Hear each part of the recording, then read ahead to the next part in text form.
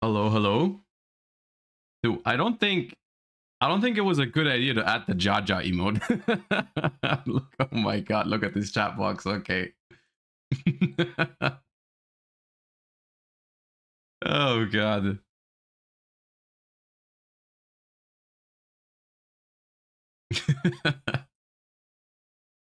Dude, yeah, what did MBD say on Twitter? He said like it's the third SP that really gets you every time. Thank you for the 11 months. Sir Lichu, thank you for the 14, and Rough Life, thank you for the 18. Appreciate you guys. Okay. Welcome to the stream, everybody. We have a couple of things to talk about. It was a very busy weekend. A lot of things happened. Sorry for no stream on Saturday, by the way. I said I was trying to stream on Saturday for the Duelist Cup. I actually ended up not playing the Duelist Cup at all, which was a little bit sad. But yeah, something got in the way on Saturday, and obviously I couldn't stream on Sunday because I was going to the regional, which we'll talk about in a little bit as well. KH Flow, thank you for the 15. Appreciate that. Format was terrible anyways. I mean, I was watching, like, whenever I had time during the Saturday, I wasn't busy the entire day. I just didn't have like enough time like to do like a 3 or 4 or 5 hour stream in one sitting, right? I just had stuff coming up every once in a while.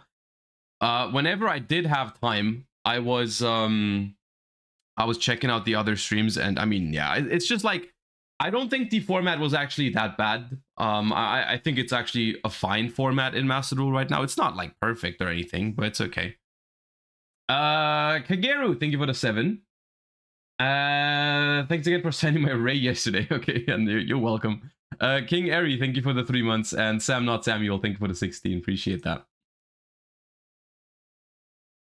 It was kind of a triangle in Duelist Cup. It was cool. I mean, yeah, I saw a lot of Super Heavy Samurai actually being played more than in Ranked for sure, which is an interesting development. I did think that could be the case though, because like the deck is a lot more polarizing, which is sometimes what you want in Duelist Cup. But yeah, I believe we'll talk about that in a second. But did Ryan win again? I think so, right? That's just so Giga Chat. Like, you don't even need to. You just did it because you can. That's crazy. That is so Giga Chat. Matt Leader, thank you for the first time Prime. Appreciate you. All right, guys. We are jam-packed with stuff to do today. We have the regional recap from yesterday, where I played Paleozoic yesterday, and I'll tell you about how that went. We have the Duelist Cup to talk about just a little bit. We have some very interesting deck profile from yesterday. We have an OCG ban list to talk about, and then we have some Master Duel gaming later. So all kinds of different things. Why don't we just hop into the warm-up so we can get going as fast as possible, and you guys can have your funny gamba where you all predict that I'm going to be washed, and then I'll try to not be washed, and then I'll probably be washed anyways. How does that sound? Let's go.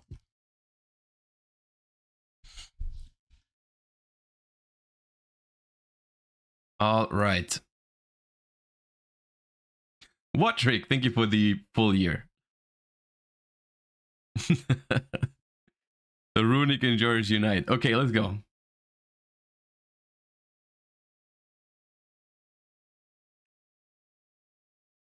I think that's Wall Shadow. Yeah.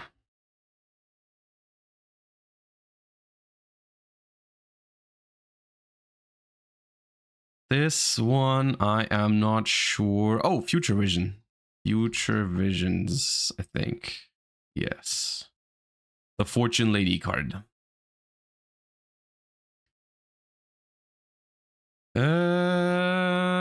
This looks familiar. Is that a Libromancer card? Yeah, it is. Bonded, I think. Yeah.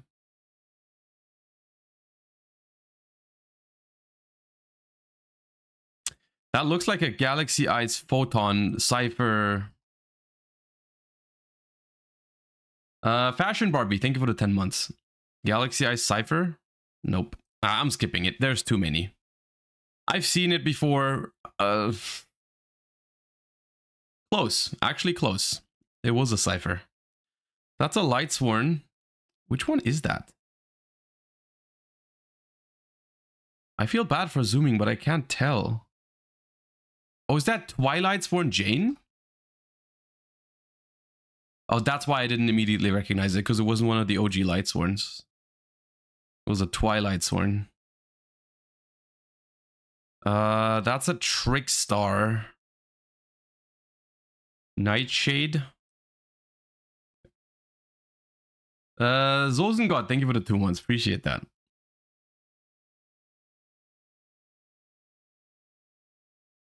That's like Zushin, Sleeping Giant? Yeah.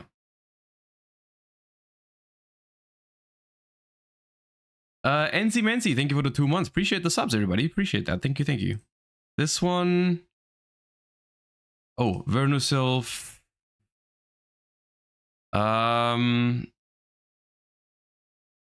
Misting Seedlings, right? Yeah. How do we only have 120 points so far? I felt like we were doing okay. Maybe I zoomed too much. Maybe that's the problem. I don't know this one. I do not know. Oh, Mahavilo Retrain. Oh, okay.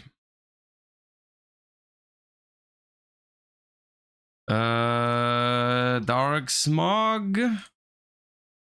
No. Richie Evo, thank you for the Prime, and Jiggle Physics, thank you for the gift sub. That's not, what is that? Puppetry? Ah, it's puppetry. That's Lone Fire.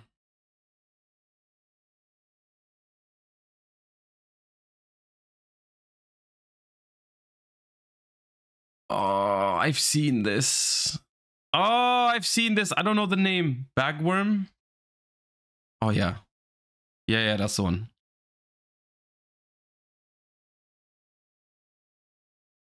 My points? I literally told you beforehand. I told you what was going to happen. Do not complain. Reanimation Wave. Okay, haven't seen that one before. Thousand Dragon? Yeah.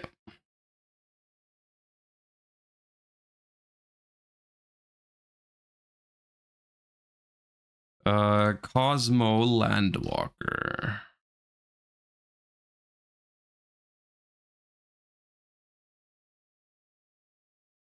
I have no idea what that is. I don't think. Yeah.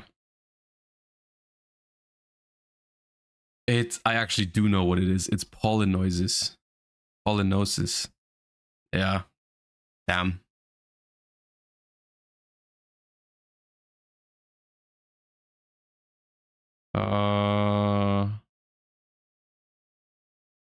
This one I actually don't know. That seems very old. Ushi Oni. Okay, cool. Noted. That's another very old card. I am normally good. Oh, that's Magician of Faith. I'm typically very good with the old cards. Now that I said that, there's probably going to be like 5 old cards that I have no idea what they are. I think that's Algiri. No, would have been sick. It's a Constellar.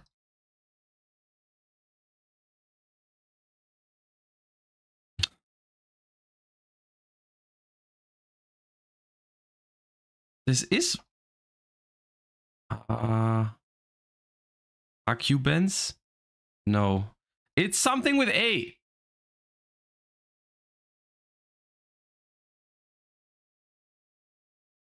Of course, it's the last one.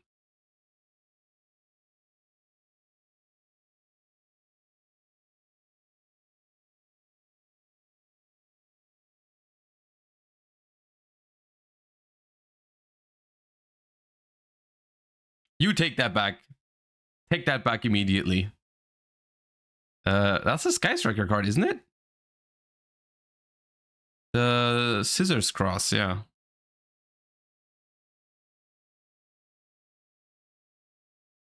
Oh, I've seen this before. Kaifu, thank you for the 14 months. Tribute burial. Yeah.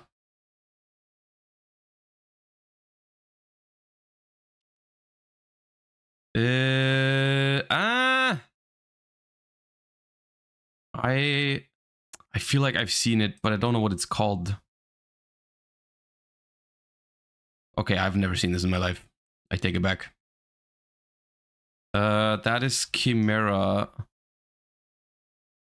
Yeah. That one. That one.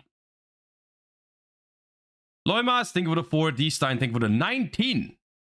I think that's Karoo Serpent. Yeah.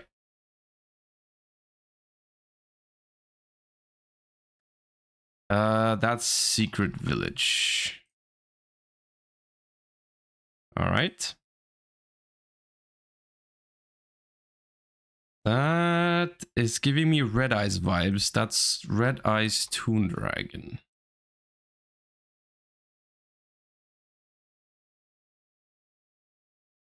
Oh, that might be. Is that Light Ray Diabolos?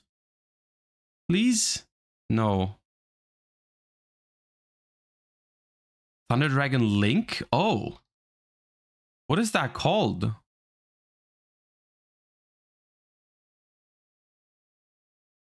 This one? Dragon Lord? Okay. I forgot they had one. That is the Jin. Which one is that? No, it's not Tempo. It's not Musa Rhythm. It's the last one. The one that I'm not remembering. Mellow Melody.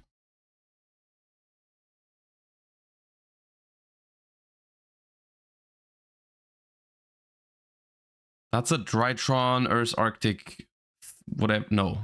Is it? Maybe not. I don't know. Oh no, that's a Majestic. I don't know which one though. Shooting Majestic. Okay.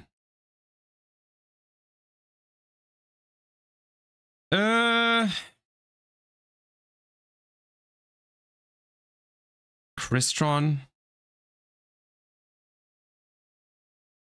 Crystron City.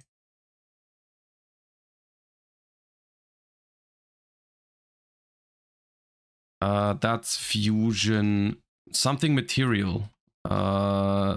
Chain material, not fusion material.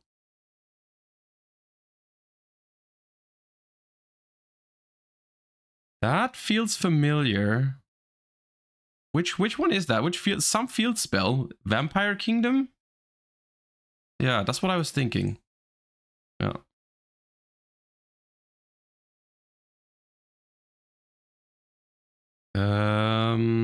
Golden apples.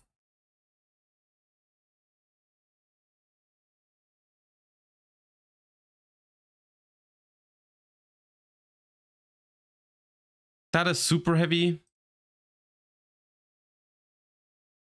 Might be. I'm not sure. No, I don't think it is. Triggering Worm. Yeah. Oh, that's Evil Eye. I think. Is it? Alistair? Wait, what? Alistair? The Alistair Link? Really? That's how it looks? I felt...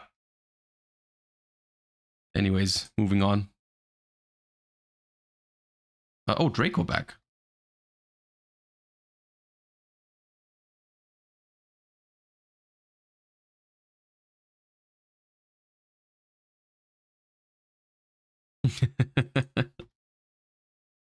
Thank you, Yuri. Appreciate that. You're welcome.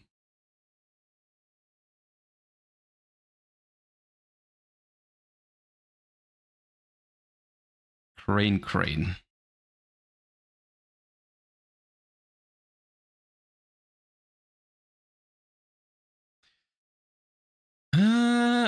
This is the Gemini. That's a Golem. Well, Goggle? Golem. Yep. That's a Gemini, right? It's the dude on Gemini Spark as well, right?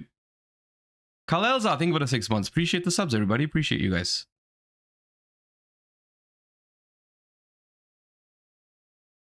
Zexel Alliance.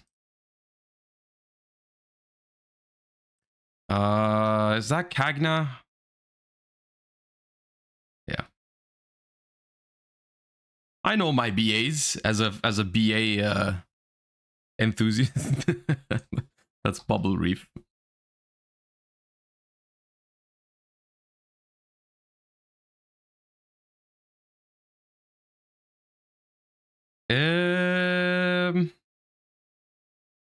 Oh, that's like a cursed artwork again. That's, oh my god, surely that's a gimmick puppet. Get that out of my sight. What the hell is that?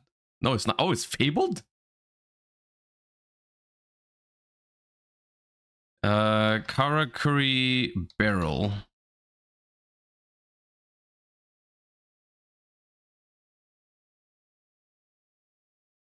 Han, thank you for the prime. Welcome back to month number 8. Appreciate that. Wind Up Dog.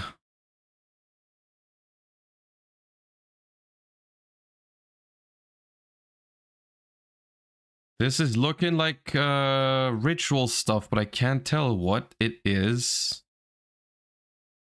What is that? I don't actually know. Aqua Mirror Meditation. Okay. Capsule Corp, thank you for the bits.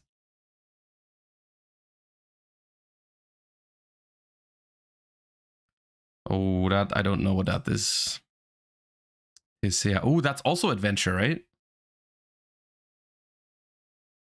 I think so. It'd be nice if I could guess. I haven't guessed the cards in like a solid minute, I feel like. I think that'd be a good idea. To like know one of these. What do you think about that? That's Sword Trooper.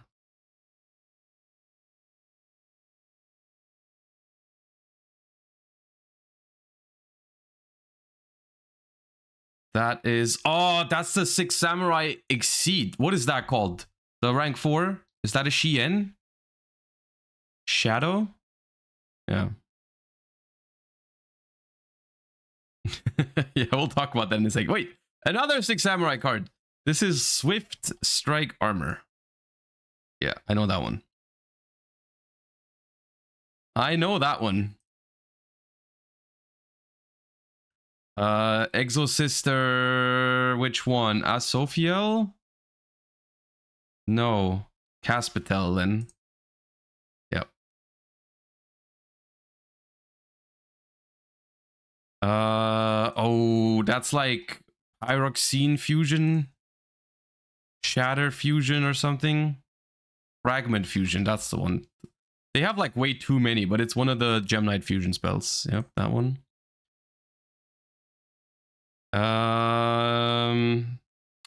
Oh, that's super old.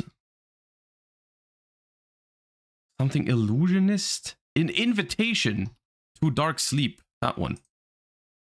We could get 900 if I get this next card. I have no idea what this is. Do I? No, it's not MST, is it? No. Grand Convergence? No. Ah! No! Oh, I don't know what that is. Ah, we're so close. It's not bad, though. It's not bad. It's not bad. 870 is all right. It's a good day. It's a good day. It's not washed, Sag. Come on, man. What do you mean, sadly not washed?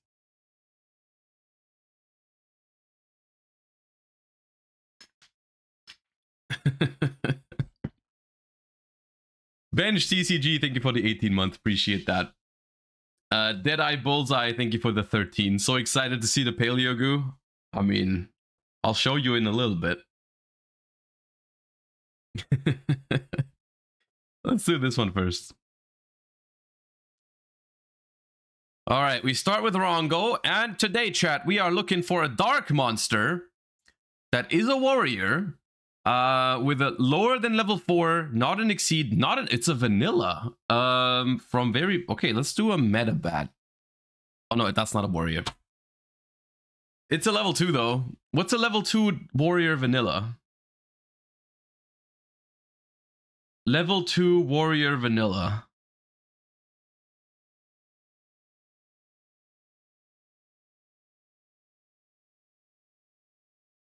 Dude, I can't think of one. It's gonna be a super...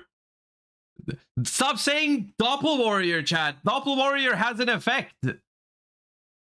It's a normal monster. Kage Ningen? What the hell is that? How am I supposed to get that? That thing came out in 2013? It's level 2 though. Can special summon sprites from hand. Makes Opabinia. Pretty good. The Cupid pitch target as well. Card is crazy. Rhoda, Unexpected Die, Gigantic Sprite, Sprint, Cupid pitch. Card has the craziest synergies. Rescue Rabbit, everything. All right. Okay. Warm up done. Let's get into the content for today. Welcome to the stream, everybody. Assemble, assemble. We have a couple things on the agenda for today. Because the weekend was relatively busy. We have a OCG ban list to talk about. We have a Duelist Cup to talk about a little bit that happened. I went to a regional yesterday, the biggest regional in Germany this season so far, I think. Maybe not exactly, but it was over 500 players. And I played Paleozoics.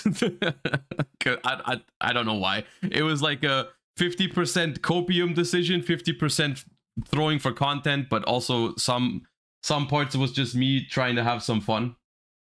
But it was okay. It actually didn't go that badly, so we'll talk about that. All that kind of good stuff. Okay. I'm trying to think of what we start with. Let's just start with the Duelist Cup, because that was a thing. Even though I didn't play the Duelist Cup myself because I was busy over the weekend, I was planning to do a Saturday stream, but something got in the way, so I wasn't able to. But I was able to tune in. One of my favorite parts about the Duelist Cup, I don't know about you guys, but whenever the Duelist Cup happens, if I'm not playing it myself, I really enjoy hopping in and out of like different Twitch streams, like just having just like tabbing between different people, grinding the Duelist Cup. Which I feel like it's a really cool development that we have nowadays, that like a lot of people that try hard in the Duelist Cup, they just stream their perspective, and I find it really fun to just like keep up with everybody and see how they're doing and all that kind of stuff, right? And I was watching Trishula do it, I was watching Pac do a little bit, I was watching Quantal also played, even though I don't think he try-harded because he's already qualified, obviously. Raymond Dye played. There's a lot of people that play. Lampy played a lot, even though he was commentating the German Open on Sunday, so he didn't really have the time to go to full commit. But I enjoyed hopping between different streams. There was more people. I probably just forget their names right now, but that was pretty fun. And what can I say? I guess I'm happy to report that the winner of this Duelist Cup is the same as the last one. It's Ryan Yu. Ryan Yu, who is mind you, Ryan Yu is already qualified for the World Championships because he won the last Duelist Cup. And this madman just did that again. By the way, I want to give a quick shout out to our podcast, the podcast that I'm doing with Farfa. We had Ryan Yu on the topic of the Duelist Cup 2 weeks ago. So if you haven't watched that podcast with Ryan Yu, the now 2-time back-to-back Duelist Cup first place in the world, you can go !podcast and follow the podcast on whatever your favorite podcast platform is. But yeah, Ryan's insane. Ryan, that's crazy. That is crazy. The deck he linked here is Labyrinth. I don't know if that's what he played for the entire thing, but this is what he played. I saw a lot of people playing Super Heavy and Snake Eye, obviously, but I didn't see that much Labyrinth, actually. Some people played it, but not that much. But Ryan apparently got first place in the world with it, which is very impressive, once again. Shout outs to Ryan for doing that. All right. Before we hop into my deck profile from regionals yesterday and all that kind of good stuff, I want to talk to something. It's not gonna be a blind react because I've already seen it, because it happened a couple days yesterday, I think. The OCG ban list, and everyone at the regional was talking about it, so it was impossible for me to avoid being spoiled. So it's not going to be a blind react, but still, the positive of that is that I had some time to think about the stuff that happened. Yeah, let's talk about it real quick. Now, the one thing that the OCG does have is they have set dates for their ban list. So they knew this was coming, right? They knew this was coming. It's been announced way before that this was going to be, you know, the thing. Syntax, thank you for the 2 months. Are there more remote duels planned soon? I have remote duels planned. I'm getting pretty overlays done for them at the moment. They should be done anytime. I was expecting them over the weekend already. I haven't gotten them yet, but I will have the overlays done, and then we're gonna be dueling again. Anyways, OCG ban list. These are the changes. Let's just go over them real quick. Mr. Kunir, thank you for the 12 months. They limited Tidal, which I assume was banned beforehand. I'm like 99% sure that that's the case. Must be the case. There's no way that was at 2 and got limited, so it must have been banned. We have Wanted Limited, which is a change that I suggested in my TCG discussion as well, so I am a fan of that change. Tikaboo Limited, which obviously is a good change. Floodgates, the more floodgates they hit, the better. So the only thing to say about that is it's just Tikaboo. Semi-limited, we have Ib, which was already at 1. Correct me if I'm wrong, but I think it was. It's always confusing now that we have an OCG ban list, a TCG ban list, a Master Duel ban list. I sometimes just forget where cards are, but like I believe this card was limited and is now slowly making its way up. The card did not have any impact on the game at 1. It's not going to change if it's at 2. I'm assuming that card is going to be at 3 at some point. And here is the big one, the huge head scratcher for everybody that was being made fun of, which is SP Little Knight is now semi-limited in the OCG. It's at 2. Which obviously it sparked a lot of memes and everything, because that card basically, I would say 90% of the time is being played at 1. There are some decks that play 2. There is not a single deck in the game that plays 3, except for maybe some very, very niche deck with Pot of Extravagance. But not really. The third SP never matters. So, and even if your argument is it hits the Extravagance decks, that is still a super stupid hit. Because, like, you don't want to hit only the Extravagance decks. Why would you hit only the Extravagance decks, like, when everyone is playing SP? Plus, they put Extravagance to 2 on the same list. Anyways, this is obviously a super, super ridiculous hit. And I think there are 2 possible reasons for this. 2. The first reason, which is what everyone is spamming on the internet right now, is that the person who created this ban list must be incredibly out of touch with the game. That is one theory that I've seen. Because putting SP to 2 makes no sense at all from a game design perspective. It does not matter, right? So that's the first possibility. The second possibility, which I believe I don't know where, but I saw one person comment that somewhere, was that they think that that is just basically a practice that functions as a sort of like warning shot, right? It's basically them saying, we're semi-limiting SP to let you know we're gonna limit it next ban list and then maybe even ban it the list after.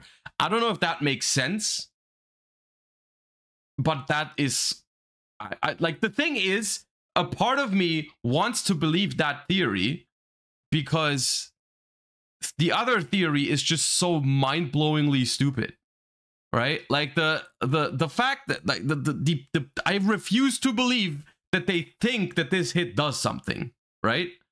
I refuse to believe it because I mean, literally no one plays more than 2. Most people play 1.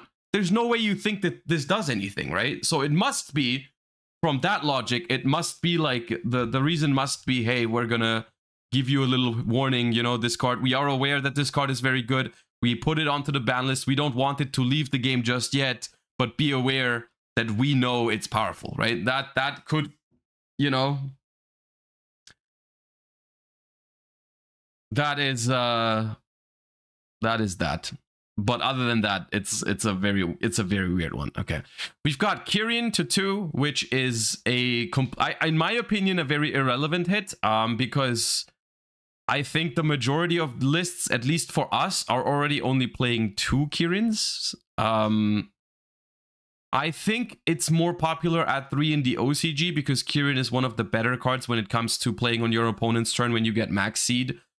So they do play 3. I think that's okay. But it's not a huge hit, I don't think. I don't think it's that big of a deal. Like, it's fine putting Kyrian to 2. It's not that big of a deal. Snake Eye Ash to 2 is kind of the same thing.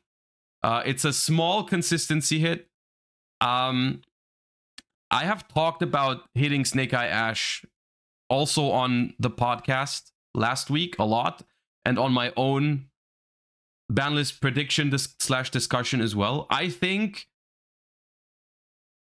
I'm repeating myself. If you've seen that podcast already, I'm sorry, but like, I think on the one hand, this is a consistency hit, which I'm not a big fan of. On the other hand, I think that limiting or semi-limiting Snake Eye Ash is decent, because if you have to use other cards to get Snake Eye Ash, that makes your deck more vulnerable and less able to go into different sort of lines. For example, if you have to use Bonfire to fetch Snake Eye Ash, you do not have Bonfire as an extender to play through hand traps, and you also are way weaker to Droll and Lockbird. If you have to use your Diabell Star to get to Snake Eye Ash, then you cannot use the original Sinful Spoils to summon out Jet Synchron or Ponix, right? So in that sense, I think hitting Snake Eye Ash is solid, because if you have to use those other cards to get it, then you are basically limiting what you can do in the turn.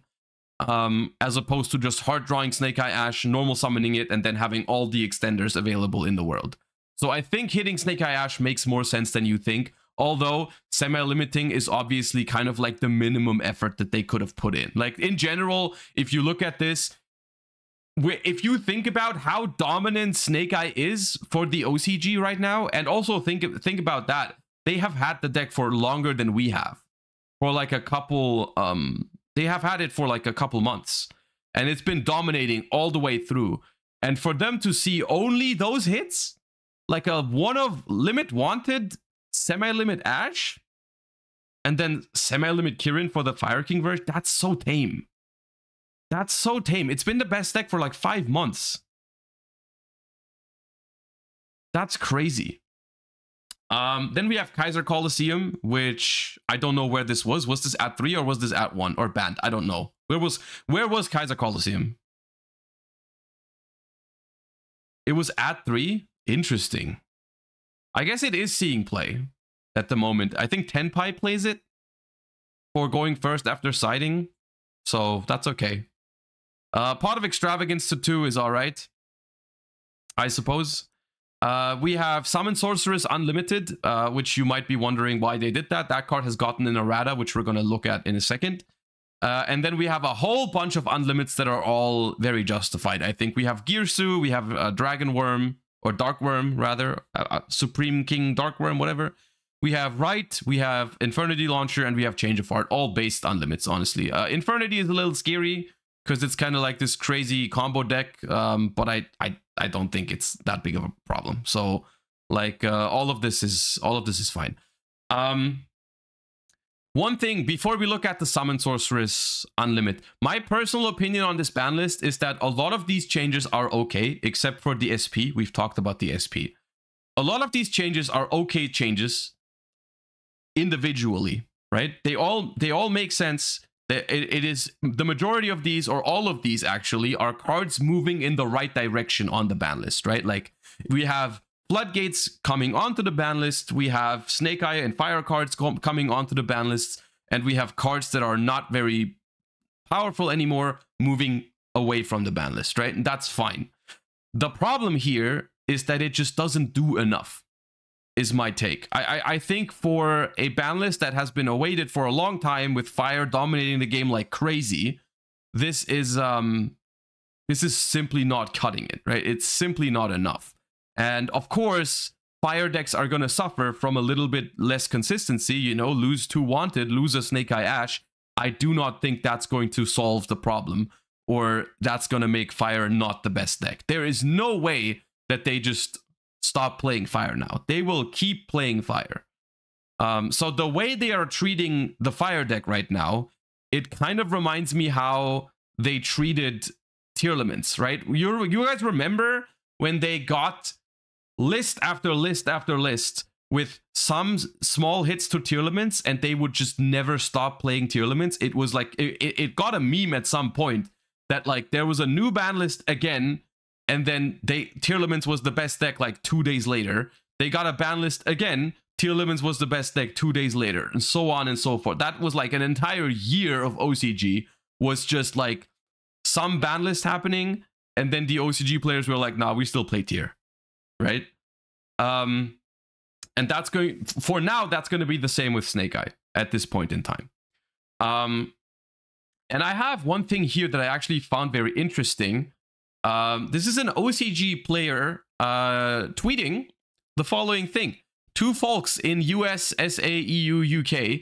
We envy how Konami in TCG manages your ban list. Konami in Japan has been putting insufficient, timid, irrelevant, out of touch, and out of sync ban lists for quite a while. The cumulative effect of their incompetence is now ruining the entire game.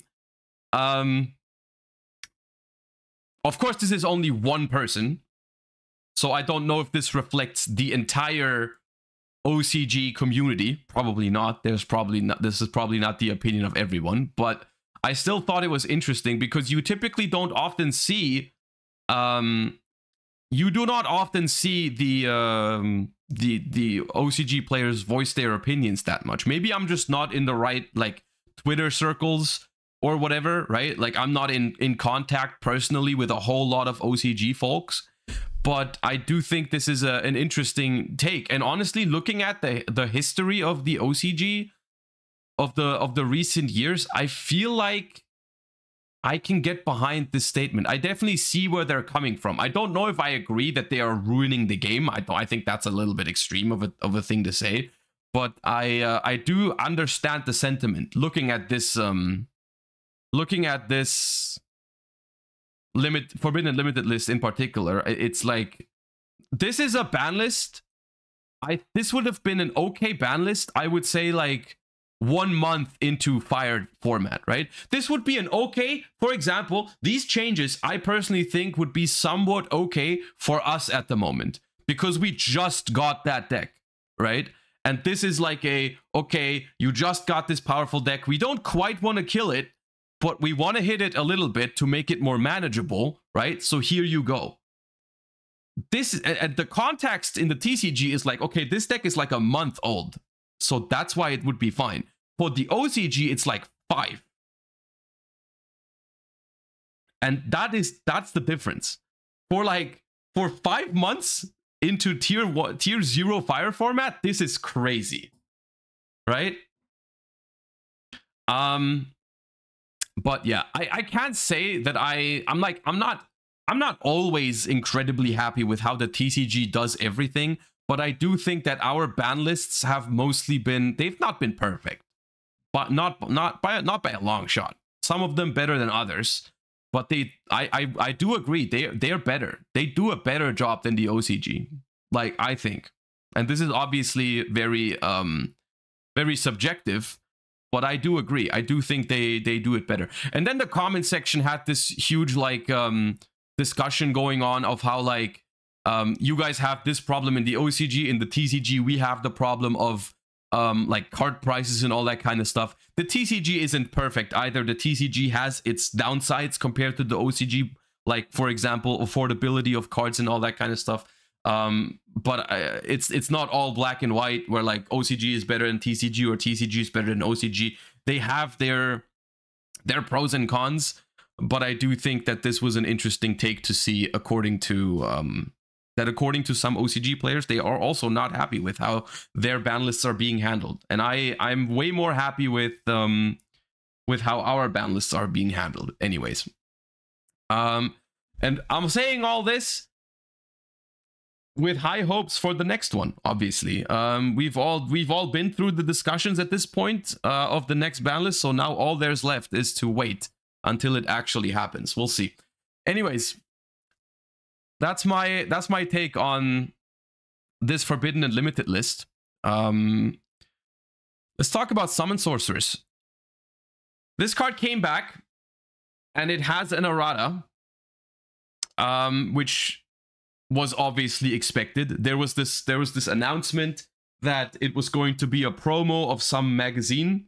I don't know what the name of the magazine is, but I think in Japan they are mailing out copies of Summon Sorceress for a magazine, and that got people speculating that Summon Sorceress would be unbanned and would receive an errata. Because I'm gonna be honest with you, there is no way that they could ever bring back Summon Sorceress if they didn't change their card text. So they decided to do that. So here's how it reads. It is obviously still a Link 3 Dark Spellcaster with 2400 attack. It needs 2 non-token monsters with the same type. I believe that's how it's been before. I don't know if they changed the requirements, but I think that's what it was. You can only use the effect of this card's name once per turn.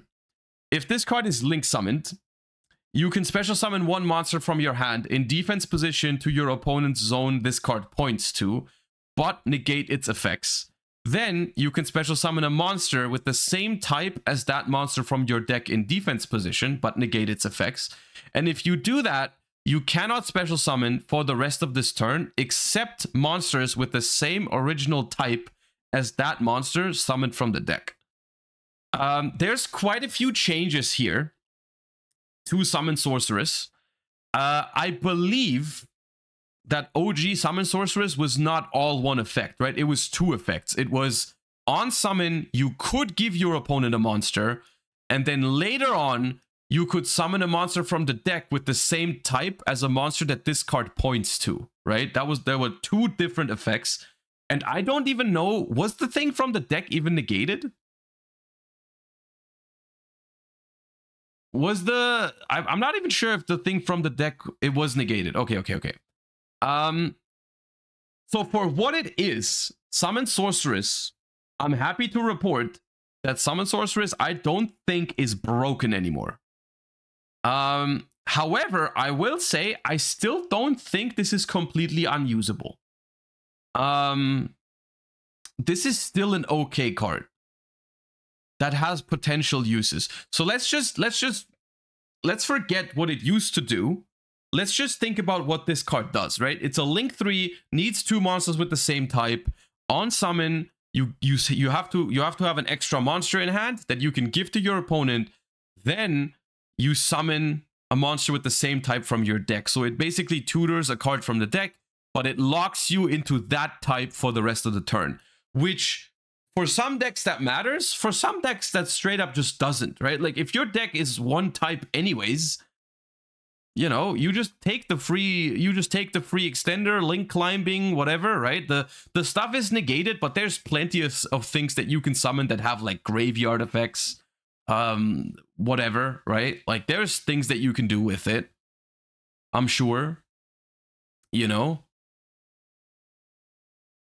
I'm pretty sure there's stuff you can do with that card. I don't think it's going to be broken.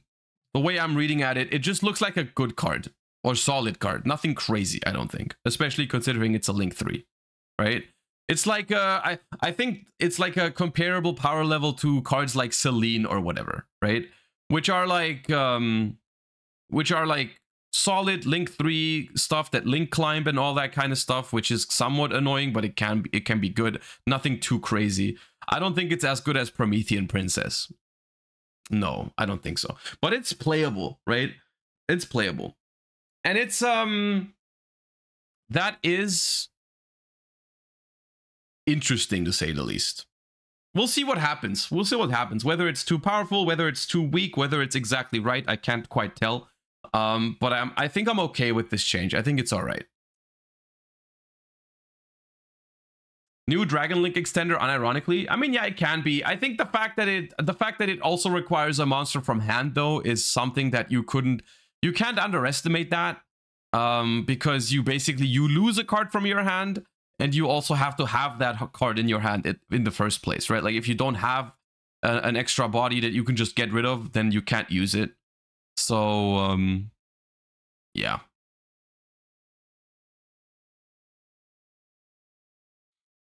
LP at home? I don't know.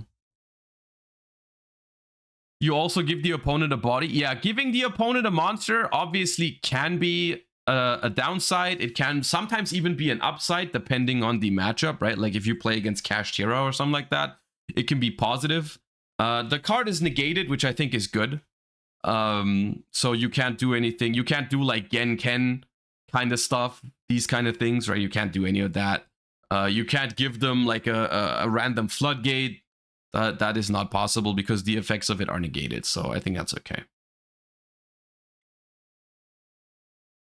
Also, you have to give it one other. It's a small thing, I guess. I don't think it actually matters, but like you give it to your opponent into the zone that it points to, right?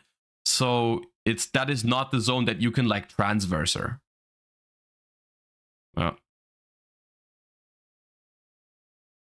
Well, if you do Gen and Ken, yeah, it triggers Thrust. Okay, but that's like, at that point, you have a Link 3 monster. You have to have a Gen or Ken in hand.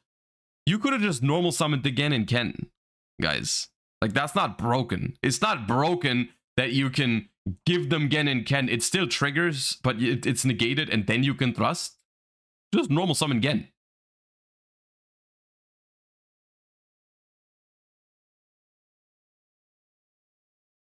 Oh, yeah. You can anima what you summon. I mean, if you can clear your entire... This is in your extra monster zone. If you can clear that extra monster zone again, just to summon an anima, yes, you can. All of this stuff is never going to happen. Guys, the stuff that you are suggesting right now is never going to be done with this card. It's just way too much work to have a Thrust live or to anima your opponent. You're not doing that ever. That's not happening. I'm not freaking locking me into one type, then clearing out my extra monster zone just to go anima. Also, if you want to anima after, it has to be a spellcaster as well. Like, nah, that's never gonna happen. You're never gonna do that.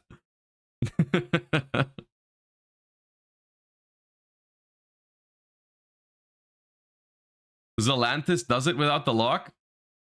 But Zelantis is a Sea Serpent. You want to play this in a Sea Serpent deck?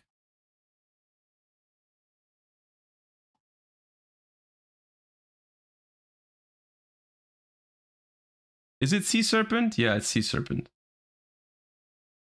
Guys, let's leave it at this, okay? There are possibilities with this. There are stuff that you can do with it. It's not unusable, but it's... All of the things that you guys are saying are not broken in the slightest and are probably never going to happen in a competitive environment, right? Which is when you know that they have probably fixed the card. So let's just wait until it comes out, until they have some time to play with it, until maybe we get it as well. And then let's see if someone figures out something problematic. Because until someone does, I personally don't think that there is anything super problematic that you can do with the card. So let's just wait to see what happens with it, okay? All right. Cool. Okay. I want to be mad now. I mean, yeah, people love to complain. I just don't think this is something to complain about, to be fair. Paleo now? All right. All right, all right, all right. It helps Orchist? Well, yeah, but then Orchist probably deserves a little bit of help, no? Deck profile now or Riot? Okay. Okay. Okay. All right. Chat. I played the German Open yesterday. And after some thoughts on Saturday, I decided to play Paleozoics. I decided to play Paleozoics at the biggest regional that Germany has. It was over 500 players. This is just what, okay, there's a few factors that lead to this, okay? So first of all, basically the long story short is that because I don't have to try hard this season for a multitude of reasons, I'm really enjoying myself just like playing whatever and playing what I like and being on some copium. These are the type of things that as a competitive Yu-Gi-Oh player, I don't get to do this very often, right? Like when there's a YCS coming up, when I'm testing for bigger tournaments, when I'm collecting Worlds points, these are the type of things that I just can't really do when I have to do well in tournaments, right? Just bring something like dumb or bring something that I think is fun. And in the current season, because A, we don't have YCSs in Europe, and B, I'm already qualified for Master Duel Worlds because we won last year, so I don't have to collect Worlds points. It has just led to me being able to do whatever the hell I want at regionals and that kind of stuff, right? And so I brought the Striker Snake Eye last week or 2 weeks ago, I don't remember. And for this week, I sat down and I was having so much fun with Paleozoics in Master Duel the last couple weeks that I decided, hey, you know what? I'm just gonna see if it works, because I often have this feeling. I very, very often have this feeling in Yu-Gi-Oh! That a lot of decks go underexplored. It's kind of a paradox situation where the community thinks something is bad, so no one really plays it, so it doesn't get improved. It doesn't even get people don't even try it, or you know, especially the players that would be able to maybe perform with it, like the good players, they don't play those kind of decks, right? And so what I'm trying to say is I wasn't sure if this was going to work, but the only way to find out was to basically try it, you know? And so like I decided like on a little bit of copium, because I don't think the deck is that bad. I decided to just play it and see how it goes. And it actually didn't go all too bad. So if you've been following on Twitter, I've been giving updates as usual when I go to regionals. And I went, we went 9 rounds of Swiss because it was over 500 players. And I went 6 wins, 1 draw, 2 losses, which is unironically more than I expected. That's pretty good. Obviously, I didn't win the tournament because I played Paleozoics and all the cards on this image. All the cards on this image were in my deck. I'll show you in a second. But yeah, I went 6 wins, 1 draw, 2 losses, which wasn't all too bad. I lost to what was it, Voiceless Voice? That was a feature match as well. And I lost to Runic Stun because I got DD dynamited with like a minute left for 7,000 damage, and I was like, okay, well that's game probably. They got the DD dynamite ready. But I think the craziest thing about this is that I won 1 dice roll. which I thought I was unlucky at my regional with Snake Eye Sky Striker because I only won 2 dice rolls. Yesterday I only won 1. The universe is plotting against the content, because if I had won a couple more dice rolls, who knows what could have happened. But you want to know how crazy my dice roll luck was yesterday? I'll tell you a story. Round 7, I sit down with my opponent for round 7. We shuffle, we roll dice. I lose the dice roll, obviously, right? We wait for the round to start. There's an announcement. They say we had technical difficulties. We have to repair the round. I'm like, okay, chill. I lost the dice roll anyways. Let's just hope for a new opponent and re-roll the dice. Maybe I can go first then. We get repaired. I go to my new table, sit down with my new opponent. I roll the dice roll. I lose the dice roll again. We shuffle up. We like put the 5 cards down. There's an announcement. Guys, sorry, we had another technical difficulty. We have to repair the round again. This is going to be the last time. Trust, right? Sit down. I sit down with my new opponent, the 3rd opponent for round 7. I roll the dice.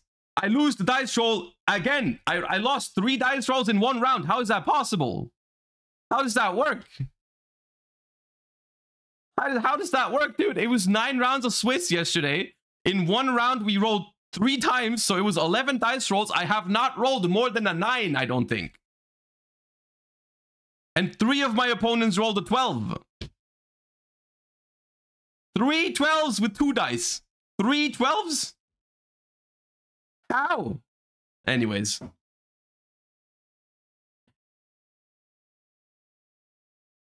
So considering all these things, I'm honestly not unhappy at all with how this went. Because considering the deck that I played and considering the the dice rolls and all that kind of stuff, going 6-1-2 is actually not bad at all. I was pretty happy. Also, I had a lot of fun, which was obviously the main purpose. Okay, now I do want to say though, I'm going to show you the deck now. I'm going to show you the deck if my camera focuses. Actually, let's do this. Hello. Focus on backjack. Okay, there we go. I'll show you the deck. However, I will preface this with one large reason why I was winning a lot of these games was because my opponents had no idea what the hell was going on. Okay, with Paleozoics. Legitimately, it's been so long since Paleozoics have been relevant that like I don't think a single one of my opponents knew what they did. I activate a Paleo, they asked me what does that one do. I felt old, man. I felt old. Like, what the hell are you asking me what Morella does for? Like, I activate freaking I activate Olenoids, they pick it up and read it. I'm like, ah. Anyways, so one big thing, obviously, that happened, and that was one of the reasons why I was winning a lot of these games, was that people didn't realize that you can stop Paleos from coming out of the graveyard with chain blocking them. Right, there was at least 2 or 3 of my opponents that if they had chain blocked my Paleos properly, I would not be winning those games. Right, like that is definitely a thing. That is obviously one of the advantages if you play a deck that that people are not aware of or don't have practice against. But still, I want to preface this result with saying that had I had some opponents that knew better how to play against this deck, they would have had a much easier time beating it. Right, the deck is not crazy. Don't expect anything crazy out of this. Anyways, I'll still go into the thought process and why I played the cards that I played. It's 54 cards. I jokingly said for consistency reasons. The real reason I'll show you in a second. Obviously, in Master Duel, we've been playing 60 cards. we've been playing 60 cards because of Grass. Grass is not legal in the TCG, so you technically have no reason to play this many cards. I still did for a couple of reasons that I'll show you during the deck profile.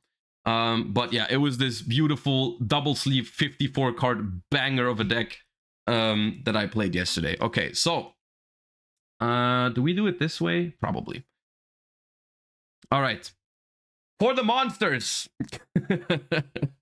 we played 3 Backjacks and 1 Iberia. That's it. It's 4. It's 4. Obviously, Backjack is great if you mill it, and with the Fiend Griefing. And Iperia, I'll show. There's a couple cool things you can do with Iperia, which is why I really wanted to play it, and I'll show you those in a second. Spell cards, we actually have quite a few. We have a couple of power spells. We have Pot of Desires at 3. This is the main reason why I'm playing over 50 cards, is because Pot of Desires actually, and even now, drawing 2 cards is really important for this deck. Getting more cards into rotation is really, really crucial. And the Banish 10 in a deck that, like, you use Trap Trick a lot in this deck. You copy it with Transaction Rollback a lot, because that's technically the best target for Transaction Rollback. And banishing 10 can sometimes really matter in the long run. When you banish like 2 of the same trap, you cannot trap trick for it anymore, all that kind of stuff. It can be annoying. So, and you run out of paleos, certain paleos, like Leoncolia specifically is the most important paleo now with Transaction Rollback. You can run out of them, which is why I wanted to minimize the odds of banishing all of them. And you also don't want to draw a lot of these cards in multiple. So I felt okay going over 40 by quite a bit. I played 3 Trap Tantalizing Tune. This card is basically trade in for trap cards. Which sets up your graveyard. So you discard a trap and you draw 2, which is really nice for setting up your graveyard. It's really weak into Ash, but you have to take some risks with this deck, I feel like. And the graveyard effect is actually also relevant. You can banish it from the grave, then target a banished normal trap and place it on the bottom of the deck, which you can do that to, like, basically if you trap trick for a certain trap, you banish one, get the other one on the field, and then if you put the trap from the banished back to the bottom, you have 2 in the deck again to trap trick for that trap again, which is pretty cool. You can recycle Transaction Rollbacks, put it back to the bottom so you can get it with another Morella if you run out. I used it as well. It's funny because I played against 2 Runic Stuns and they obviously try to deck you out. And with this, you can put more cards back to the bottom, and you can do, like, there's an infinite loop technically that puts cards back to the bottom every turn. Like you can banish Tune, put a trap back to the bottom, then you like Transaction Rollback, banish, copy Leoncolia, put the Trap Tantalizing Tune back into the graveyard, use the Trap Tantalizing Tune to put the rollback back into the deck, all that kind of stuff. I don't know what that, like, theoretically you can put a lot of cards back into your deck against Runics. I don't think it's infinite, but you can do it a lot of times. And then I played a little bit of a goofy card. I played Time Tearing Morganite, because the idea is obviously you don't play hand traps and you drag the game out for a long time. So if you activate Morganite early, you actually get a lot of mileage out of stalling the game out, which was an idea that I wanted to try. And this card was surprisingly decent. This card, if you've noticed in my tournament reports, I've played against 3 Brandeds, and I have not lost to 1. I beat 2 Brandeds, and I drew against 1 Branded. And I do believe the only reason why this deck was able to outgrind Branded was this card. Like, the fact that I drew 2 cards every turn, I was actually able to outgrind Branded. Because it's really easy for this deck to make your opponent unable to attack you or kill your stuff. And so you just like stall out the game for a long time and draw 2 cards every turn. It's really funny. I don't know if I would play this card moving forward. It was kind of like one of those cards that I thought was interesting. I wanted to try it. It was okay, specifically against Branded. In other matchups, it's all right. I beat Fire King Snake Eyes with it because I was able to outgrind them as well, which was crazy. They went first, full combo, including Deco Talker Heat Soul. So they had full end board, 5 cards in hand. I beat them anyways.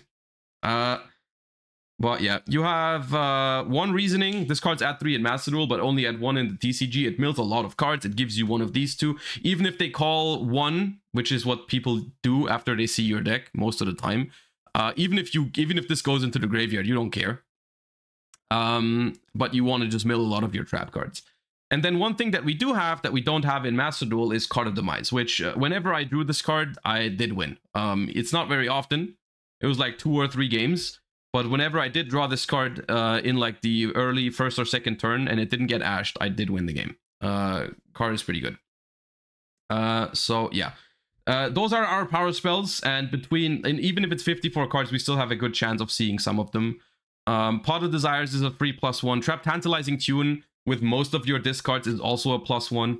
Morganite can be incredible value in the long game, which is what you're trying to do with this deck. So it was decent, all things considered. And now we get to the fun part, because this is 15 cards. We play 54, so now we have 39 trap cards. Let's go.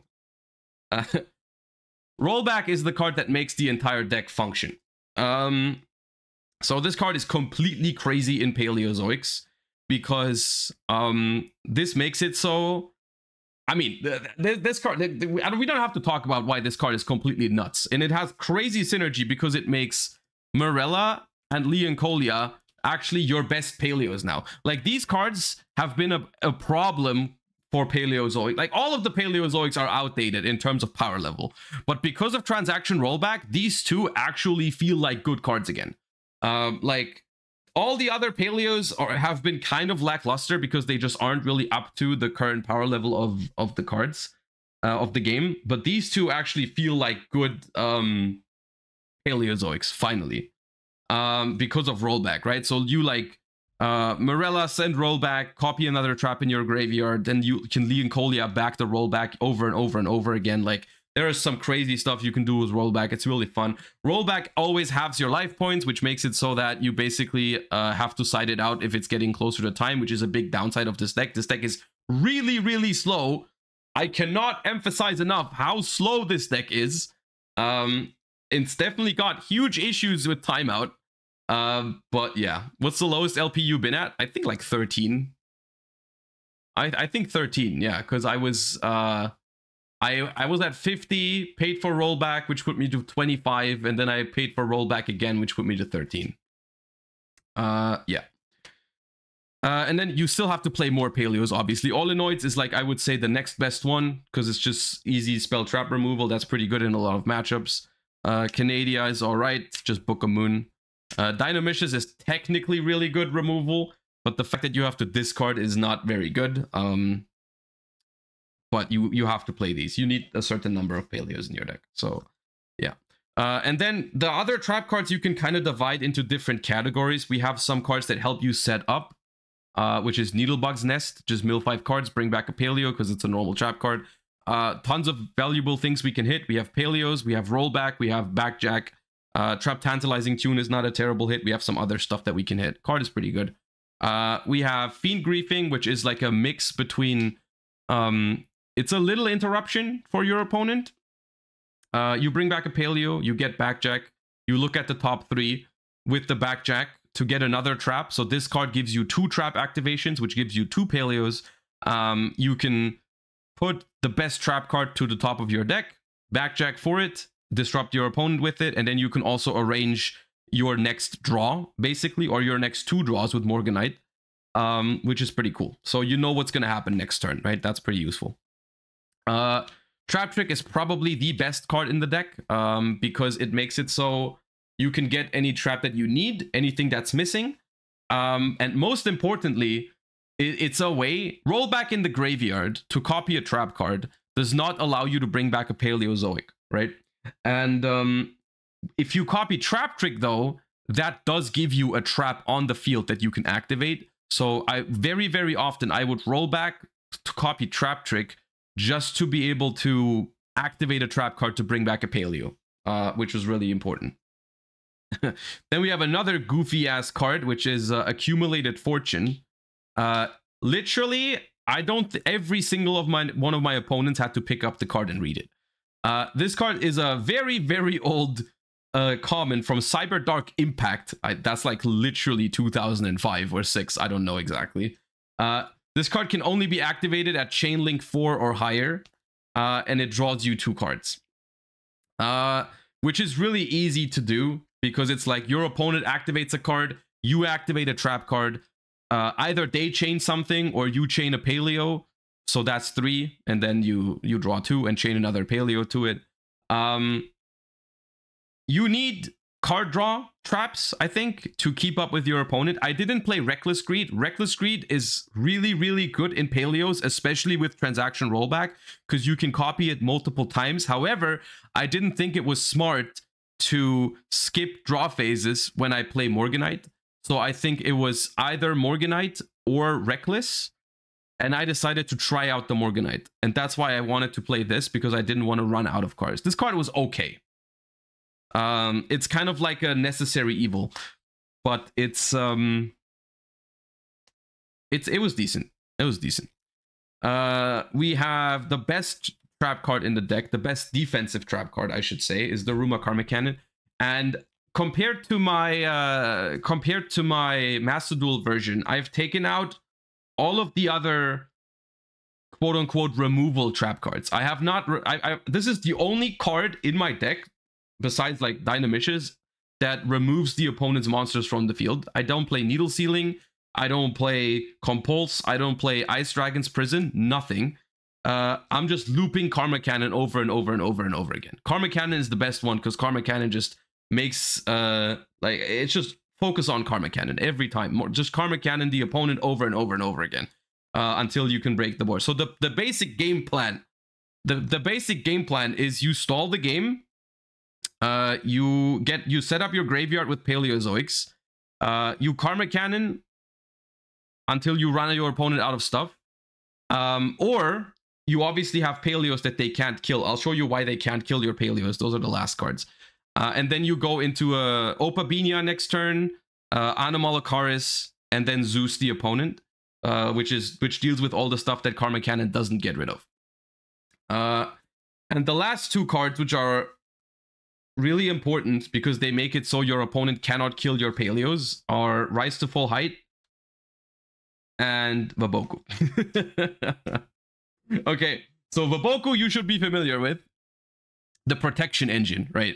So Vaboku and Rise to Full Height make it so, because your Paleozoics are all unaffected by monsters and no one really plays spell trap removal, you basically make it impossible for your opponent to get rid of your Paleos or kill you.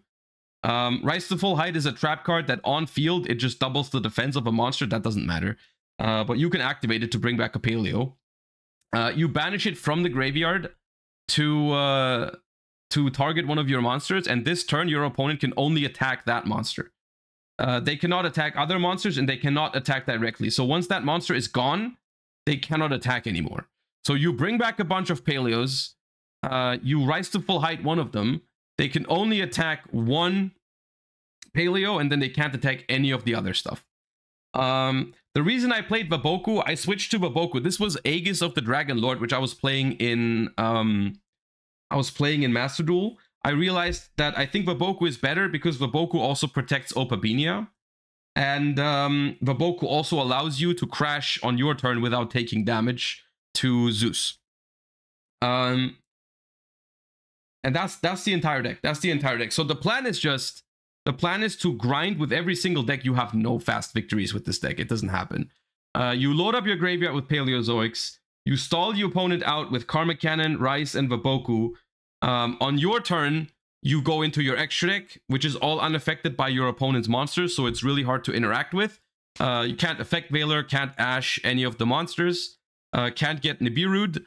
The only thing that they can technically use is Imperm, which also brings back your Paleos, right? And then I'll show you with the extra deck what we actually do to win the game. Well, yeah. So that's the 54 card main deck.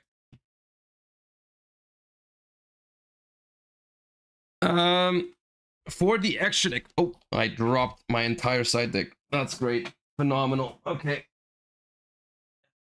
Yeah. All right, there we go. You play 3 Opabinias, which you actually do need a fair amount of the times. You do actually absolutely need 3 Opabinias.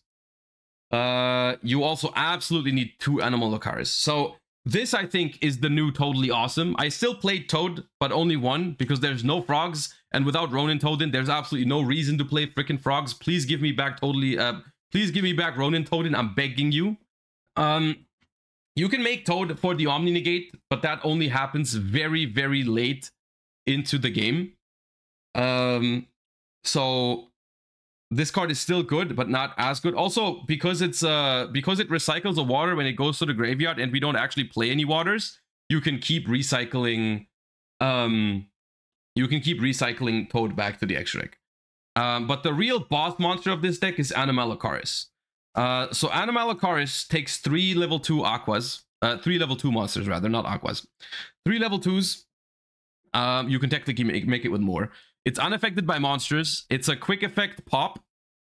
And the even more broken effect though is that whenever a trap, once per turn, if a trap card leaves your spell and trap zone and goes to the graveyard, you look at the top card of your deck, and if it's a trap card, you add it to your hand.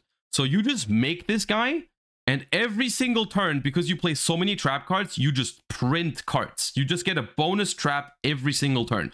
So between, like, if Morganite is active and you summon that thing, you get like 3 cards every turn. And you pop a card every turn. So if you protect an Anomalocaris with like Vaboku or Rise to Full Height, that thing carries like crazy. Like, you summon, that's your goal, basically. You stall with trap cards. You bring back some Paleos, 3 or 4 most of the time. It goes to your turn. You 2 Paleos make Opabinia, which adds another Paleo from your deck to your hand. You use like usually you would go for Morella or Leoncolia, right? You go like Leoncolia, chain another Paleo, put transaction rollback back into the graveyard, make like Anomalocaris, then you use like transaction rollback to copy Trap Trick, give you another trap, activate that trap, bring back another Paleo, Anomalocaris triggers, gives you another trap to the hand. Often I made Opabinia in attack. Then you go battle. You go battle phase, and then in main phase 2, you make a Zeus here. Blow up everything that you have set with Karma Cannon. The Anomalocaris and the other trap, the Paleos, they all survive because they are unaffected by monsters. And if you have 2 more Paleos, you can even make Toad. So that's like the state that you're trying to get into, right? That's the point where you grind for very long until you get there. But if you do that at any point, the game basically ends because you blow up your opponent's entire board. You have a pop, a negate, a Zeus, and this just prints more trap cards, right? And you have like, usually you have like set more rollbacks in the graveyard, Rise to Full Height in the graveyard to make sure they can't attack anything, right? So that's the basic thing you're trying to do, right? It takes a while until you get there. But that's the idea, right? That's the win condition. The deck actually has a win condition. I know it's hard to spot and it takes a while until you get there. But that's what you do, right? That's how you deal with your opponent's stuff, right? Because you're like, okay, you Vaboku, you Rise to Full Height, you Karma Cannon. How do you actually kill your opponent's stuff? That's how you do it, right? We have some utility stuff as well. We have this thing, which I never really made. I don't actually think you need that, but it's technically there for some Zeus lines. You have Gigantic Sprite, which is really important. I'll show you in a second why the Gigantic is really cool. We have Downerd, and you definitely you have a Star Slayer, a Typhon, and you have 2 Zeus. You definitely need 2. You do 2 a lot of the times. And then for the Link monsters, you play the Paleo Link. It's not that great, but one cool interaction with this, one of the biggest problems with the Paleo Link is that it needs 2 Paleos, and the Paleos get banished when they hit the graveyard. That's why you would rather overlay with them. But one cool interaction in this deck specifically is because Karma Cannon flips your Paleos face down. If you flip them back up, they actually do go to the graveyard. So in those situations, you can actually make this guy. without losing all your trap cards. We have an SP Little Knight and a Linkuriboh. The Linkuriboh is to be able to get Backjack into the graveyard immediately. And SP Little Knight is for one specific combo that I'm going to show you in a second. You can't make SP with the Paleo monsters because they are vanillas, but it's obviously still really good. And I'll show you why in a second. So one thing I noticed during testing, because obviously all the hand traps are really, really bad against this deck, except for, like, you can technically use Imperm, right? Stop asking why not 3 SP. This is not the OCG. In the OCG, the third SP is crazy. For us, it's not. It's different, guys. A scenario that happened very frequently to me was the following. I would start my turn with 2 Paleos on the board. Whatever else happened doesn't really matter. And I go for Opabinia, right? And I activate the effect of Opabinia. My opponent imperms it. I chain a Paleo. By the way, if I had no Paleos in the graveyard, it's 100% smarter to imperm this thing on summon. No one did that. But often I had more Paleos anyway, so it didn't matter. You detach Opabinia, they imperm it, you chain the Paleo, you bring it back again. The question is, what do you do in this situation, right? What do you do in this situation? And I figured out one cool thing to do would be you link these two into Cambro Raster. If they have another back row, you can send that back row. If not, you can send one of your own. You go for a Paleo, whichever one you need. Could be Morella. Let's say it's Morella. Morella, bring back Leoncolia. Send like rollback. And then one thing you can do is because these two can't make another Paleo Exceed or anything like that. You can make Gigantic. And you have two options now. You can either attack with the Gigantic, which is 3200 to go Downerd Zeus, 4 material Zeus, which is what I did sometimes. Or you can go Gigantic Effect, summon the one of Iperia, which is why it's here. The Iperia draws you a card, and then you make an SP Little Knight and get a banish from it. So basically the Gigantic turns into either it's just a 4 material Zeus or it's a draw 1 and make SP.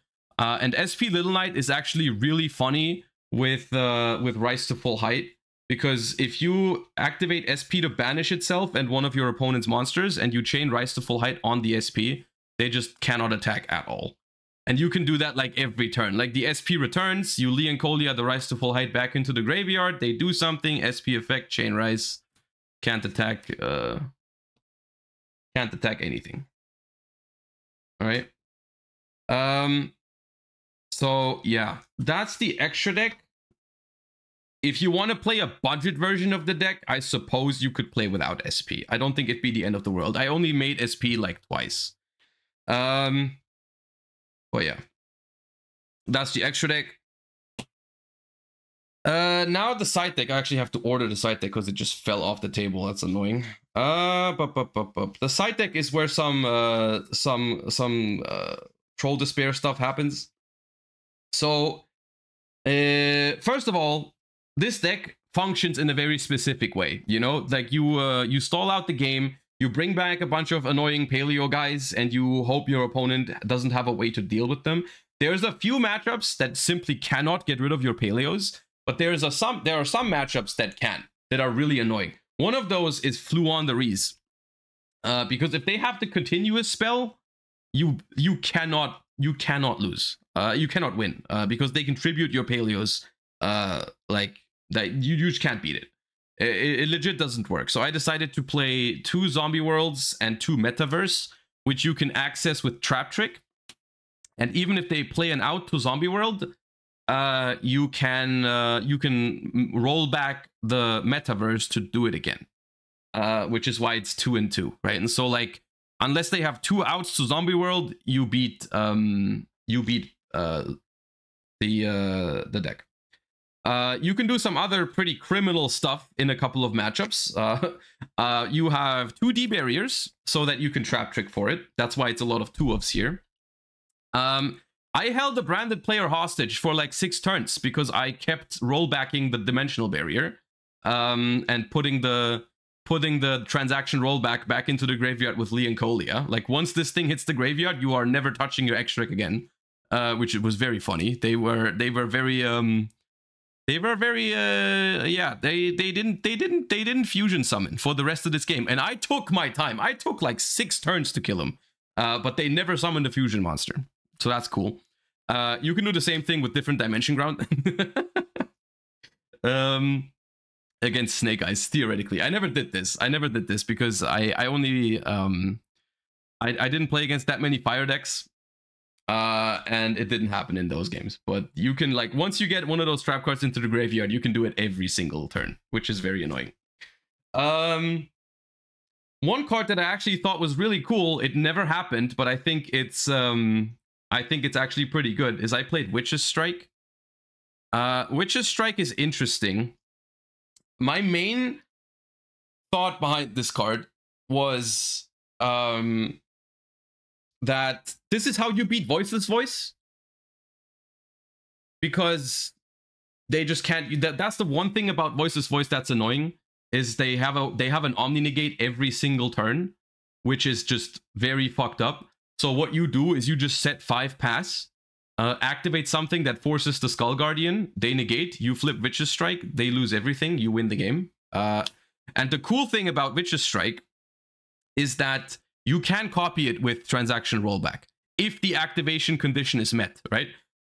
The same is true with Accumulated Fortune, by the way. You can copy Accumulated Fortune with Transaction Rollback, but it still needs to meet its activation requirements, right? Like, it needs to be Chainlink 4 or higher with Transaction Rollback, basically. And then you can activate Accumulated Fortune. So if your opponent negates one of your cards or effects, you can roll back the Witch Strike after.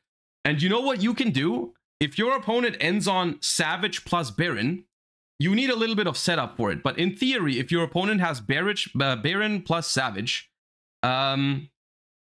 if you activate something, does Savage negate activation? I think it does. This didn't happen. This is just theory. Overload Savage Dragon. It does negate activation. Okay. If your opponent has Baron and Savage, what you can do, let's say you have a Witch Strike and a Transaction Rollback in the graveyard. And your opponent has 2 Omni Negates. You activate a trap, like let's say you activate like Dynamicious or whatever onto the Baron, and they decide to negate it, right? On resolve of that, they negate your thing. You activate Witch Strike. They obviously negate with the other Omni Negate that they have. This goes into the graveyard, and then afterwards you can roll back the Witch Strike again. So through double Omni Negate, you can still pop their entire field and their entire hand. And this also makes it so if you mill Witch Strike, or if you like literally, if you have a rollback in the graveyard and they have an Omni Negate, like against Voiceless Voice, you activate something, they activate, they Omni Negate it, you like chain, let's say you activate a card, they chain Skull Guardian, you chain Morella, you send Witch Strike to the graveyard, the chain resolves, your card gets negated, after resolution, you can roll back the Witch Strike.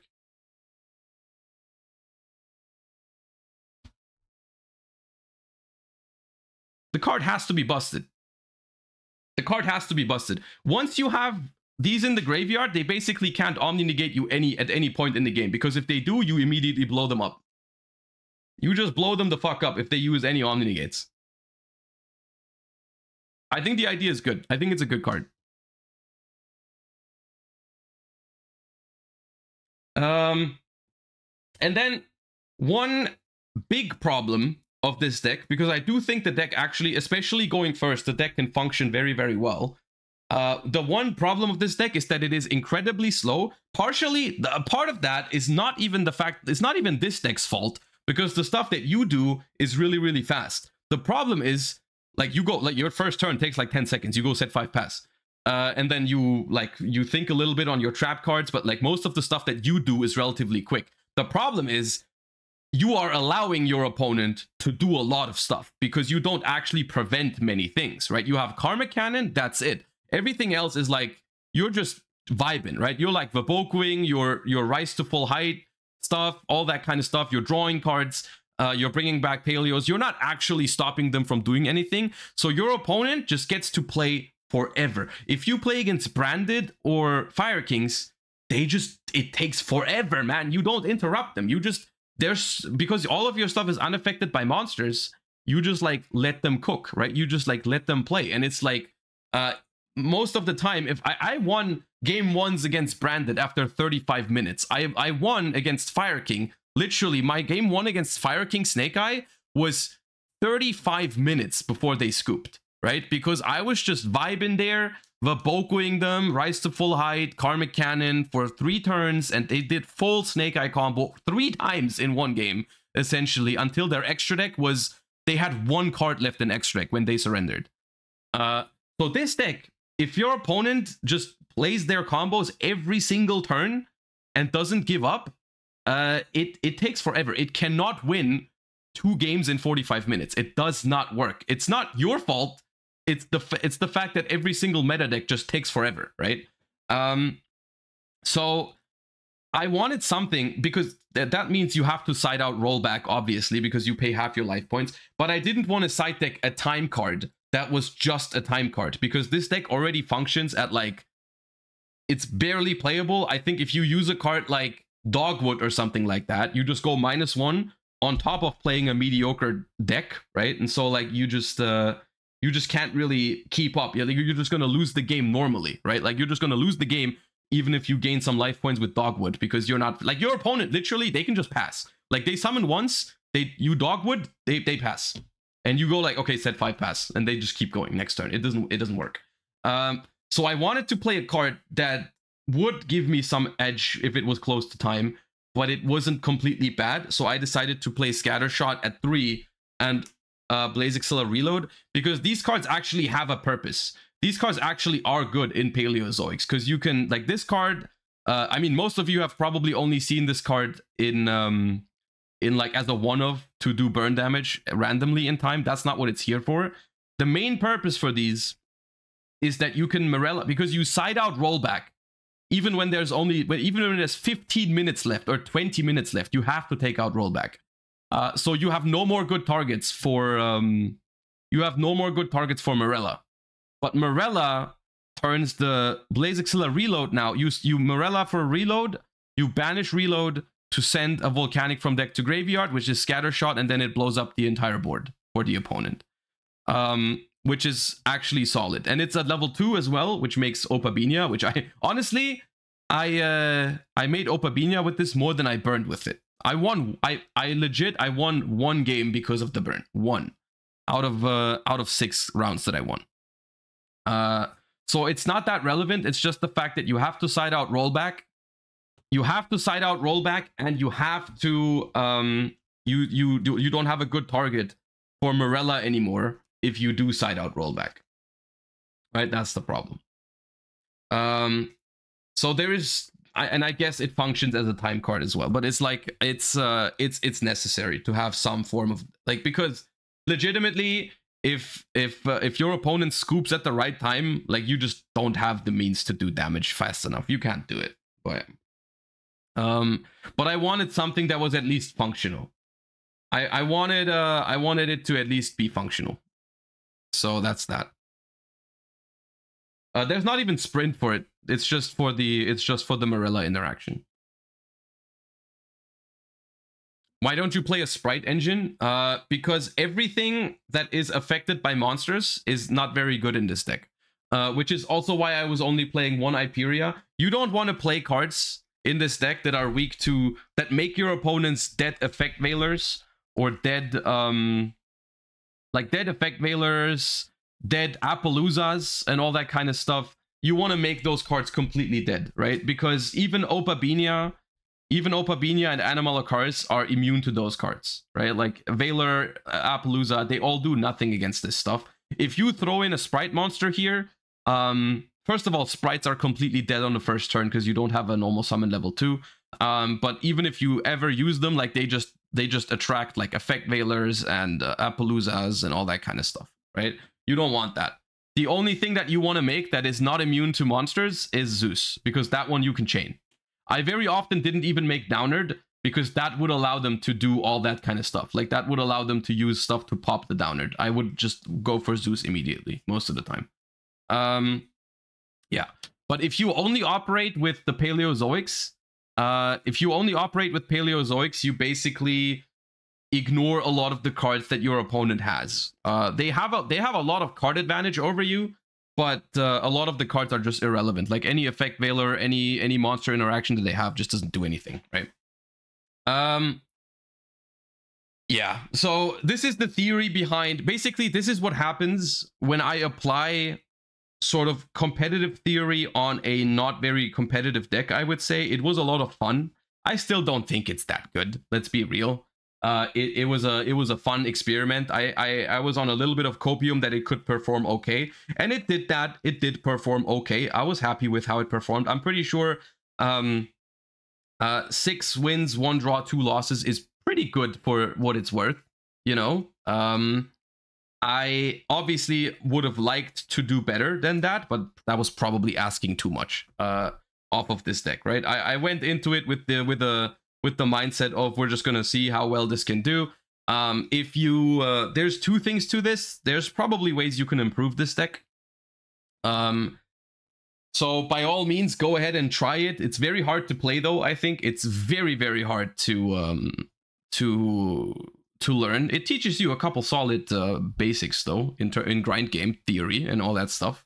Don't expect too much out of it, especially if your opponents know what to do against Paleos. It gets infinitely harder if they chain block properly and all that kind of stuff. If they understand how to interrupt this deck. Because a lot of the cards that I just mentioned that are supposed to be dead against this deck, like Effect Veiler, can still be used very effectively against it, because Paleozoics need to be chained to your trap cards instantly, right? If you activate a trap, or if your opponent activates a trap, the Paleozoic in the graveyard needs to be the next thing that activates. And that was something that a lot of my opponents did not do. Like, if I activate a trap card, even if you have a dead Effect Veiler in your hand, you can throw that Effect Veiler onto one of my Exceed monsters. You can't Veiler the Paleos, the traps, because they're normal monsters. But if I have like an Opabinia and I activate a trap, you can just Veiler the Opabinia to not allow me to bring back a Paleo, right? Branded opponents that I had, they had Mud Dragon and Dragostapelia at the same time, which in theory is almost game over, because that means they can chain block 2 times every turn. They never did.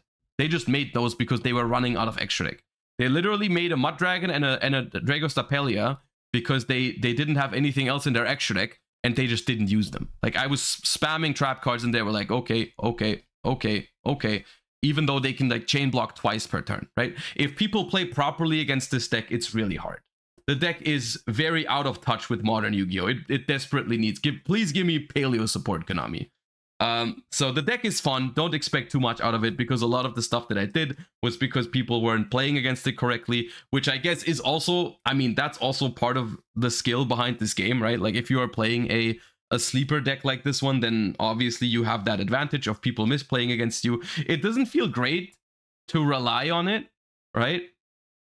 It doesn't feel great to be in a situation. Very often I would like sit there and I would be like, okay, I have this line available. If I take it and if they chain block, then I lose. But I have to go for it and hope they don't do it. And, you know, they didn't. But yeah, it was still fun. Did you help them understand? I told them after, obviously. I'm not telling them during the game. I'm not like activating a trap card and I'm like, hey, you know, if you chain that Dragostapelia, I can't bring back a Paleo. I told them after the game, and they were like, oh, well, okay, yeah, I see. But I told them after the game, yeah. So I guess they won't do that again. So yeah, that's that. It's fun. I hope you enjoyed the deck profile. I'm really enjoying myself. I do enjoy this, like I said earlier, this sort of situation that I'm in at the moment, where I can just do whatever I want, whatever I feel like at tournaments, because I don't need to grind for Worlds points. I don't need to test for YCSs. It's kind of fun to just play whatever you love, because I do have a very deep love for this game and for some of the decks that aren't competitive anymore or as competitive. So just going to tournaments for fun is something that is pretty fun. Who would have guessed? Anyways, I hope you enjoyed this deck profile. I hope it gives you some inspiration, even if it's not specifically paleo that you like. You know, if you ever want to just have fun at a tournament, and I think the process of taking one of your pet decks and trying to make it perform as best as it can is really, really fun. So yeah, if you've been watching this on YouTube, thank you for watching. Hope you enjoyed. Make sure to like, comment, subscribe, all that good stuff. Let me know what you think of this deck. Let me know if you remember the Paleozoic effects, or if you are one of the people that would pick all of them up and read them, which would make me really sad. But yeah, thank you for watching, and goodbye, YouTube. Okay.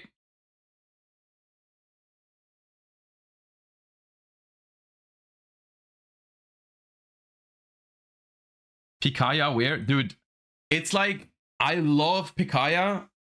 But Picaya is just, first of all, it bricks, and second of all, it's just too slow. If you go first with 5 cards, and you have a Picaya and you want to use it, you basically only have 3 defensive cards, right? Because you have to set 3 plus Picaya, and then the Picaya, you know, it's good. It's essentially, in the long term, it's like a +2, but it's like not great. Yeah, that's what I was trying to do with the Trap Tantalizing Tune, right? Trap Tantalizing Tune is a way to get a trap into the graveyard without losing card advantage and without losing tempo, right? So yeah. Did you consider to play Wannabe in this deck? You can also summon it from Gigantic. Wannabe loses to Appaloosa, which I don't think is a good idea. Like I said earlier, you don't want to put monsters into this deck really much. Like, the exception is Backjack, because Fiend Griefing is just that good, right? Like, Fiend Griefing is just crazy. Now it's time to play Paleo and Master Duel. We will. That's what I was planning to do today. I was planning to play some of this deck in Master Duel to show you guys what it can do. It's slightly different in Master Duel. Yeah. Would you cut Morganite for Reckless? I'm not sure. So the thing is, on the one hand, I definitely felt the absence of Reckless Greed. I definitely felt the absence of Reckless Greed, because the simple ability to just flip over a trap and draw some cards. I can show you. You know what's funny? I actually sat here for a decent amount on Saturday night, considering different cards for this deck. And so a lot of the stuff that didn't make it into the actual deck I was considering. I can show you some of the stuff. I can show you some of the stuff that I was considering. There's some goofy stuff in here.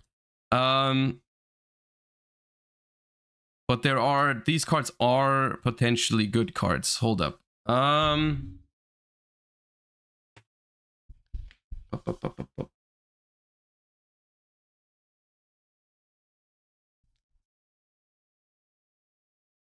So,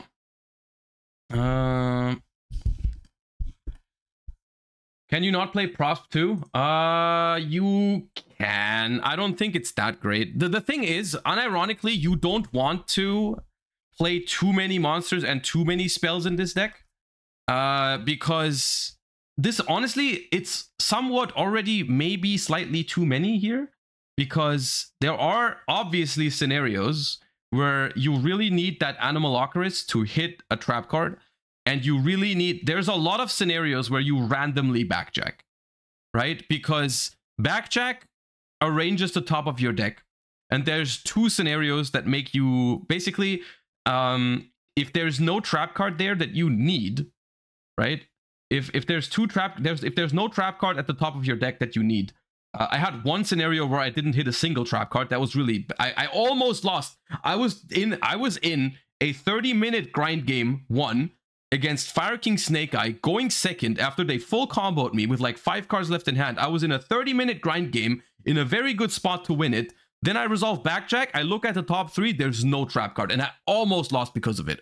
If they could have gone for the kill on that turn, but they didn't know that there was no trap on the top of my deck. So they decided to make a more conservative play and moved into battle phase without killing me, and that's why I survived. But I almost lost because Backjack didn't give me a trap.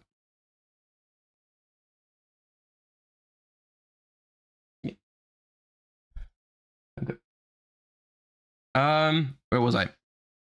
So yeah, that's the thing with playing too many spells. But the other thing is, if you put Backjack back into the graveyard with Leoncolia, it doesn't get sent to the graveyard. You don't get to rearrange the top of your deck if you do that. So you want to have enough trap cards in your deck to make sure the Backjack hits all the time, right? But yeah. Which is another downside of Morganite over Reckless, right? You can't get Reckless off of Backjack or Animal Lockers, right? Okay. Some cards that I was considering, which are all kind of funny, but all kind of viable. Okay, so obviously Lost Wind was something that we played in Master Duel. It's okay because it's 2 trap activations. However, I do think Lost Wind is just a little bit outdated. It's not powerful enough, I feel like. It's a good mill. I'm kind of torn on it. Maybe it's good enough. Maybe it is, because you can also do some cool damage step stuff with it. It's okay. It's okay. You can try Lost Wind again. Maybe Lost Wind is good. Then Aegis, like I said, this card was initially in my deck, but I swapped it for Vaboku, and I do think Vaboku is better. And here come the squad of goofy ass draw cards that you can play. First of all, Reckless Greed, obviously. The thing with Reckless Greed is it gives you that momentary boost of like, you draw 2, you chain a Paleo to it, right? It gives you those quick cards, essentially, right? The problem is that you're most likely not ending the game on that turn. You can copy it with rollback, which is really cool. You just draw 4 cards and you skip 2 draw phases still. The problem is that I think the skipping the draw phase is a little bit too big of an issue, maybe. But in theory, I think Reckless is interesting because you just don't run out of like, you just roll back more Reckless Greeds and all that kind of stuff. So you skip your draw phases, but you can keep drawing with Reckless anyways. So that's okay, I think. And here comes the really goofy shit. Because you pay so much life points with transaction rollback, one card that I was thinking of playing is Hope for Escape. What Hope for Escape does is you pay 1,000 life points, and then you draw 1 card for each, for the difference between your opponent's life points. You draw 1 card per 2,000. So if your opponent has 2,000 more life points than you, you draw 1. If your opponent has 4,000 more than you, you draw 2. If your opponent has 6,000 more, you draw 3. So you pay half with rollback. Like you have 1 in the graveyard, you pay half with rollback, then it draws 2. If you roll back it again, it draws 3. Because then you're at 2,000, right?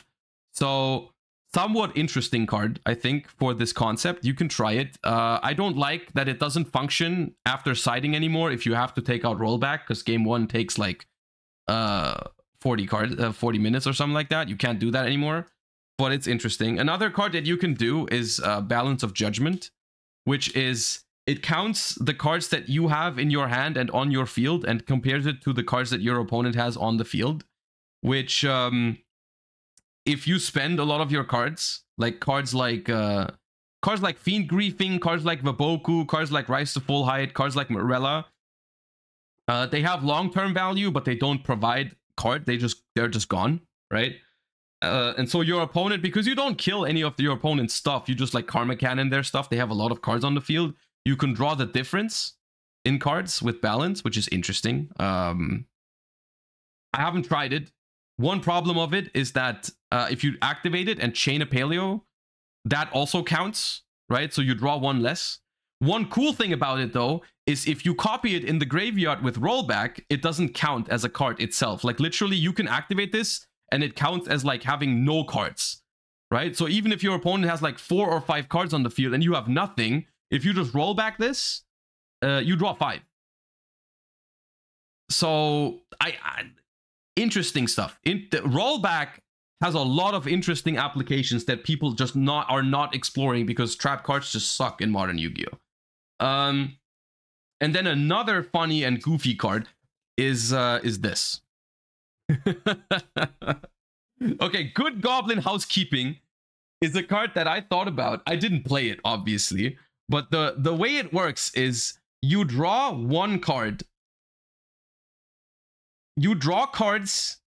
I'm just reading it. Draw a number of cards from your deck equal to the number of Good Goblin Housekeeping cards in your graveyard plus 1, and then select one card from your hand, return it to the bottom of the deck. So if you activate this, if you have no Good Goblin in the graveyard, the card is quite bad. You draw one and you have to put one back. It's just a -1. However, there's a couple cool things. The more Good Goblins you have in the graveyard, the better it gets, right? And so like if you mill them with Needlebug Nest or Morella, you can get more draws out of it. But if you have one in the graveyard and you copy it with Transaction Rollback, that already counts as one in the graveyard, right? Because that's the worst thing about the one on the field. If you have one on the field, there's none in the graveyard and it doesn't count for itself. If you have one in the graveyard, you roll back it, you draw 2 and only have to put 1 back. If you have 2 in the graveyard, you draw 3 and put 1 back. If you have 3 in the graveyard, you draw 4 and put 1 back. Which you can like set up with Morellas, Needlebugs, Nestle, and Colias and that kind of stuff. I don't know. I haven't tried any of these cards yet. Well, I've tried Reckless because that's an OG Paleo card. But these 3 with rollback, they have some interesting synergies. It's funny stuff, but those are the kind of things I feel like that could help you outgrind the opponent. Basically, Morganite is what I tried to do that, which is also, let's be real, Morganite is also a goofy ass card. This is the type of deck that plays goofy ass cards, let's face it. These are the kind of cards that can help you outgrind the opponent because all the other cards in your deck, they kind of go neg, right? The ability to draw a bunch of cards at once is interesting, especially Balance, Hope, like these kind of cards. You know, you just like let your opponent do whatever the hell they want, right? Let them cook, Vaboku, don't care, and then Transaction Rollback, copy Balance of Judgment, draw 5 cards. That's the kind of shit that makes you actually come back into the game, right? So I think they're interesting tools. And then some other just food for thought. Fiend Comedian is kind of funny. The Black Goat Laughs is a good card. However, it I just didn't think it was impactful enough. It's a good mill. It's a good Morella target against certain decks. But I decided not to play it. Well, you could. I mean, there's still room. It's only 54. You can still go up. I don't think it matters that much in this deck, to be honest. And then you can obviously also play Ice Dragon's Prison, stuff like Needle Sealing, just good stuff trap cards. I didn't think that good stuff trap cards like this were necessary and good even, because I don't think that's what makes you win the game. Because at that point, you're just trying to play with your opponent at a one-on-one kind of level, right? You're trying to activate one trap card to deal with one of their cards. I don't think that's it. I don't think that's what you need to be doing, because this deck needs more specific trap cards. Like you need to do some crazy stuff with your traps. And one other card that I think is an interesting card in general that I was thinking about siding is Burning Draw, because this deck doesn't really normal summon on the first turn. What this card does is if your opponent controls more cards than you do, target a link monster your opponent controls, draw cards equal to its link rating. You cannot normal or special summon this turn except fire monsters. So if your fire opponent ends on an Appaloosa or an Amblo Whale, you can just target the Amblo Whale, draw 4, which is funny. But I didn't play it. Because you don't, like, you play a trap deck, so all you care about is setting anyways. You don't want to summon on the first turn, so you just, like, draw 5. You can also play Magical Spring. Magical Spring is interesting, because you can draw and discard your trap cards.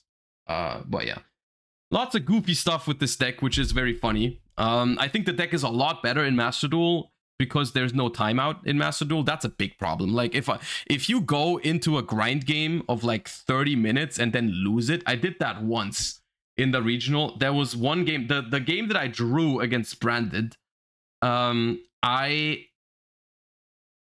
I did something that you can never do with this deck, which was I played a 30-minute game one. I was grinding, I was winning, and then I made one mistake that cost me the entire match, the entire game after 35 minutes. And all that because I put my Zeus on the wrong Exceed monster. Because I did the thing that I showed you earlier, where I made Opabinia and then Anomalocaris, and they dropleted my Anomalocaris. And then I battled, I made Zeus, they had no cards in hand. I made Zeus, but I made Zeus on top of my Opabinia. And because my Anomalocaris was dropleted, it was affected by monsters, and so my Zeus destroyed it or sent it to the graveyard. And so I put my opponent on 0 field, 0 hand. They activated Mirror Jade in graveyard because that was on the field. I lost my entire board. I would have, if I had kept the Opabinia, if I made Zeus on Anomalocaris, I would have kept my Opabinia. That would have won me the game. But because I put the Zeus on the wrong monster, I lost my entire field too. And then they top decked out of it. And then I lost, like, if you lose, it was yeah. And then if you lose a freaking 35-minute game one with this deck because you made a mistake, this deck does not forgive mistakes easily. Like not at all. There's so many spots where you make one small mistake and your opponent just omega stomps you. Yeah. Anyways, rollback is really cool. Rollback is really cool. The fact that I'm even talking about all of these different cards shows why I love this deck so much, because it plays on a completely different angle than other Yu-Gi-Oh decks. But yeah.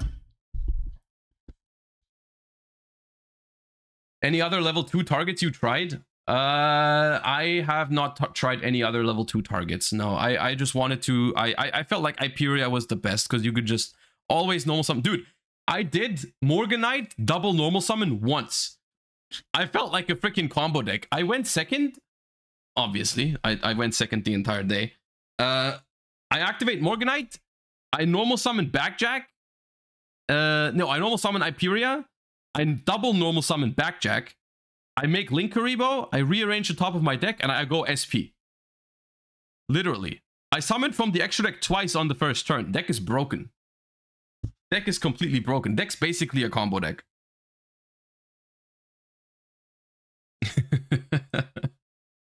Do you think Thrust is an option in the side deck? You know what the biggest issue is?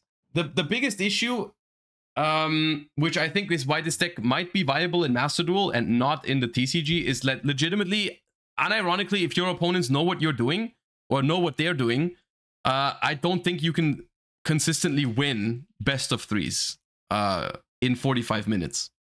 It's just very it's very cursed, because like literally I played against 3 Brandeds yesterday. Some of them didn't even know they didn't even know to chain block Paleos, but the even bigger thing is they didn't make the Masquerades when it was necessary.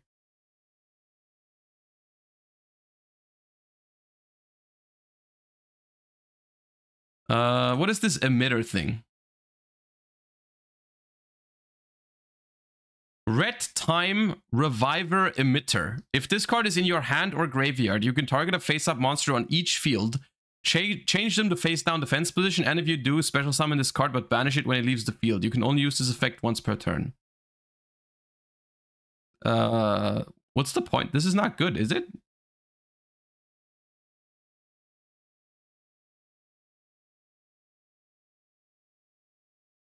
I don't think this is good.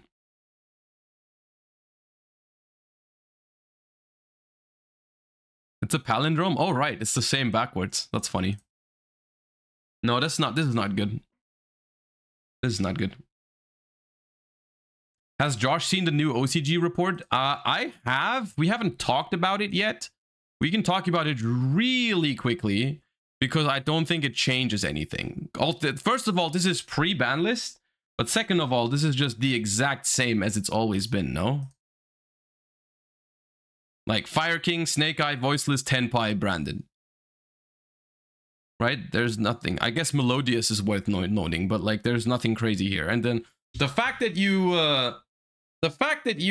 you look at this, right, and then you look at the recent ban list for OCG that doesn't even change any of this is crazy.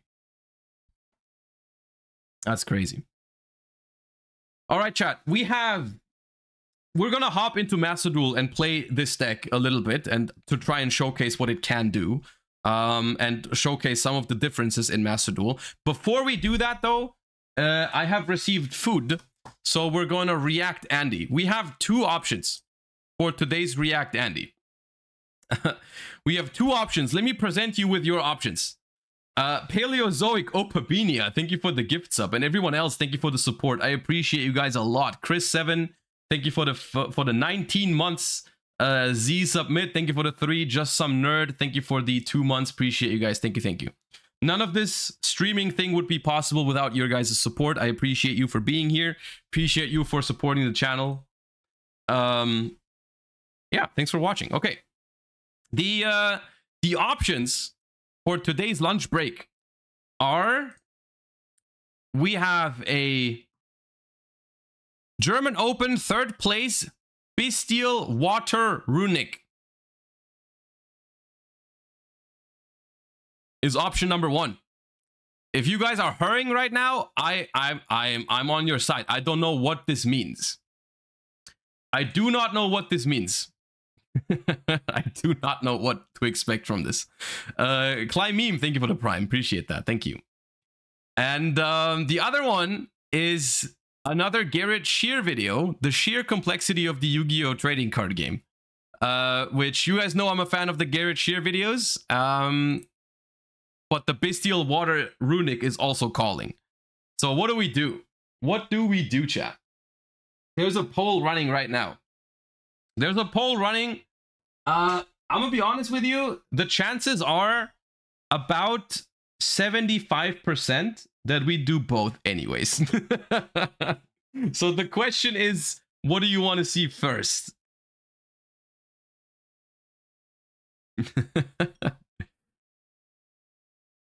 Okay, it's looking like 67% Bestial Water Runic, so we will begin with that. We will begin with that. Cool.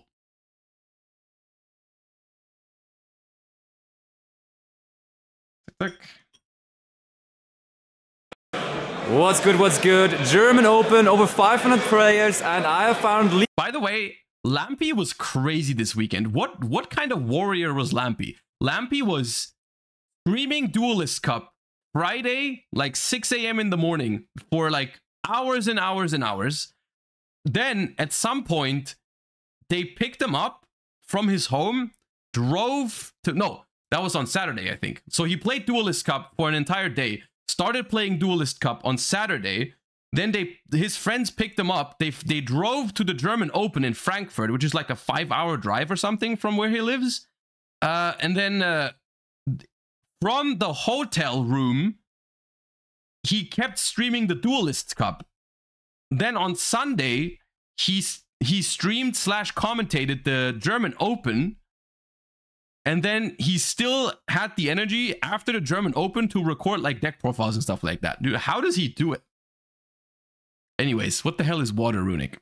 Leon here, and Leon made 3rd place with a spicy deck. How are you feeling at the moment, Leon? Pretty good. It's unbelievable. I'm telling you right now, though. I'm telling you right now, right off the bat, there is a 0% chance that this guy has only won 1 dice roll. The Runic decks, they don't do it. They don't do it like the Paleo decks does, with losing dice rolls. You cannot. There's no way. Honestly, I didn't really set my goal that high. I wanted to be like top 100, maybe get a qualification for the EU qualifier. Yeah, sure, you got that one now in the back. I think so, yeah. But even more than that. Yeah, so, really unexpected. I'm thrilled, honestly. Absolutely. So I would say let's waste no time. 3 dice roll? That's crazy. That's still impressive. That's 3 times as many as me, but that's still impressive.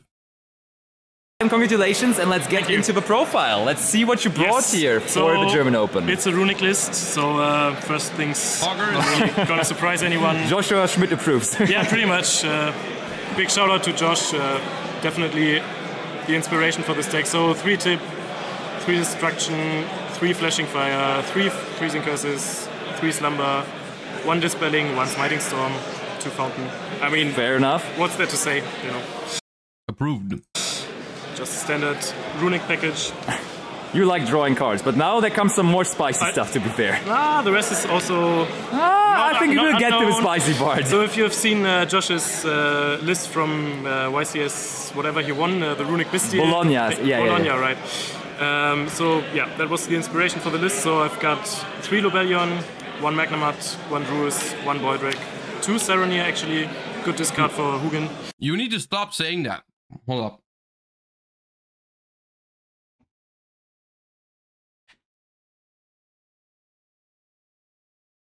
You need to stop giving me shoutouts in your bestial runic deck profiles, guys. You can't do that anymore because people got really mad when I won YCS Bologna. Like every single runic bestial profile after YCS Bologna was like, yeah, I've seen that Josh guy play this deck, but dude, I swear I've been playing that for 3 years already. It's just a coincidence that my deck list is the same with like 2 card difference, but dude, my grandma has already played this deck when she was a child, and definitely not like people were so attacked. I didn't do anything. I just thought the deck was cool. I played it. I won a tournament with it, and because it was somewhat of a rogue deck, everyone they took that personally instead of like being happy about the fact that the deck that they've been playing or the deck that they like was able to perform. They were all personally attacked deep down by the fact that, like, I don't know, I don't even know what it is. I don't know, but I've been messing with the wrong rogue community, I suppose, because people just were like, there's like, I saw so many deck profiles where they were like, yeah. Anyways, so the thing is, I didn't invent the deck. I also never acted like I did, though. Like, I never attacked. I never, you know, the deck was there. I've literally, like, the moment that I find out about the deck is literally me watching a deck profile on stream. So, like, I did not invent it at all. So I guess, yeah, you're making a lot of people very mad when you give me shoutouts for it. Yeah. And then the 2 regained. You don't really need Beast, you really just want to get the second regain sometimes. Great engine for just generating lots of advantage, stalling out games with like buddies, it's just insane. Okay, and now you decided that you don't like, I don't know, Cartesia or cards like that, Ecclesia. Yeah, you went with something different, huh? I saw the list after Bologna and I checked Card Market and Prem was like $40 and I thought, I don't know, man. Alright, so let's see what it was instead today. Okay, so the first tuner in the deck is 1 Vision Resonator. Okay. 2 Crimson Gaia. So you can always add this back from deck or grave with Crimson Gaia, especially for free if there's a level 5 or higher dark. So it's just a recurring level 2 tuner that you can go into loads of different synchros with. And yeah, that's like the first tuner. Sounds good. And then the really spicy package is 3 Deep Sea Diva. Alright. Already, we're cooking. Diva for Diva is fine, but what you really want to summon is Yamatako Orochi, my best man. He's insane. So if you don't know, he can use... Yeah, explain what he does. Yeah, so he's level 1 tuner, but he can be treated as level 8 for a synchro summon. So basically, you go Hugin and draw. If it gets Ashed or Veiled, you're sad, but then you just go main phase, Diva effect, summon Orochi. So this immediately threatens Baron.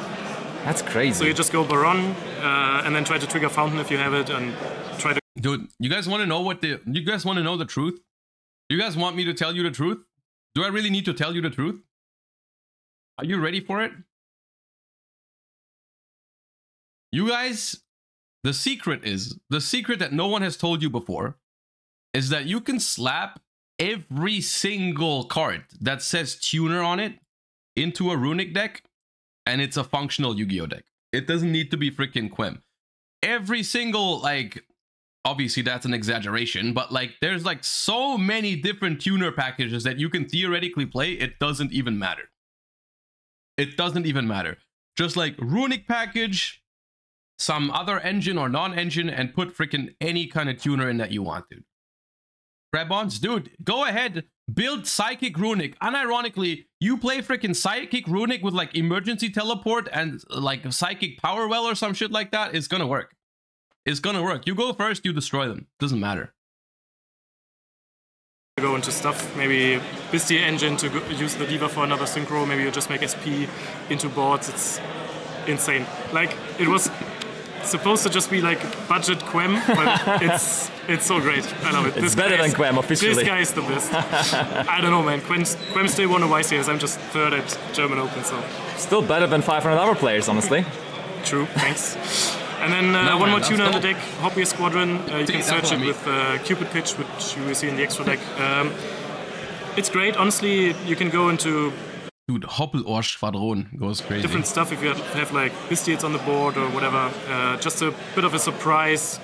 Unless you searched it, then your opponent won't be surprised by it. But just goes into a synchro during the little bit of a surprise, but you do search it, so your opponent's main phase with material on the field and searchable. It's fun. I always side it out going second, obviously, but fair. It's nice. And then I pretty much have 2 non-engine slots if you don't. What do you mean siding out going second? Just draw it with a Bestial, man. Druid's Worm plus Hoppier Squadron goes hard, doesn't it? Dude, you just like Druid's Worm then you Hoppier Squadron into like Axel Stardust, bring back the thing, quick effects, play a Stardust Dragon as well, so you can quick synchro into Baron on the opponent's first turn, send with Druid's Worm. Woo! Count any of these as non-engine, and I decided to go 1 Tactics, 1 Talent, and 1 Coldplay. Fair enough. So that's clean 40? Clean 40, you just want to see Runics, some Bestials, and a tuner, and then you're happy. So, yeah. Fair enough. Then the extra, you obviously got 2 Yugen, sure. 1 Gary. Don't really have space for more. Sometimes I want like the second Gary or the third Yugen, but where's Sleipnir? Mostly it doesn't come up because with Regained you can also always recycle these if it's going good, and yeah. So just these three, and then 1 SP.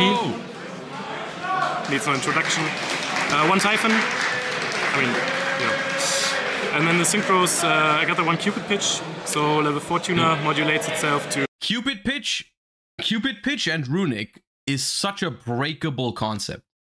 All that we're missing is like a genuinely good target with 600 defense. I'm telling you, I've gone through all of them multiple times, believe me. And I've looked at cards like Hoppier Squadron. I've looked at combos with Sangan and all the kind of stuff you can do. I have looked at it. I'm aware of all the possible targets. None of it is actually great, right? It would need to be something that also has to be good when drawn, right? Like good stuff that genuinely just good cards. I don't want to play bad stuff because it's a Cupid Pitch target. We need a good card that has 600 defense, and then friggin' a Runic synchro deck, because the level 2 tuners, there's like so many good options. There's so many good level 2 tuners between like the new Resonator cards, Assault Synchron, all that kind of stuff. If there's a good Cupid Pitch target at some point, it's Jover. Basically level 2 or 6 in this deck, so if you make it with level 2 and Hugin, you go into level 6, you summon Gary, you have another level 10. Burns for 100 damage per level of the synchro monster you summoned with it, so also wins in time. That's and then searches the fact that Cupid Pitch does that in a Runic deck, just burns, that's criminal activity.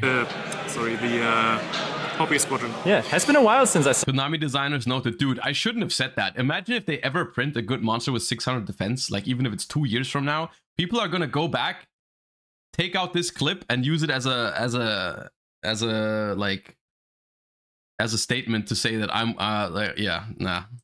Saw that card in a list, honestly. It's better than I expected. I tested it a bit and I was like, damn, it really does stuff. If they print like a frog with 600 defense now, it's Jover. It works. Definitely won me like 1 game today in time, so. Cool. Or even worse, a Sky Striker card. Imagine they print a Sky Striker card with 600 defense now. The internet explodes. Almost enough. And also the search is good. Sure. 1 Herald. Sometimes you just really need like some insulation if you want to continue playing and you know they have some negates. So if you just have like D.Va and Hugin, you maybe go this and you have 1 negate to insulate against stuff that stops your fountain from resolving or anything like that. Fair. And also the Floodgate, legit some decks really struggle.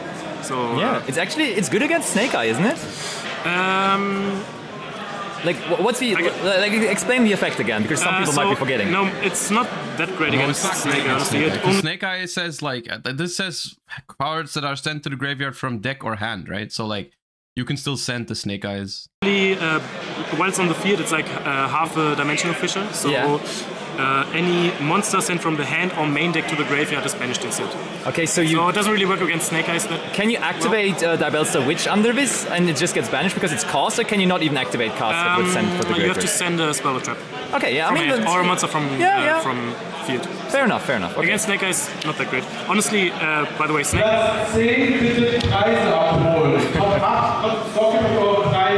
Okay, just go ahead. Yeah, Snake Eye matchup. I dodged Snake Eye all day, which is really nice. My one loss was against Snake Eye. And the only Snake Eye matchup I faced. The Bestial is obviously not that great against Snake Eye. I played like... I think that's a little cap, by the way. I think that's a little cap. I was about to say, like, I think in the TCG at the moment, the best Runic version is probably some sort of Bestial Runic again. And I do think that the Bestials are better against Snake Eye than people think, because banishing stuff like Masquerena is really good. I think they're okay, and I think that's what makes this deck better than other Runic versions, is because your secondary engine, which is Bestials, actually does something defensively against meta decks. And like, I think the fact that like this might be why someone in chat earlier said that this player only won 3 dice rolls in 9 rounds. One possible explanation to be performing well is that literally yesterday there were so many Branded and Voiceless Voice. So many. Like at the top tables there was a decent amount of fire, but like literally I was playing in the like middle-ish tables, like X1, X2 kind of area. There was like so many Branded and Voiceless Voice, and Bestials are really good against that. So I think this is how, like, this deck can be like Runic Bestial, no matter which version you play, whether like it's Quem or Diva or whatever. I'm sure they would agree that Quem is probably better, but for budget reasons they played the Diva, if I understood correctly. But like I think Bestial Runic is probably pretty good at beating all the rogue decks. Very good going first in general. I think it's a solid deck at the moment. It's not the best. No, I'm not going to tell you that, but it's like a solid version of Runic for sure. It's probably the best. Loads of light and dark decks and just Bestials carried, so yeah, for sure. Then we got some level 8 synchros. You can play Dragite because your tuners are water. Cool. So another spell trap negate. It's not too bad.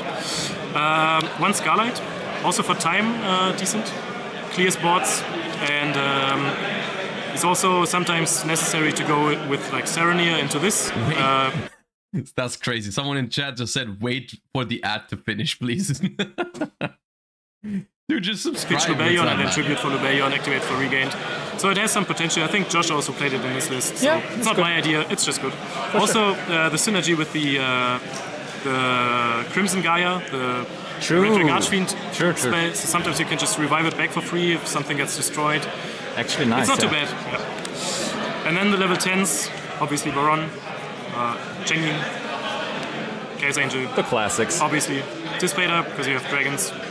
Don't really summon this too often, like definitely Baron and Chaos Angel most often summoned. What do you want me to say? And then one Gimme Agerine. She's really lovely. I have Water Tuner, so I can summon her. Like, in the Runic Mirror, anything that doesn't like to be banished or that tries to banish your stuff. She's like protection and removal at the same time. She always comes back against Runic. It's insane. Yeah. And then the one Legatia. So sometimes you just need another card. Sometimes you want to pop a monster. You can go into this with Hopier Squadron. I haven't played Runic decks for 2 weeks now. Like 2 regionals in a row. I haven't played Runics. I'm kind of down bad. So let's say you try to Baron negate, they chain, I don't know, some targeting negation, Imprim or something. So the Divas are just there to be funny, right? This is mostly conventional Bestial Runic. I do think that's the thing here, yeah. I do think this is a quote-unquote budget version of Naturia Bestial Runic, because they said in the beginning Quem was very, very expensive, right? Because I don't know if it still is expensive, I'm not sure what Quem is at the moment, but I know that it did go up quite a bit after YCS Bologna. Which I don't know why you're looking at me for that. I don't know why, but the card did go up a little bit. It's still expensive? Okay, yeah, my bad. Whatever. Yeah. You just go pop here, synchro it away, negate goes through, and you draw a card, maybe pop a monster if there's any. So, yeah, that's actually insane. Yeah, pretty cool. So I'm really happy. I played this for a few weeks on like your side deck. Did you go for your side deck already? I mean, who needs a side deck? Yeah. I mean, it's probably like, is there anything spicy in there? Just tell why you didn't want to show the side deck. Just go through it quickly. I don't really think so. So okay. 3-summon limit for going first. Sure. Okay. Let's not talk about that. Yeah. No, I actually didn't really use it that much. Didn't come up that often. 3 draw against like Mannadium or Dark World. Sure. I'm scared to play into those boards or get like locked. I don't know. 2 Soul Release. Don't really have space for more. Soul Release is good. The problem is that like I think the majority of people are now playing Pure. Against Pure, it's not that good. It's only really good against Fire King. Yeah. Against Snake Eyes, pretty good. Yeah. 2 drop it. Chain it to Runic Spells, chain it to like Dodge, Veiler, Imperm, with Hugin, whatever. Pretty good into boards, obviously. For sure. 2 evenly against stuff like Horus, anything that doesn't really end on negates, but on a big board you can't really out that well. So definitely came up a lot today. Much appreciated. Always saw it. I wouldn't think about playing evenly in this deck because it's a Bestial deck. But I guess if it's for specific matchups, then it's okay. I don't know why it's 2, but... And I needed to. Nice. 1 Duster. Didn't really come up that much. I don't know if I would play it again. It's fine. Which deck got first place? Snake Eyes. I'm not sure if it was Fire King or Pure, but it was Snake Eyes. I think it was Pure. Oh yeah. And 2 Cyclone, like against Spell Smell. What's it called? Magic Fragrance. For siding patterns, I do think sometimes when like there's a couple of theories. Let's call them theories when it comes to Yu-Gi-Oh deck building, right? That people sometimes religiously follow, like trying to keep their deck 40 cards and always playing their cards at 3 copies, not 2, right? Because the idea behind it is if you think a card is good, then you want to play 3 of it. You don't think a card is good and then just play 2, because clearly if you play a card, you want to see it, so you want to maximize your chances of seeing it. So on and so forth. And it is solid theory to begin with. It's solid stuff, solid things to learn when you start deck building. I do think one important step though, as in your journey as like a Yu-Gi-Oh player or in general when you approach strategic card games, is to understand those kind of rules when it comes to deck building, understand why they're here, and then also be able to figure out when they don't apply, because I have not encountered a single rule in Yu-Gi-Oh that always applies. There's always exceptions, right? And I think people focus way too much on doing these things every single time when there's always an exception to come across, right? For example, in a format that is rather diverse, I think it could be okay to side deck some 2-ofs because you can cover more matchups that way, right? Because if there's a lot of very different decks in the format and you want to have something for everything and you can't find a lot of cards that have a great overlap, which is one way you can do it, right? Like there's one way to cover multiple matchups is to just play 3-ofs of cards that are good in multiple matchups. That's not always the case. Sometimes you want specific cards for a certain matchup that are only good into that matchup. But if you do that for too many decks, you only have 15 slots available in your side deck. You're not going to be able to do that, right? That's the math doesn't work out. So I think sometimes it can be okay to have 2-ofs for certain matchups in your side deck to use your side deck slot more efficient, right? I'm not saying it's correct in this particular instance. I'm just saying that if you have solid reasoning for it, and I think that's the important part. That's the important thing to understand. If someone just puts a lot of 2-ofs in because of, I don't know, a random gut feeling, and I'm looking at the deck profile and I'm just seeing like, that doesn't really make sense, then I don't like it, right? But if you have solid reasoning for it, then it might be okay. But then you have to, you know, voice that reasoning, I think. Oh, anti-spell fragrance. Yeah, anti-spell fragrance. Exactly. Yeah, another floodgates. So just chaining. In this case, we're not really talking about why we're playing 2-ofs, right? So I can't really evaluate, is this solid or is it not? I personally think I would rather play 3-ofs in this particular case. But because I don't think the current format really calls for, I guess maybe it does. Because like, you can think of it as like, right now, you want to have a solid chunk of your side deck dedicated to fire decks. And then there's like nothing specific that you need to prepare for outside of that, but there's a lot of different stuff. You know, there's like branded, flu, voiceless, other like runic stun, runic variations, all that kind of stuff, right? And you're like, well, I only have like 9 side deck slot available because I'm preparing for fire decks. So how am I going to cover all those different matchups? Maybe the conclusion is you play some 2-ofs. Maybe. Against the like runic mirror. Perfect. He plays 2-ofs because he only has 2 non-engine slots in the main to side out. That's another possible reason. Yeah, and that one would make sense, right? If you look at the deck and you're like, I only want to side out 2 cards in some matchups, then what's the point of siding 3-ofs for that scenario, right? Yeah. All right, so once again, congratulations. Do you have any greetings, any shout-outs or whatsoever? Definitely shout out to my crew that came here with me. No, that's the wrong people, but there we go. This guy. Let's go. I just filmed the wrong crew. Anyways, yeah, very wholesome, very cool profile. Paleo enjoyers. Paleo enjoyers unite. Very cool, very cool. Okay. All right.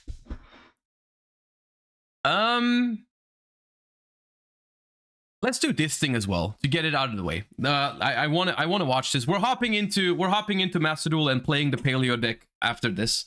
But I quickly want to see it because I'm always I'm a fan of the Garrett Shire. Is it Sheer or Shire? 1 in chat if it's Sheer, 2 in chat if it's Shire, 3 in chat if I'm yapping and it's none of the 2.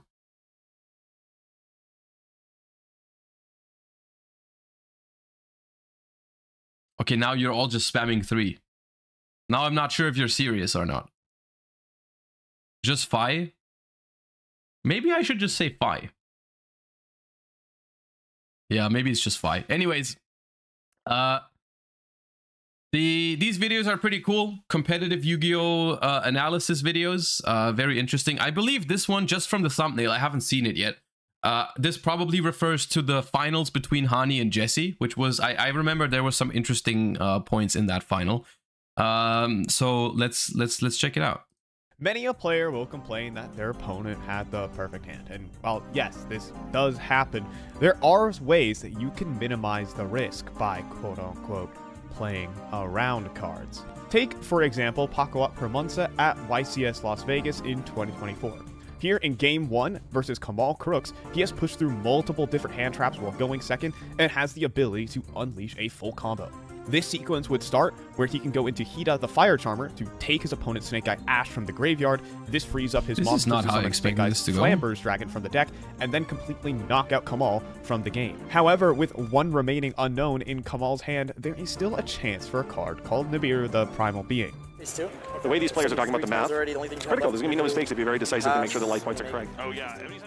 So he simply makes IP Masquerena, staying underneath the 5 summon limit for Nibiru the Primal Being to activate.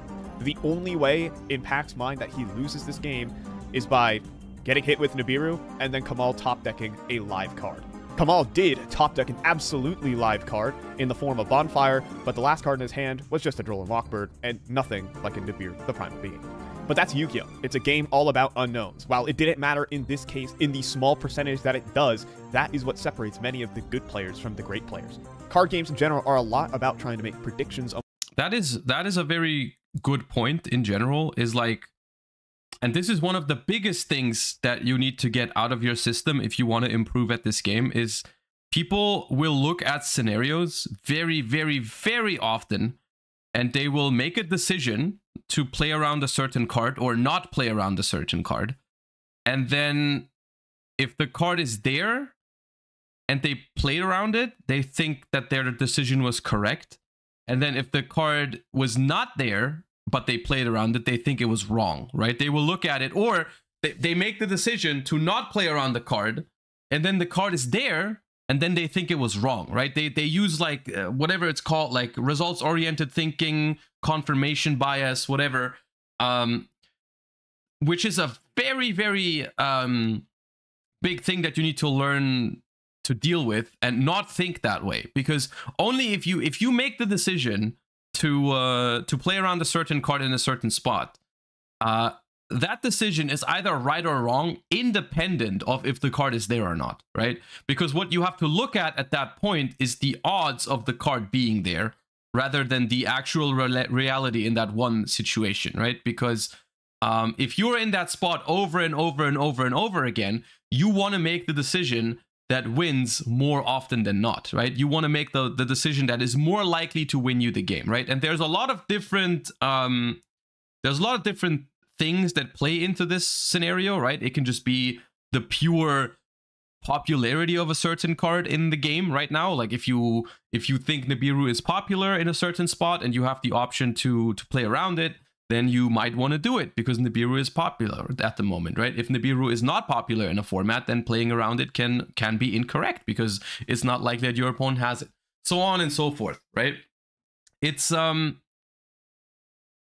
very, very there's a lot more to it than just playing around the card and then it's not there and then you think that was wrong, or you do not play around the card and then you get hit with it and then you think that was a misplay. That is not the case very often, right?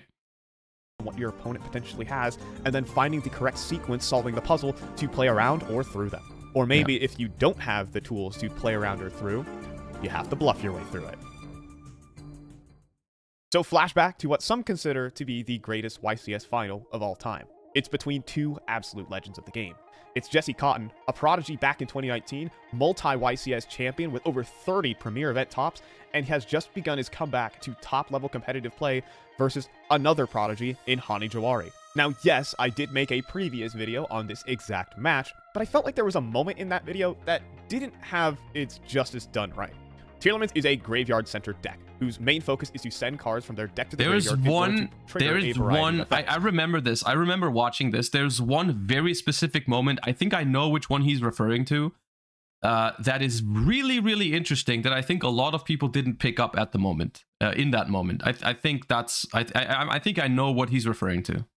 Be it adding cards from their deck to the hand, from graveyard to the hand even, sending more cards from your deck to the graveyard, even allowing cards that shuffle back monsters as well. Sounds like it's very similar to mathematically correct play in poker. Sometimes making the decision to call on your opponent is correct when in reality they have the nuts.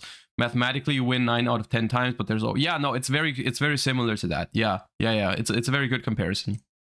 Well, but the most important thing is sending Tearlaments monsters, who when sent to the graveyard, allow you to perform fusion summons by sending monsters from your graveyard back into the deck. And how these games typically transpire is that both players need to activate cards that send cards from both players' decks to the graveyard, which suddenly allows both Tearlaments opponents to start conducting fusion summons at the same time, leading to very complex game states where there is a lot of skill expression to navigate through. Games 1 and 2 are more swifter blowouts. Jesse in Game 1 can hardly get his engine started on his turn 0 versus Hani's Onslaught. In a combination of poor mills from Jesse and some good discipline from Hani to back it up, where he understood that Jesse's mills were poor, he constricted Jesse's plays, and then a perfectly timed Jesse milled so bad in that ends moment. The game essentially on Jesse's own first in that turn. Game 1. That game 1 was so... Hani has his own Herald with discarding Diviner. Jesse would barely give Hani a chance to start his own turn before he picked up his cards and admitted defeat. In Game 2, Jesse is finally able to push through multiple different hand traps and doesn't even give Hani a chance. Hani's interruptions are just simply not enough to stop the good mills from Jesse, and so Game 2 is a lockup. And like every good final, it always has to go to a thriller Game 3.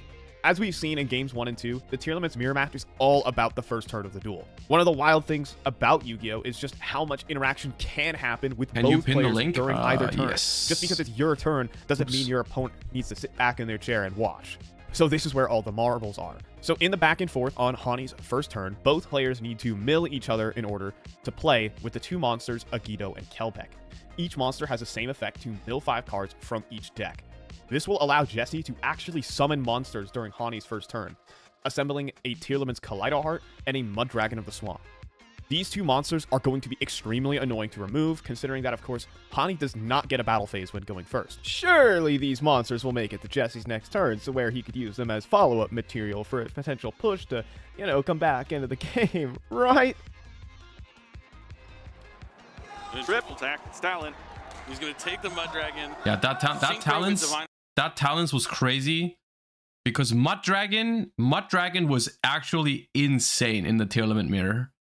Outside of talents, there was very little you could do to it, especially when your opponent, like when you can't attack it, like you needed a battle phase to deal with it essentially. The Herald, a level 6 monster for Baron DeFleur. He's going to use Baron's effect to destroy Kaleido Heart.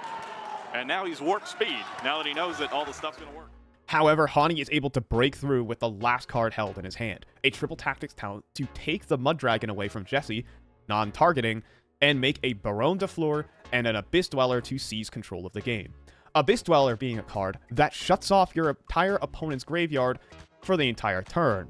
As you can see, that's very important in a deck where 95% of its effects probably activate in the graveyard.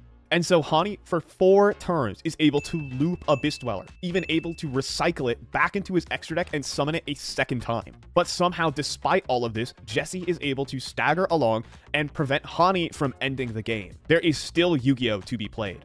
On Jesse's first turn, he simply normal summons Tier Limit Sharon to attack over the exhausted Abyss Dweller. This was the first, I want to say, mistake, maybe? Because the Dweller detached the water monster, so it was 20... It would have been 2200.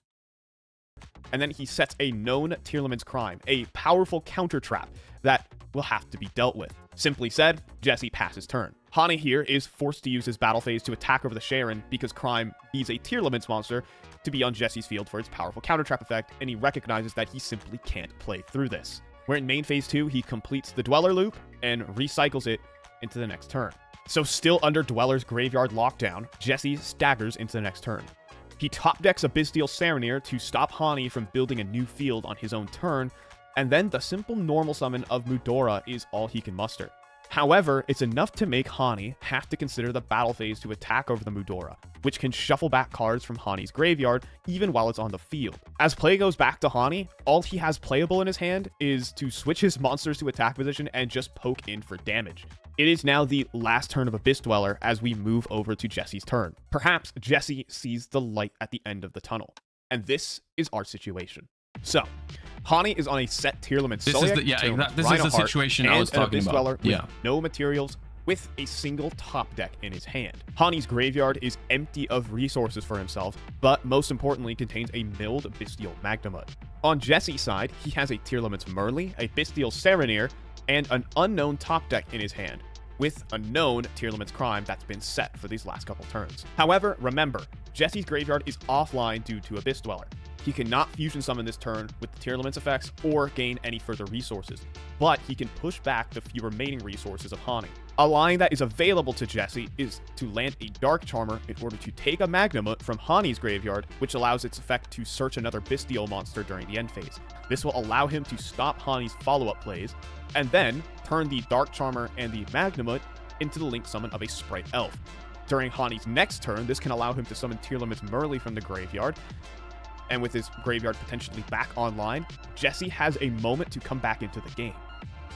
However, in order to execute this line of play, Jesse needs to deal with that tier limit Soliac that is set, which requires you to control a tier limits monster. But the problem facing Jesse is he has to ask the question, what is the last card remaining in the hand of Hani? In the previous turn, Hani made no play extension with the cards that he had in his hand. He simply switched his monster to attack position and proceeded to the battle phase. This is a very interesting spot, and I think this is going to be a very valuable lesson. And I do think that looking at it from an outside perspective, thinking about it for a little bit, I do think the way that Jesse plays here is not correct. However, under the pressure of playing in a YCS final, I think it's 100% understandable, and it's way easier to say that from an outsider position, like from a watcher's perspective. It is much easier, but it's a very interesting and in-depth spot. If Hani were a tier limits monster, it's quite likely he could have attempted to use the Soliac to negate the Mudora on the last turn so that he wouldn't have to waste his battle phase. But overall, it's pretty unlikely that a tier limits monster is in Hani's hand, and if there is one, it has to at least be something like a Sharon rather than a Merly, which could be summoned and start a milling bonanza. or a Havness, which could be used on his own turn to really make things complicated. So with the fact that it's a Tearlaments monster in the hand kind of being a little less likely than not, we have to think about the potential dead draws here for Hani. If it was something like a Shuffler, it very likely would have just been normal summon. If it's something like one of these Millers, it would probably stay in his hand. If he top decks something like a Soliak, there's no reason for him to set it face down. And so there are a variety of cards that Hani could draw here that could just sit in his hand as a bit of a brick. And now you can see how much paranoia one single unknown card can really put a number onto your opponent. So in this current game state, Tearlaments Rhinoheart has 2 effects.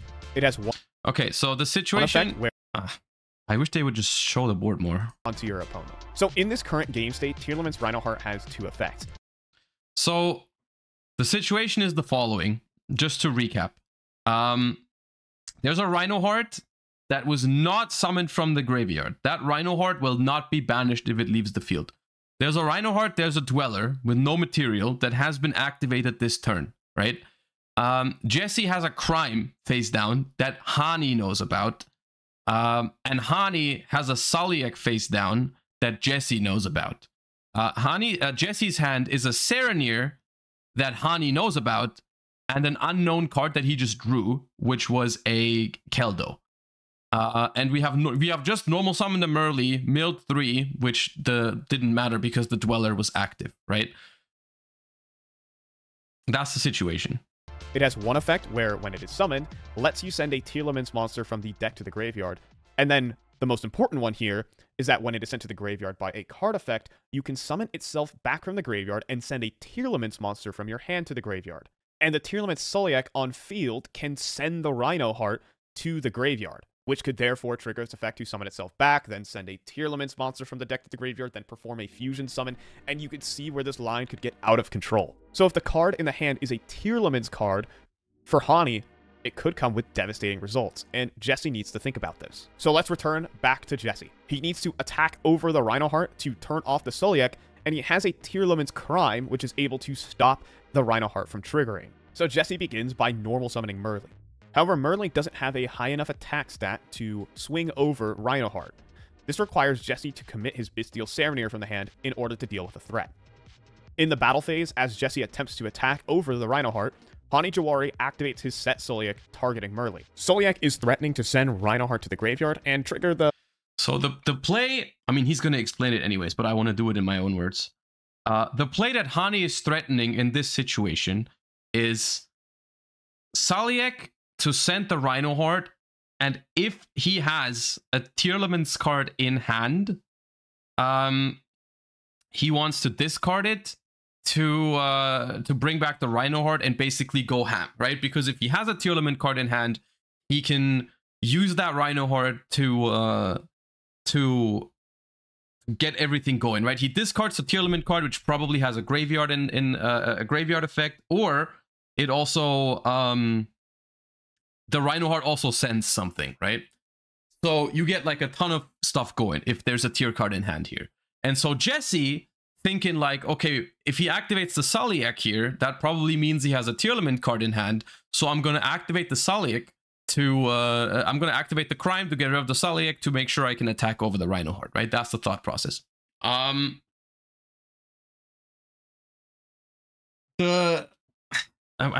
Show me the board litany of effects that we just talked about. Jesse elects to flip Tearlament's Crime to negate the Soliak and shuffle it back in the deck while sending the last unknown a... And this is a mistake, which you will see in a moment, the way it plays out. Because Hani, spoilers, Hani doesn't have a Tearlament card in hand. Hani doesn't have a Tearlament card in hand. And the reason why it's a mistake in this case, because normally you would say like, oh, you can't know whether there's a tier card in hand or not, right? So why is it a mistake here? Like it might not be, maybe it is, I don't know. The reason why it's a mistake here is, first of all, you can make an educated guess on a lot of Tearlament cards in Hani's hand that would have been used last turn. There's a bunch of them. Merly would have probably been normal summon. Scream would have probably been activated. Even Sharon could have been normal summoned to make something like a Time Thief Redoer, right? There's a lot of things that Hani could have done with different tier limit cards in hand, right? The even bigger deal, though, is that you don't have to enter this mind game here. You don't have to do it. You can just let the Salic resolve. The Rhino hits the graveyard, and if the Rhino can activate, you know now that there's a tier limit in hand, you can just crime the Rhino Heart in the graveyard. You don't have to gamba on whether it's a tier limit in hand or not, right? Like, you can just let the Rhino Heart hit the graveyard, crime the Rhino Heart in the graveyard, which has a couple of implications. It has a couple of implications because if you crime the Rhino Heart in the graveyard, you do not get rid of the Salic. The Salic stays.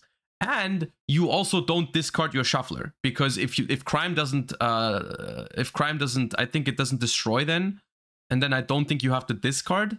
But Salic staying is a big deal for some stuff. But like, the even bigger deal is that if there is not a tier limit card in hand, then you just keep the crime.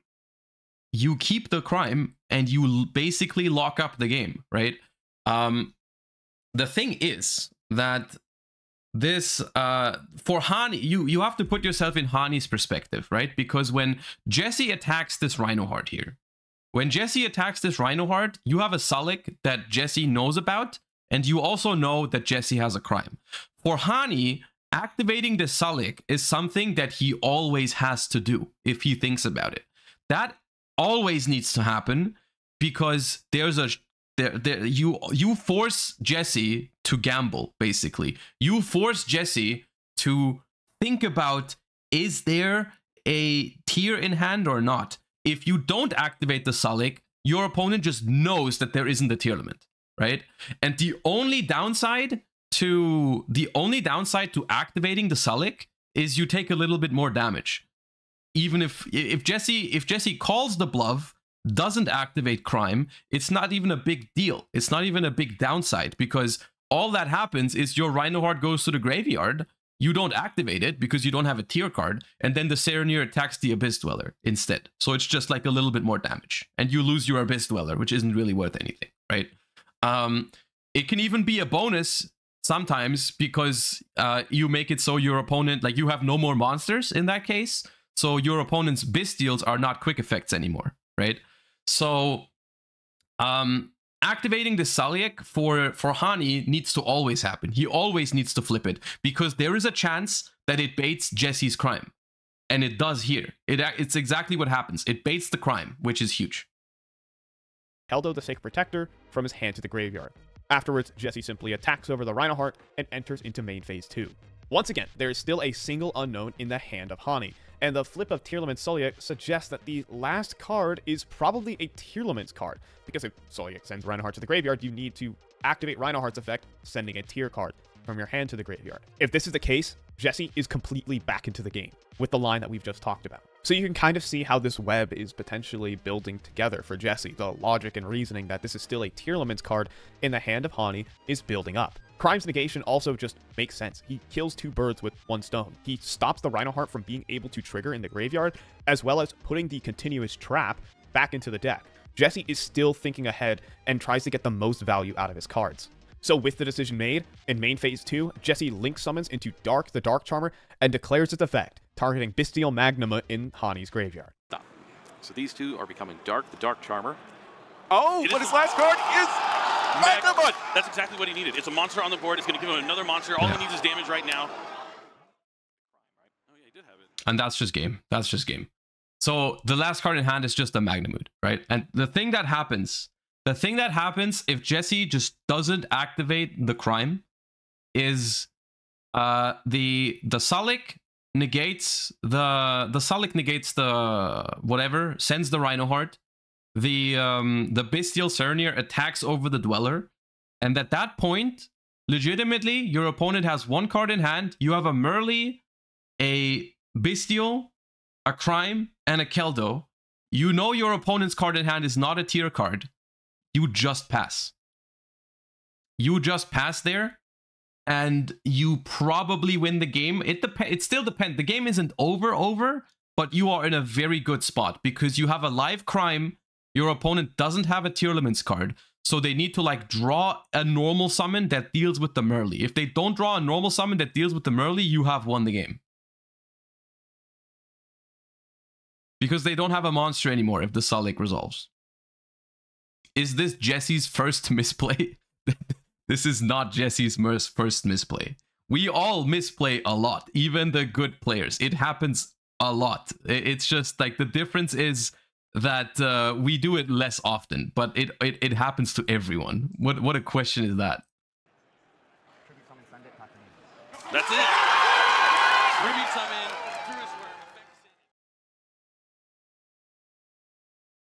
Stare. So it wasn't a Tier Limits card.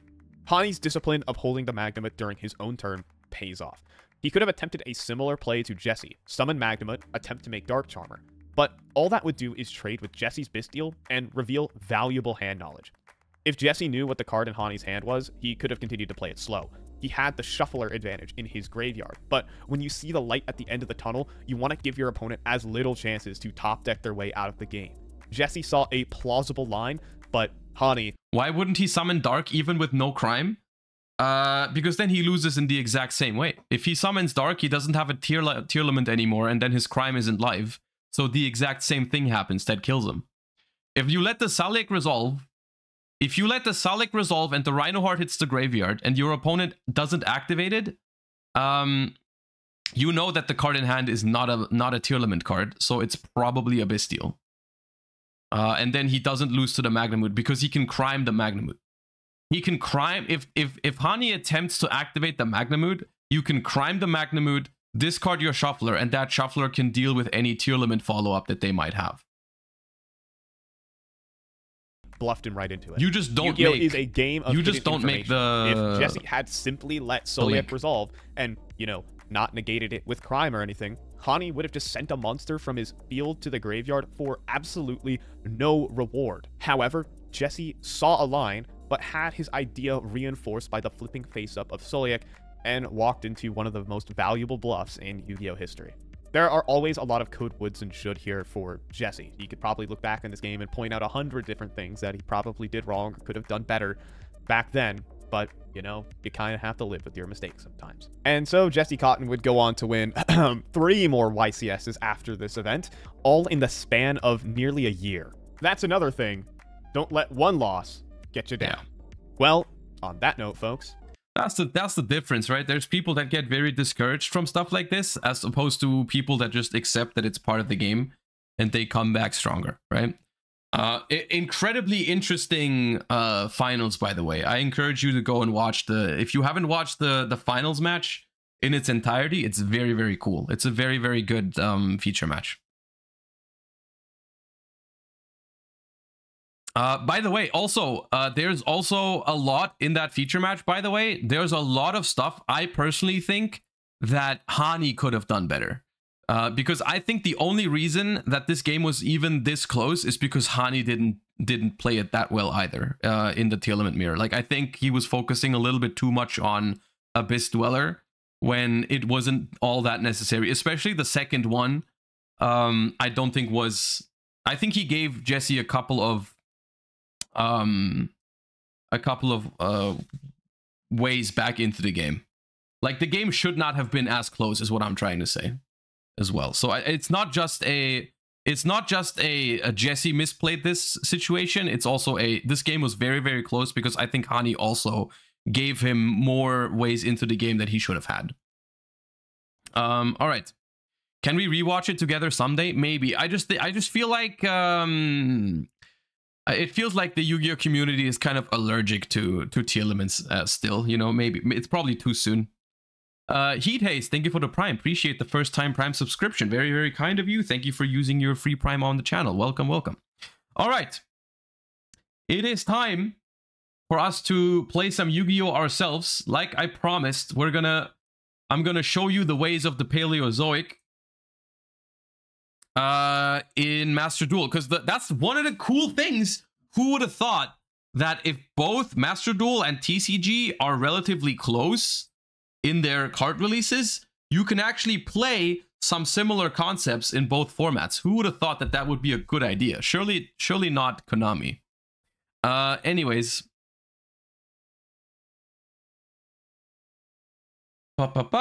Okay, so the way we're gonna do this, the way we are going to do this is we have to think about what is different between the two decks.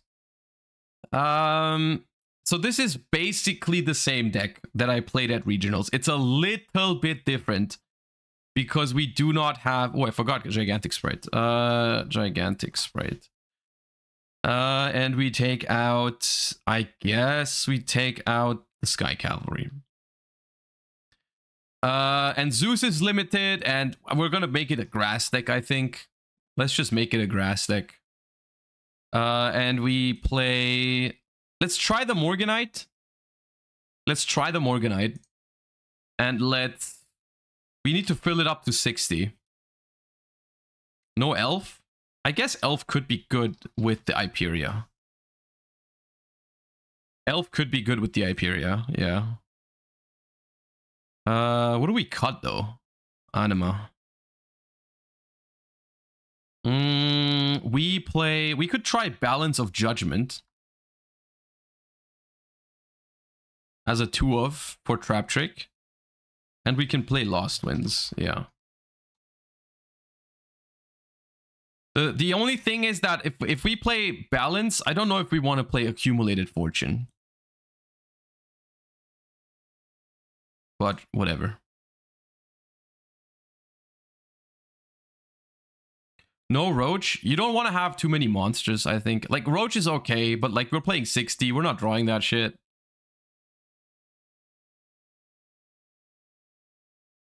Is Linkuriboh better than Anima? Probably, because you can do it 2 times.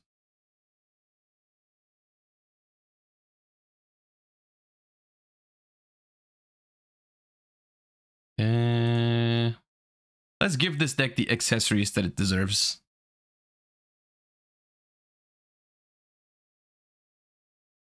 No Witch Strike? I don't think there's enough Omni Negates in Macedol to play Witch Strike in the main deck. When there's no side decking, I don't know if I like it.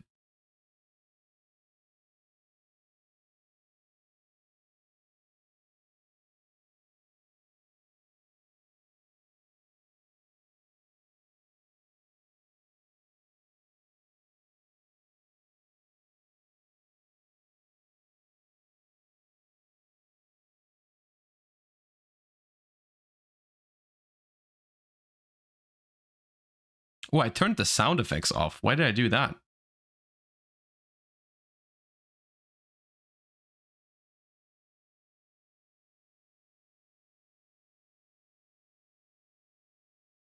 All right.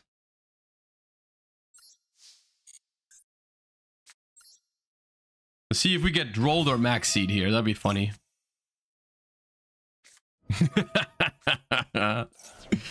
God, yes. +2 Hyperia.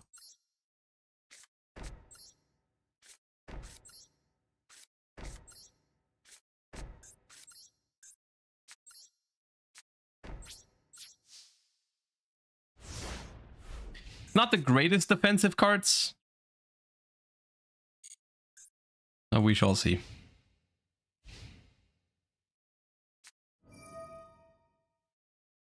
Yeah.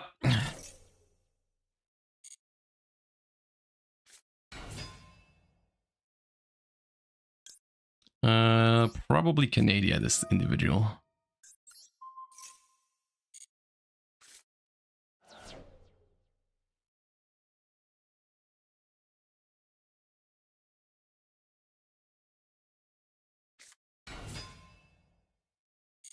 All right.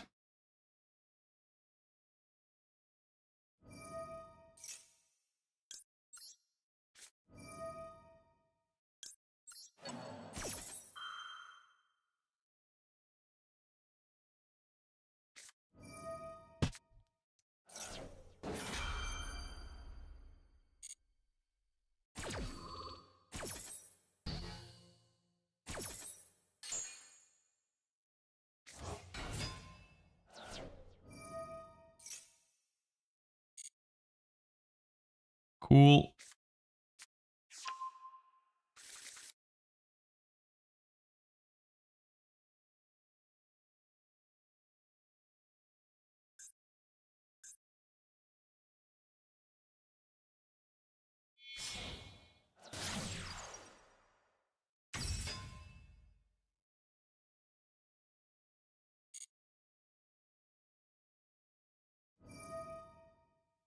So where do I lost wind now? Do I lost wind the transcode talker? No. I think I lost wind here.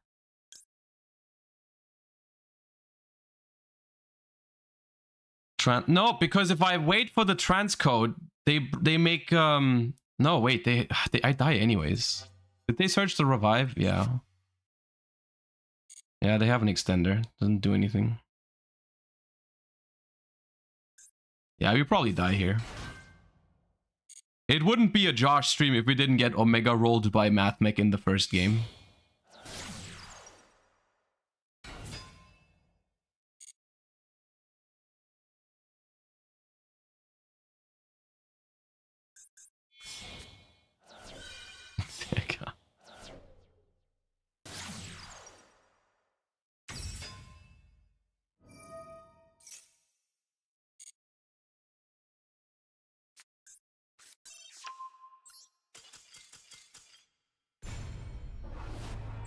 Cool. All right, now that out of the way, we can actually start playing Yu-Gi-Oh!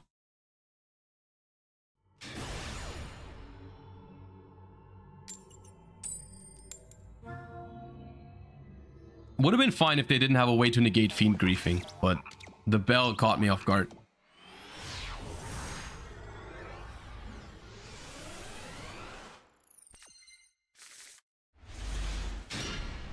Ooh, this hand is good. It's better going second, going first, obviously, but...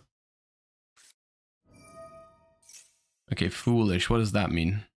Branded? No, Tearlament. Oh god, okay.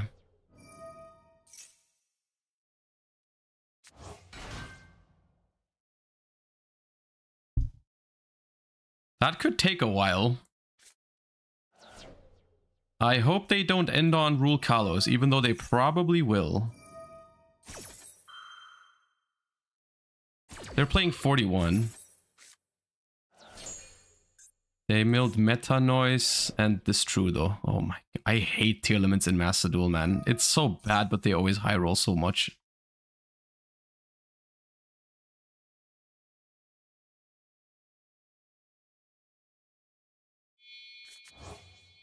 They didn't use Meta Noise.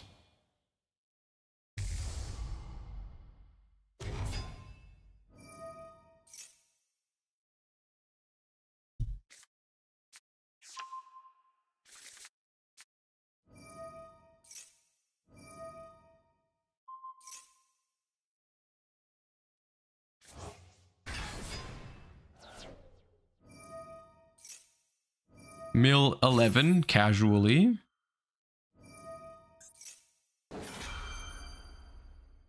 Remember, they have one Havness left to fuse with.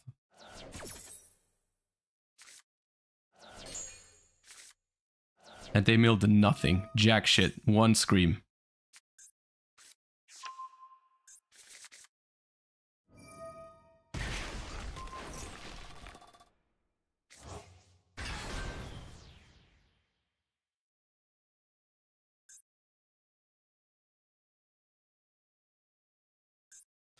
They must have Havness in hand though, right? Because they didn't send Havness for Rhinoheart. Surely that's smarter.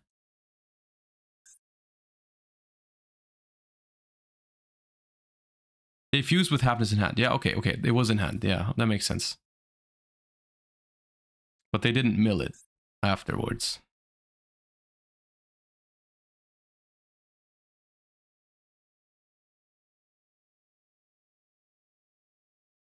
So is it just going to be Baron? I mean, it's still a lot. Baron, it's still 2 Omni Negates. And our hand isn't great into that.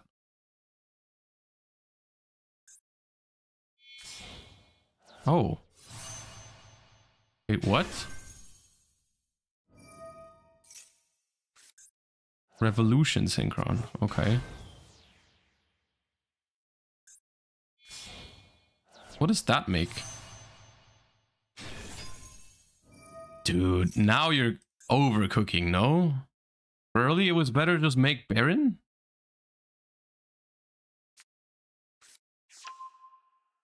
Didn't mill their Pearl Rhino, by the way, like a true duelist.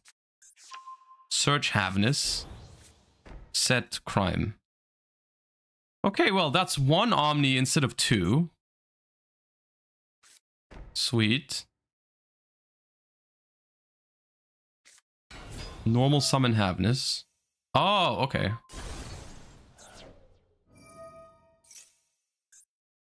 I didn't know it did that.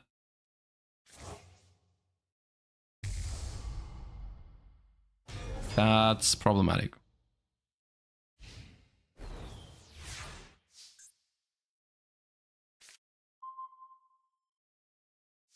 Roll back. Is there a trap in their grave that I can copy? There's Meta Noise, but I don't think I can do that.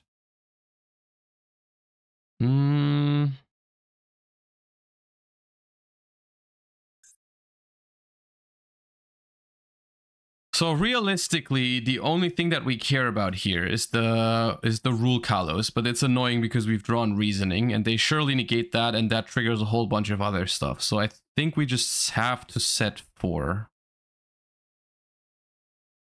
Anima time. We don't play Anima, and I don't think we want to summon into the Scream. Although, maybe it doesn't matter. I mean, we know there's a Havness on the bottom of the deck. Maybe it is okay. Well, let's go. There's one Havness at the bottom. It literally... Yeah, okay. Heartbeat, I guess, is good, but it's okay.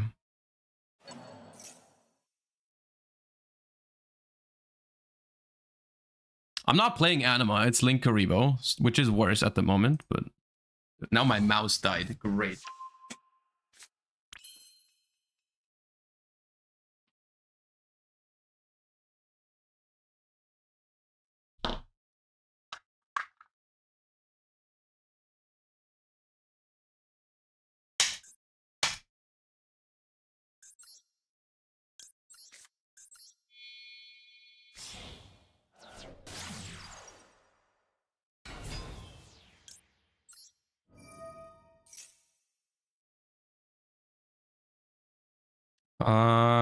Karma Cannon is cool.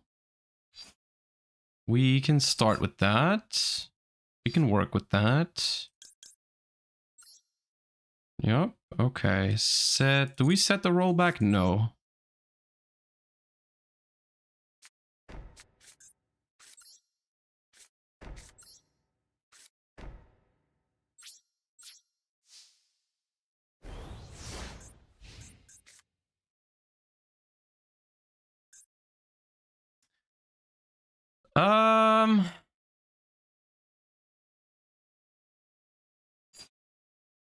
How do we go about this?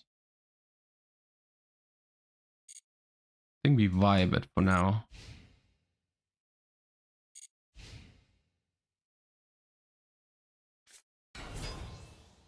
Obviously.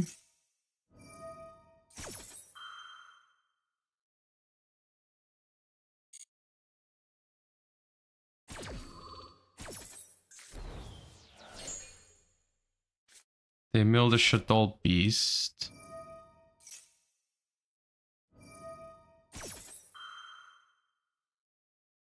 Yep.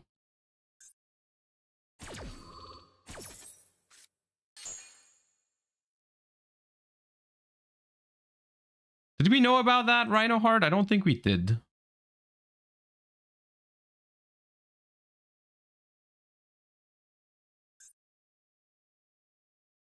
We did? Oh, they milled. Did they mill Saliak? I don't think so. So here we need a little bit of luck because we need them to not target the trap trick here. Nice.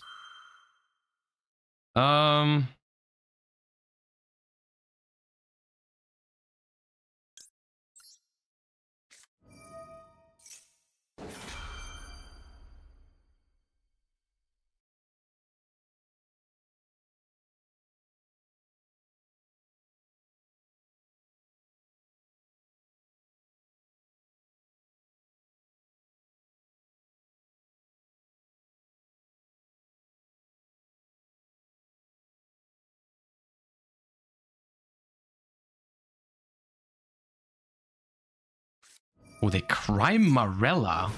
The hell? Okay.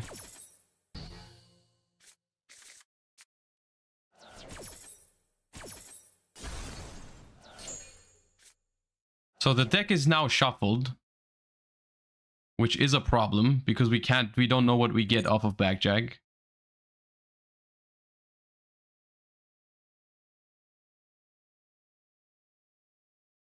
But we can trap trick for Karma Cannon worst case.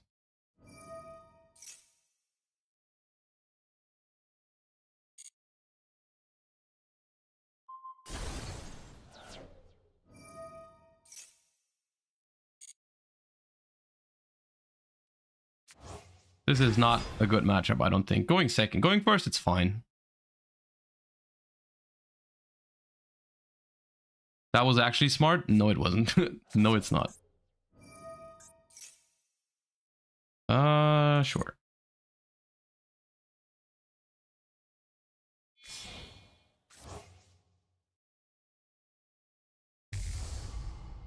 Make a kick close.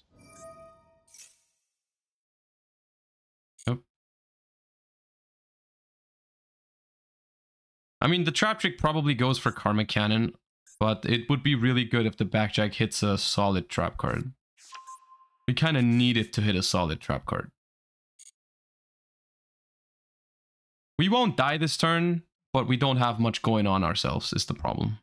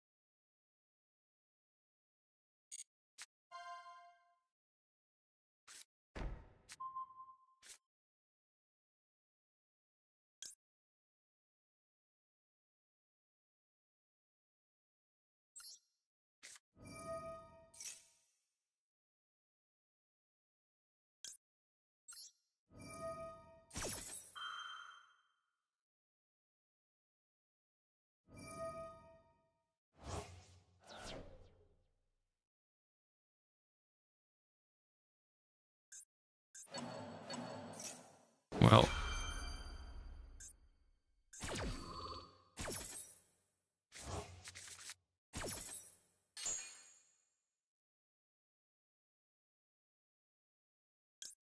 this card goes so hard. We might be able to do that next turn. Unironically. Maybe that's the way we get back into this game. We trap trick for the Judgment? Look how many cards they have. Dude, they attack with... Are you serious? Why did you attack with Rule Colossus? That's one of the ones that you could have flipped again.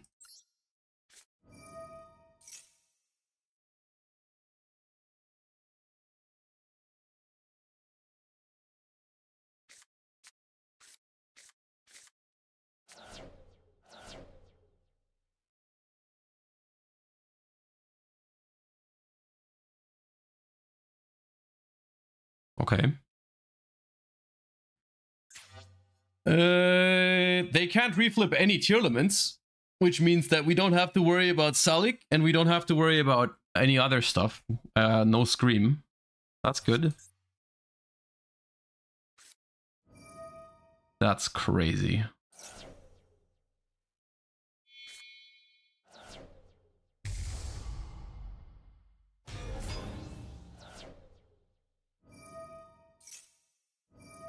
Scratch what I said. If they mill snow, we just die if they play it. They milled snow. That's fucked up, man. Okay, that game was actually winnable. That game was actually winnable. That was just crazy. That was insane.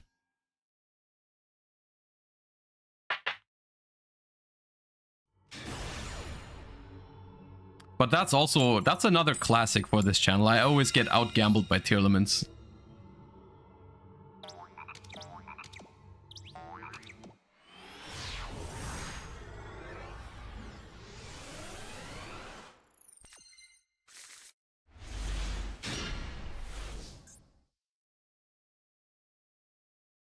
Shotgun it. Shotgun it. I know you want it.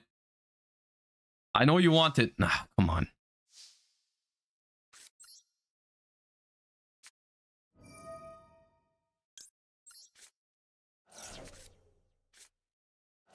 Okay.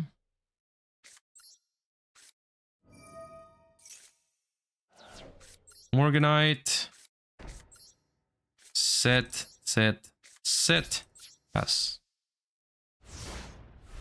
Alright, this is cool. This is chill.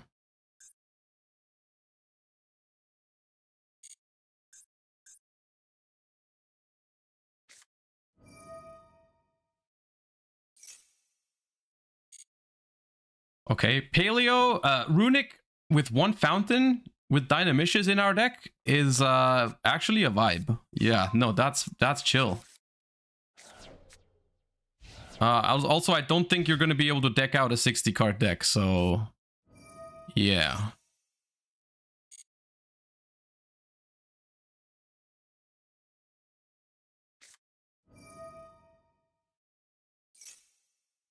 Banish cards. Okay.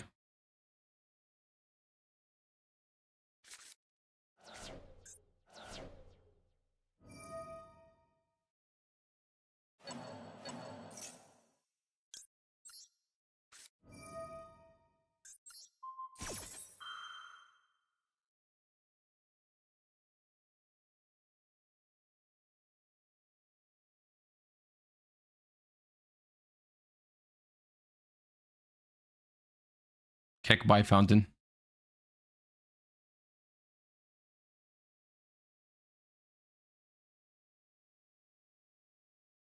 Hello there. Did you enjoy the Sky Striker Ace song watch party? Yeah, that was dope. That was dope.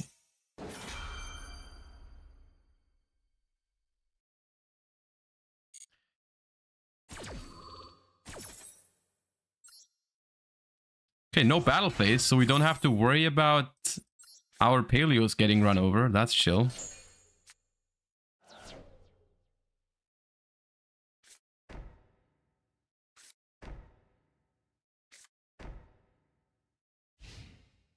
Alright, probably Runic Stun.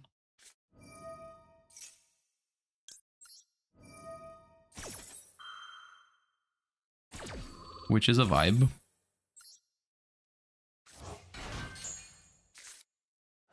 We milled rollback. Goodbye. Yeah, that matchup is not great for them.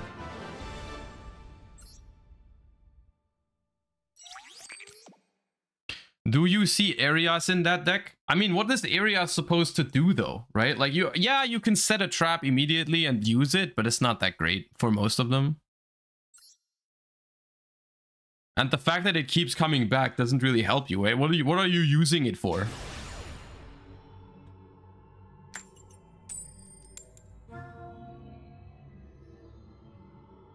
I guess it is an okay mill, right? But why not play 3 Lady? Lady actually doesn't have that great synergy with Paleos, because if you activate a trap card, you cannot chain Lady and a Paleo to it. You have to decide which one.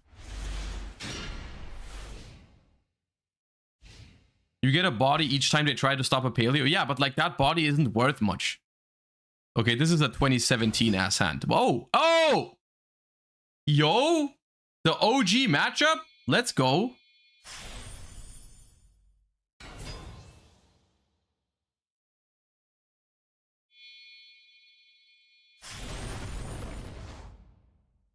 Hell yeah. Dude, it's like I'm back then. Oh god, I'm back in 2017. It's glorious. Oh yes, I'm back in 2017.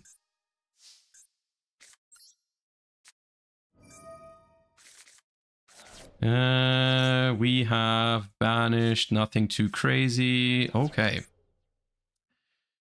Have we banished anything great for Leoncolia? We have a Rise to Full Height banished, which is okay, I suppose. I really want to get... We need to set an out to the Dryden to not get Zeused. Even though Zeus doesn't even hurt this hand very much, because we can just spam all... I mean, they have... We definitely set Noids,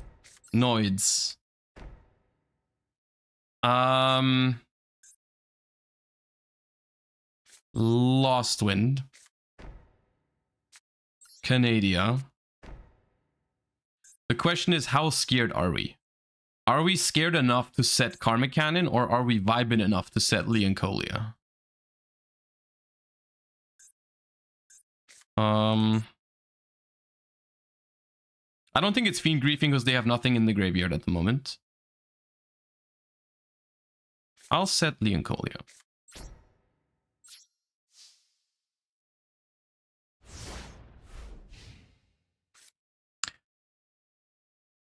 What do you think are the odds that they would set like a Harpy's Feather Duster? Probably 0, right? I don't have to worry about that.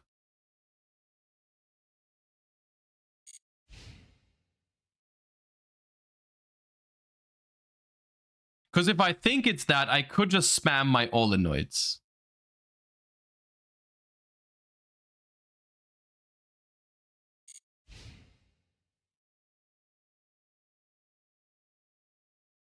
End of the main phase. Chill. Vibe.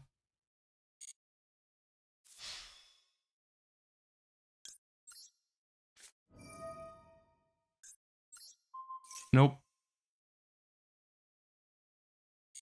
Nope. Nope, nope, nope, nope.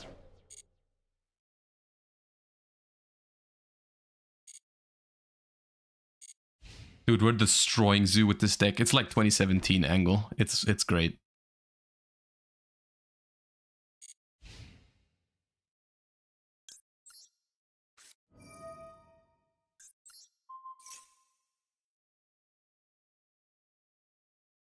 They have cards that can activate, which means that those cards are not imperm and not called by the grave. They have to have other cards like that. Okay, we have to let that resolve.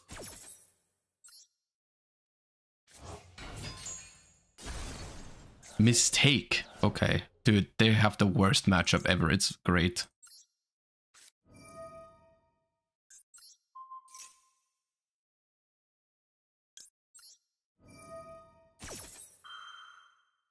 Dryden kind of sucks. It can't hit sets. That's the entire reason why I want to YCS with this deck. That's why it was good against Zodiac. Because they couldn't do shit to set 5 pass. Rivalry? Yeah, goodbye.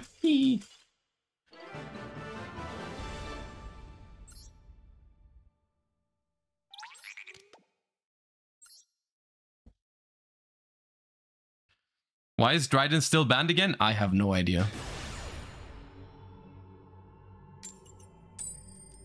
So that's the benefit of this deck. If you play against stun decks or Zodiac with a lot of floodgates, those kind of decks, you don't lose to that stuff.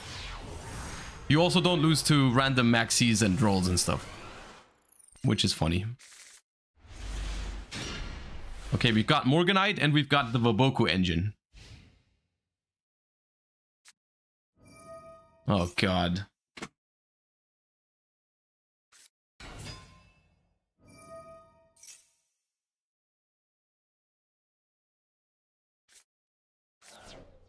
Is this matchup bad for us? I'm not sure, because it's like they have it towers, but we have the Ruma Karmic Cannon. And the burn is only for monster effects, right?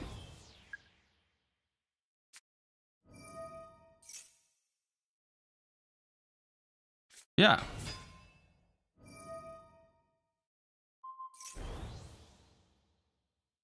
So maybe we're fine? I guess it depends what they do in terms of their end board.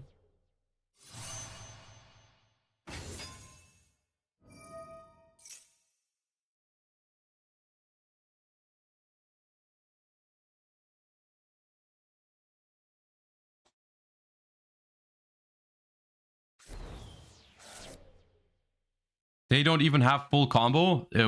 For what I'm concerned, this is enough combo. This is enough combo for my liking. I think the fact that what they are doing right now is not considered full combo says a lot about the nature of these decks.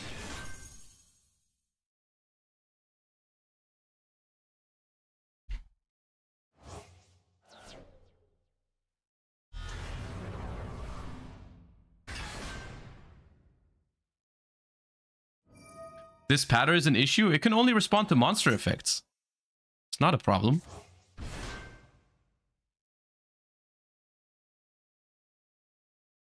Are they locked into anything at this point? Can they make a Baron here? Or are they locked? Please tell me they're locked into Dark by something, surely.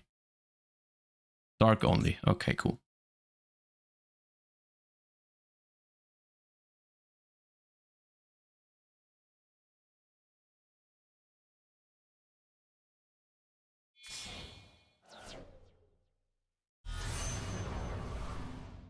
Okay, towers.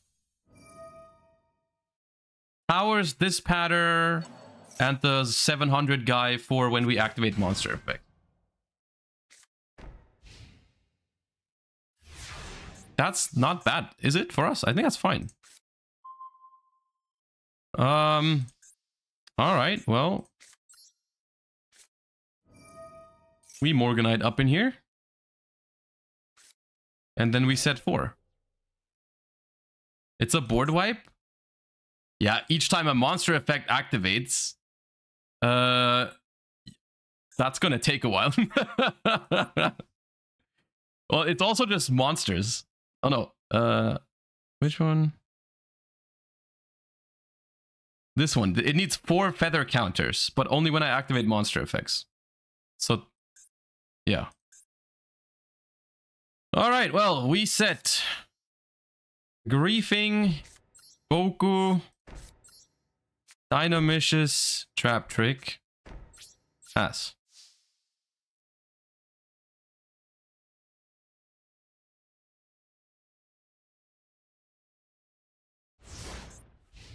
Full combo. Do I need to hit something in the graveyard with Fiend Griefing immediately? I don't think so.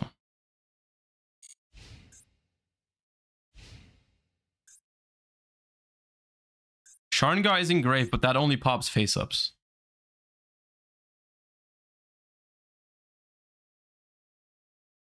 Banish this pattern immediately? I don't care about this pattern.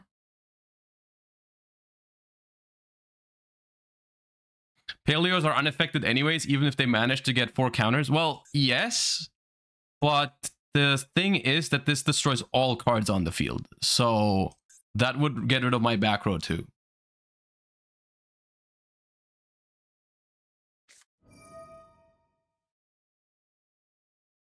Okay, what do they do here?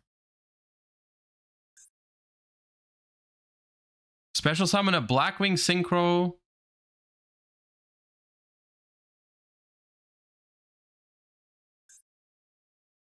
Pop 1.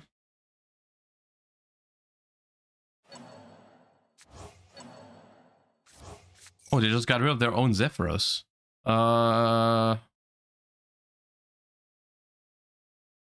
Sure. Oh, it's only monsters? No thing.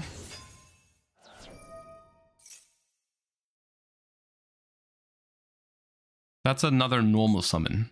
I don't think I care about that either. Zephyros is once per duel. Yeah, but they didn't use it turn 1. They have 800 life points still. Okay, we take 800.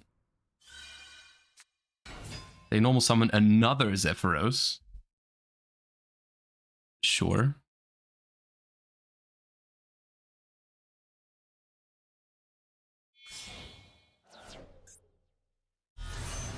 Chaos Angel. Okay.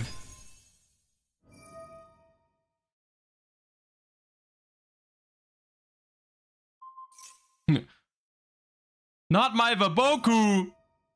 No!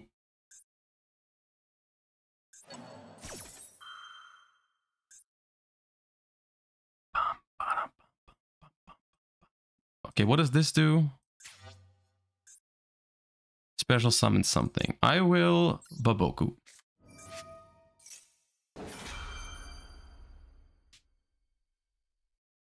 And I think I also want to Dynamishes this.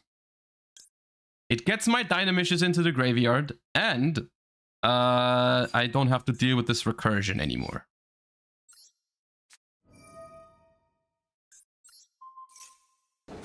This. And it puts my Lost Wind into the graveyard. Vibes. Okay, chill, cool, nice. No damage this turn. We draw 2 every turn, and their board, as long as we don't die, it just doesn't do anything to us. Cool.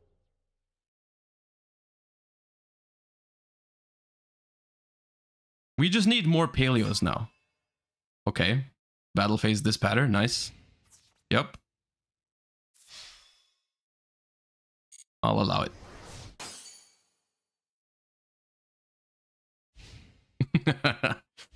You never know. Maybe the game is bugged. Maybe the game is bugged. Hey, it's worth a try.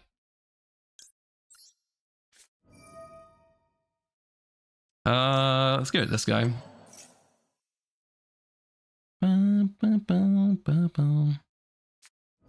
Ash 2. Yeah, you're the best. Dude. I'm gonna trap trick for Balance of Judgment right now.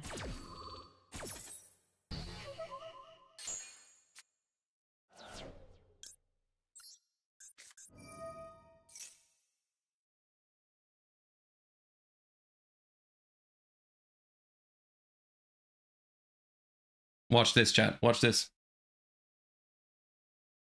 Do I even chain the Paleo? Do I chain the Paleo? Nah.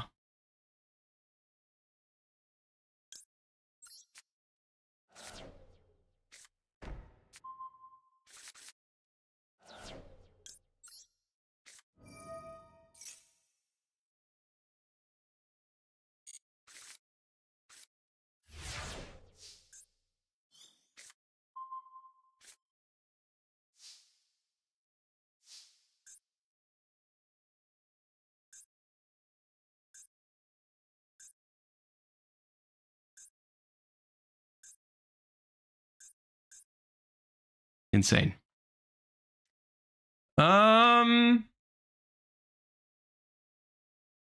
If I need to be careful because this collects counters and I take damage from it. So this backjack is a little sus. It's a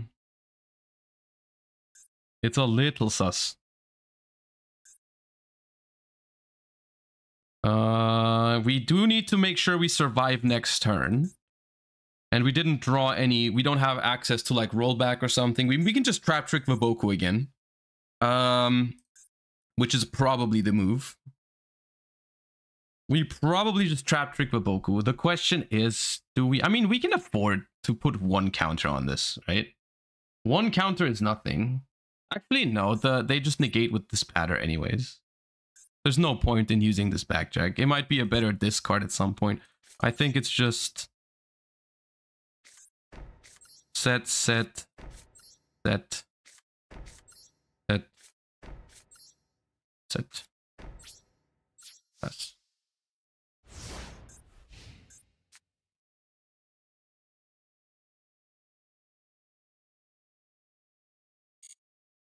You banish right. I could also we could trap trick for Rise to full height so we can Leoncolia it back later.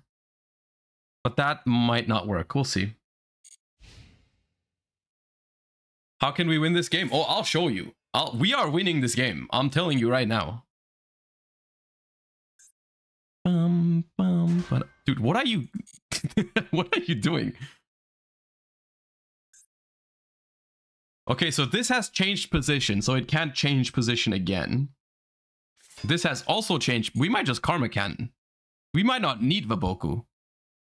Battle phase. Okay, chill.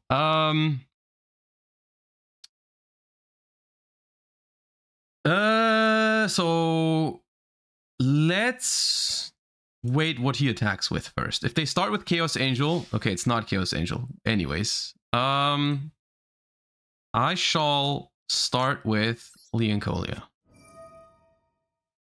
And just put back my Vaboku so that I can potentially roll back it later.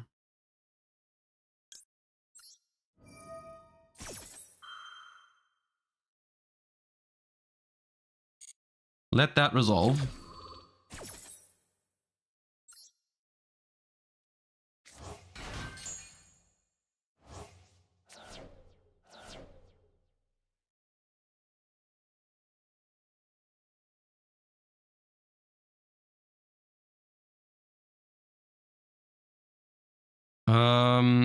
Do I use more Paleos?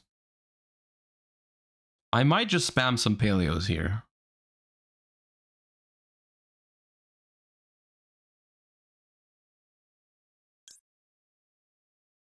I could just trap trick for Karma Cannon. Do you think they can deal with my back row? Because if I trap trick now, I can't use my other traps. That's the one problem that I have.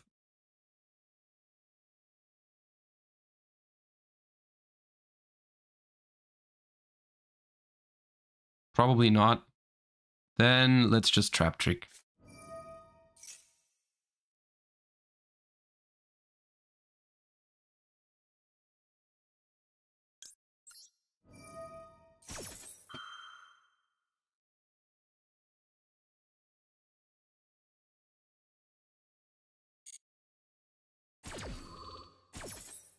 Does it matter if they deal with the back row right now? I mean, not really. I would still prefer not to lose all my back row here.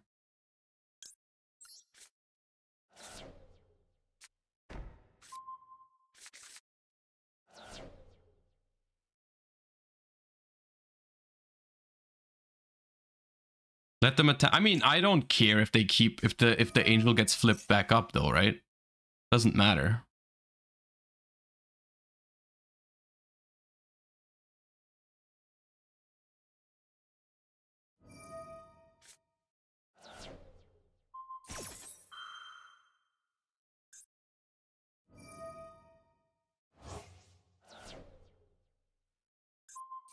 They are angry at these Paleos.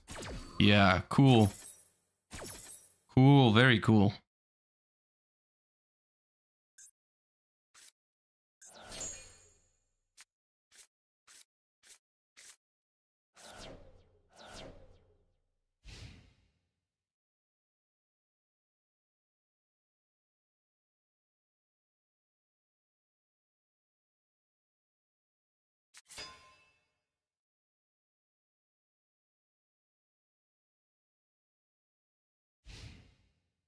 All right, vibes. Nice Blackwing combo.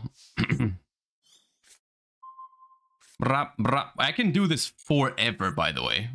What we're doing right now, this game, I can... If they don't surrender, we're playing for as long as I want. I'm just letting you know that. That's not their decision anymore.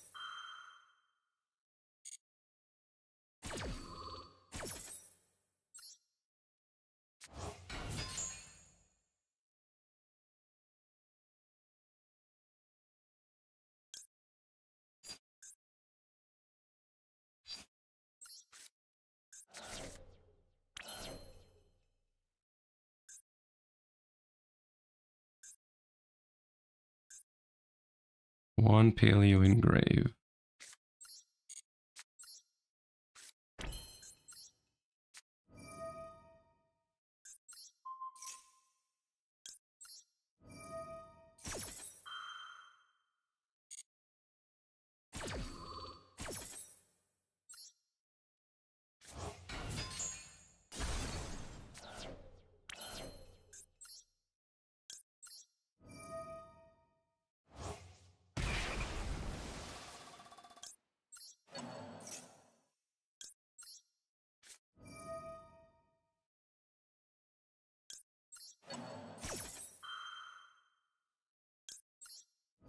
As long as I want.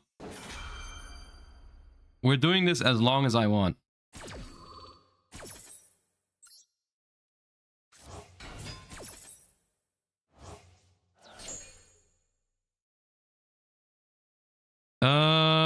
Banish.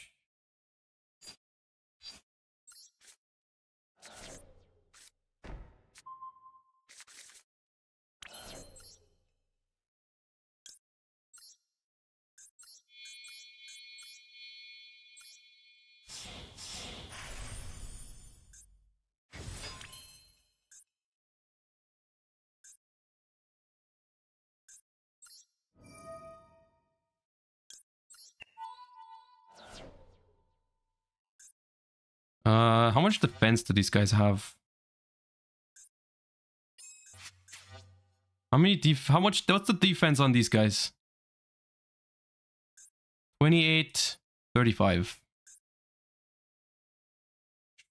Or I'll destroy the patter.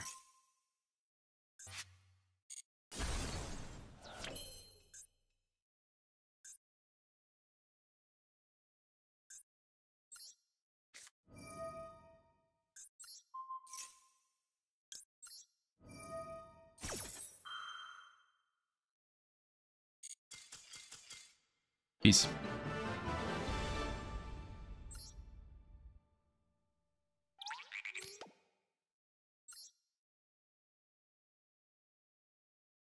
Nice combo deck, man.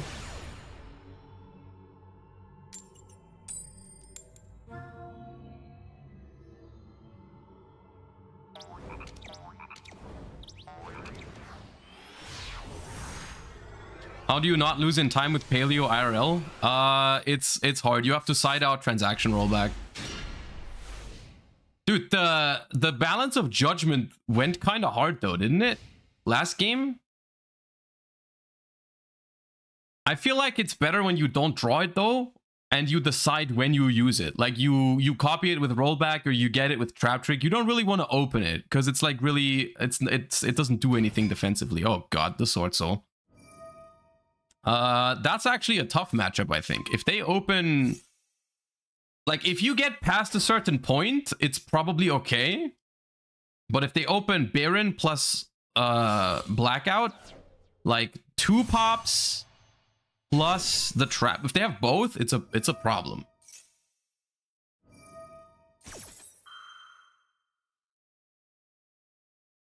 If they Protoss later call water, but all my stuff is unaffected. It doesn't die from Protoss, so at least that's not the case. Okay, they go for that. Okay, they don't have Baron. That's manageable. That's giga manageable. Has to be. Oh yeah. All right, see if they have Ash. We banish. What do we banish? They do have Ash. That's annoying. That's to be expected sometimes, though. Okay, well. We can get out of this. It'd be really bad if they hit... If they use the Blackout in the end phase. Oh, they're toggled on. Okay. If they hit Trap Trick and Karma Cannon, that'd be a problem. I hope they hit the Canadia. If they hit the Canadia, that's perfect. If they use Blackout even. Okay. Well, that does also put a lot of pressure away from... Okay. Well, that's not great, but it's not the worst. I mean, at least we don't die and we're under Morganite, so...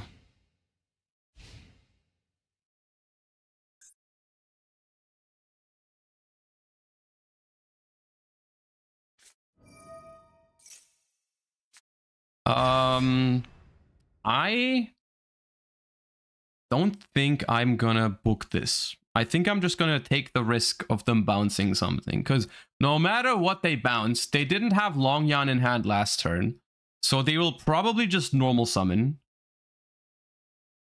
Yeah, I'm just gonna let that happen. Because even if they hit the Karmic Cannon, it goes back to hand. I have a Canadia for their normal summon, right? It's like, and they didn't have Longyan last turn.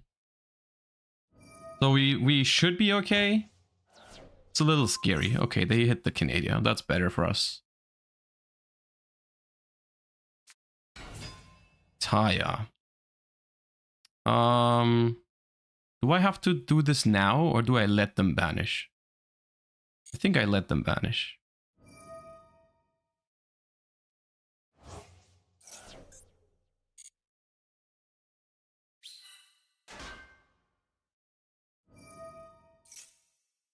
They make another token and we just Karmic Cannon that. And then even if they have Longyan now, like we don't die. We draw 2. Yeah, they just pass. Okay. Morganite! Suck, suck. Oh, that's bad right now. The accumulated fortune is not good here. Alright, well.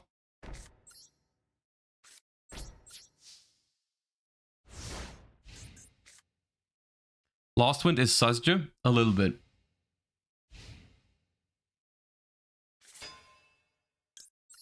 Nah.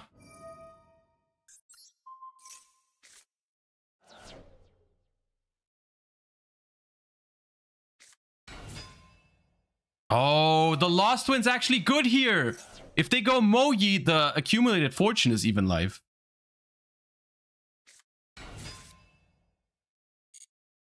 Okay, they go Taya. It's really good that we let them banish the blackout last turn. Chainlink 1, 2, 3, 4. Yeah, we get to draw here. 2.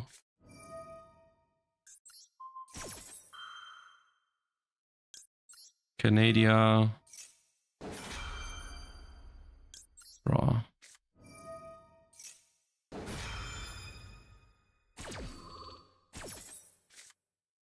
Okay, that's terrible. Well, Backjack is not the end of the world, but the Morganite's pretty bad. That's the worst thing about Morganite is when you draw 2 copies.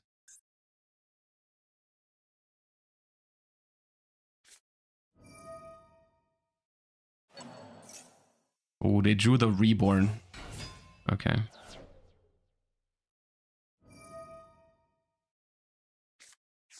Do triple Taya? Are you serious? What is this?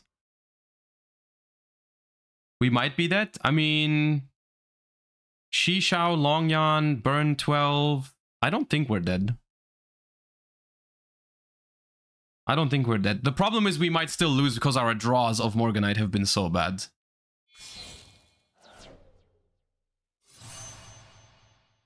Oh, Baxia. Baxia with the Taya. I'm not sure that's what you want to be doing. Let's fetch Lost Wind.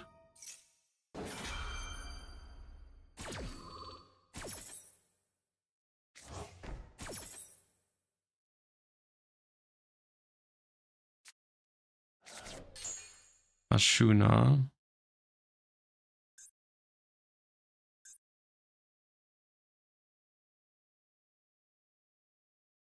Interesting stuff. Can he pop the face down? I mean, if they go for, if they have a Baron line, they can, but it's like the Lost Wind.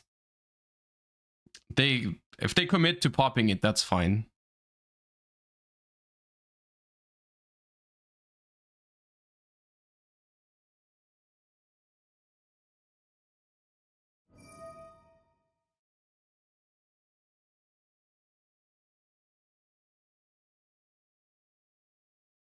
I'm pretty sure they can still win though, right? If they pop this and revive the Ecclesia, they make Xishao here. Yeah.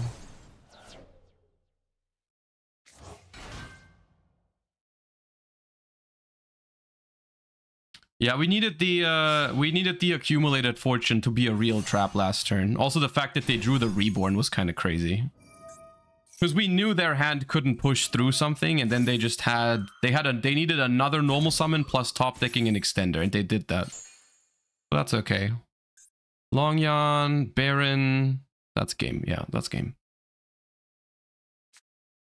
Accumulated fortune felt kind of meh. It is meh.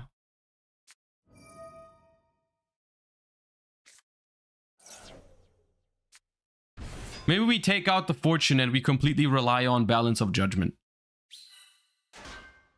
Maybe that's the vibe.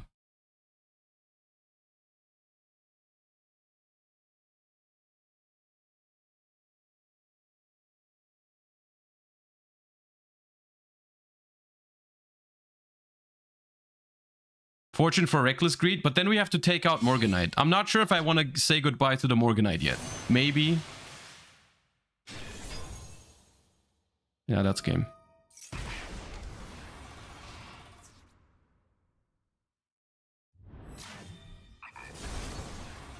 That was close. We were one... If we had one real trap on top of this, it would have been good. If they didn't hit trap trick, basically, with the blackout. Okay. Let's remove the accumulated fortune. Maybe that means we need to play 3 of this. I'm not sure.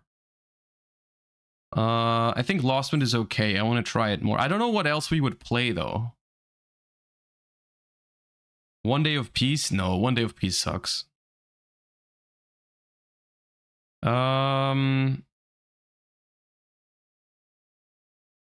Threatening Roar? I don't think we played so many of those. I don't think you play, like, so many of those cards. Maxi? Maxi doesn't work with Morganite. Ice Dragon's Prison? Maybe you can make use of one more real trap card. Maybe. Let's try Ice Dragon's Prison. If that game it was Ice Dragon's Prison, we win the game for sure. So let's try it.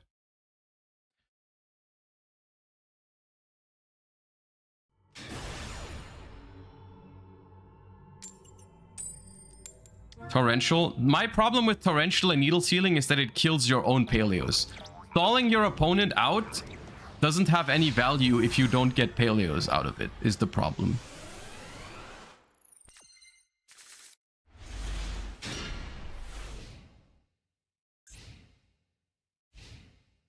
We keep losing all these dice rolls, which definitely doesn't help. Against Super... Am I watching the Super Heavy Samurai combo? No. That's a deck I just wasn't worried about in the TCG, obviously. But I'm not watching all that.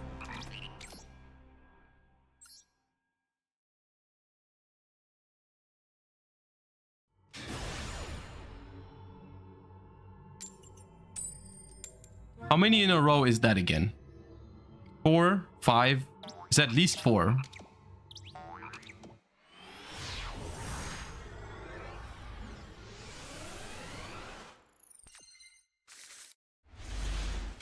Ah, this hand is ass.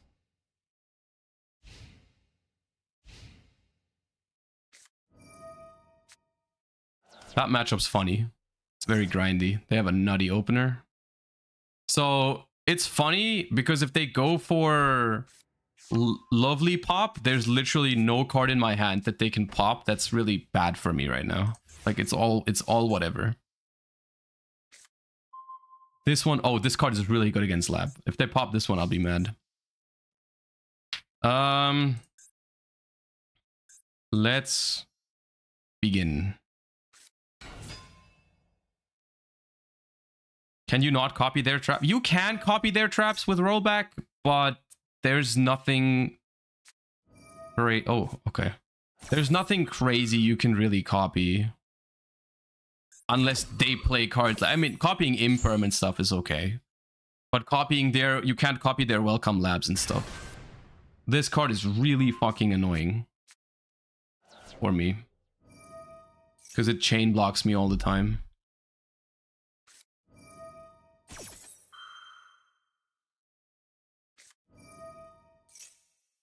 That's specifically annoying because we drew Backjack. If we didn't draw Backjack, that was not an issue.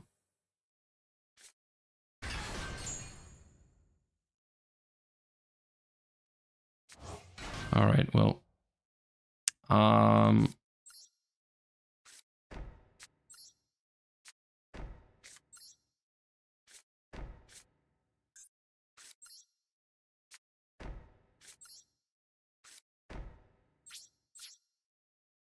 We could have baited Battle Phase. I keep forgetting this. I did that in the tournament yesterday, baiting evenly. But I keep forgetting it when we play Master Duel.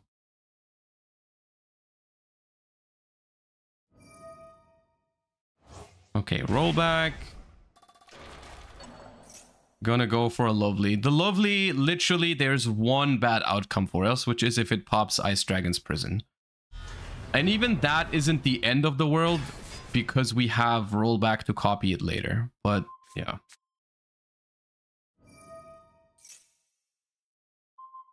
Okay, that's fine. That gives us a Paleo in the graveyard, which is cool.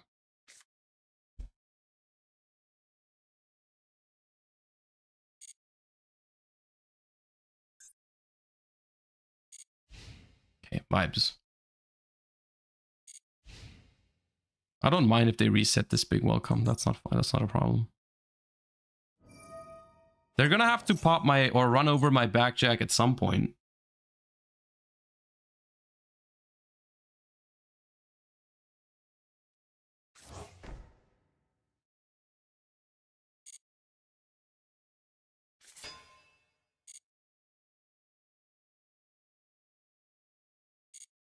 That point is now.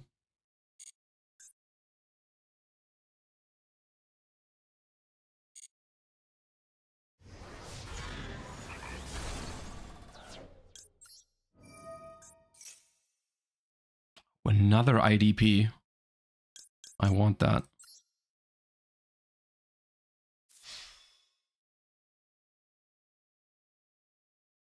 Sure.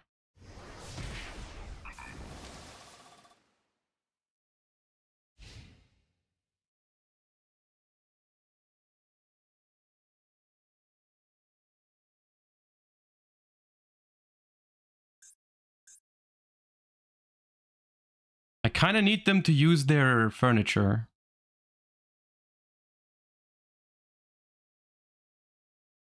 Because if they don't use the furniture... Oh.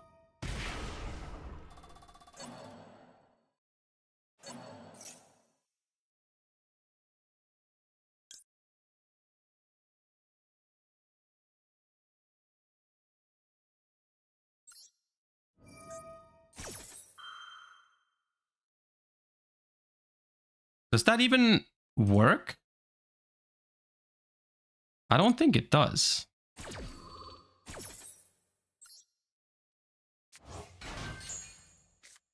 Yeah, they just don't get the effect now because it's gone. That's like the worst thing you could have done.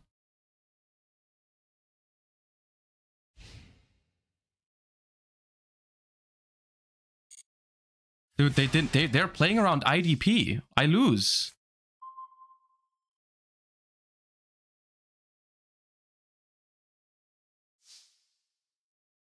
I lose because they're playing around IDP right now. There's no way.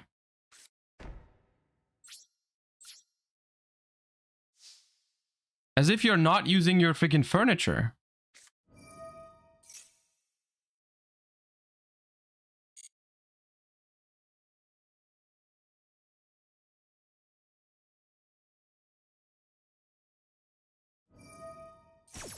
Can't you pop the flood? The floodgate doesn't matter. It's the problem is that both my IDPs are dead because they're not putting a fiend into the graveyard.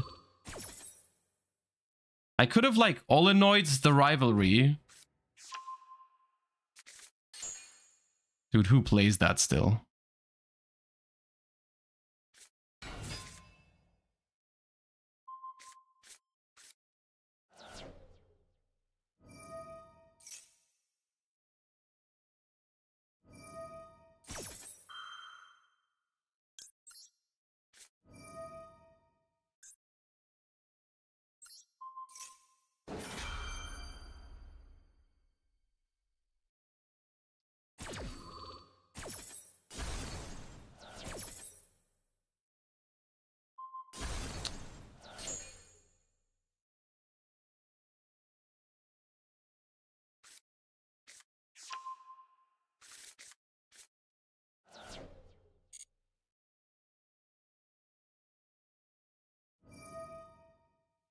Oh. Yeah. Oh, come on. That's so unfortunate, man.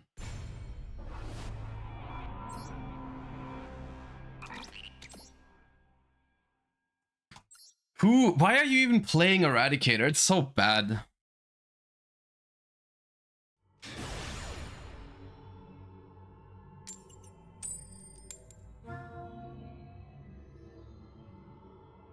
Roll back there, Eradicator would be gas. Yeah, when it destroys one card. Okay, now it's 5 in a row.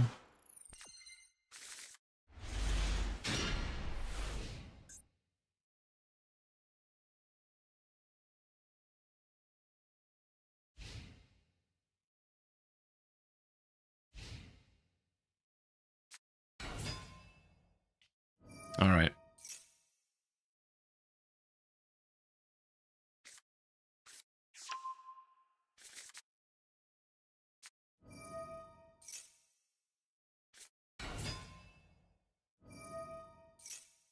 This was me at the regional yesterday. I was just watching them for 10 minutes every turn.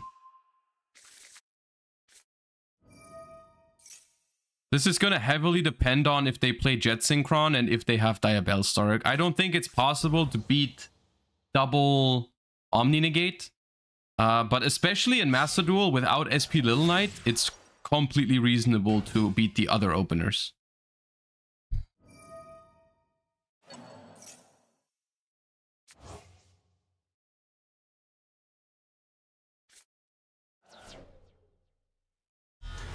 Straßenverkehrsordnung, thank you for the 10 months. Would banning Oak be a good way? I don't think so. I think people are overestimating the power level of Oak. I don't think Oak is actually that important. Oh, they have Diabellstar, of course. Cool.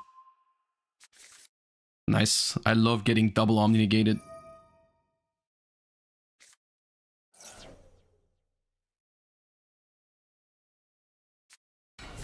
Sick.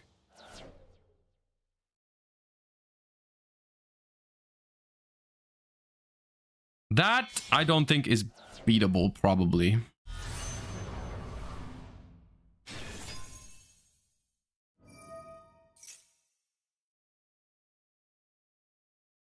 That is also not possible in the TCG. Like, if you play against Snake Eyes and they are playing Jet Synchron, the only way you win is... Well, I mean, there's a lot of things. You can just go first for once, which I'm not very good at. Or you have to hope they don't have Diabellstar plus Ash. If they go first and they have Diabellstar plus Ash, then you just don't win.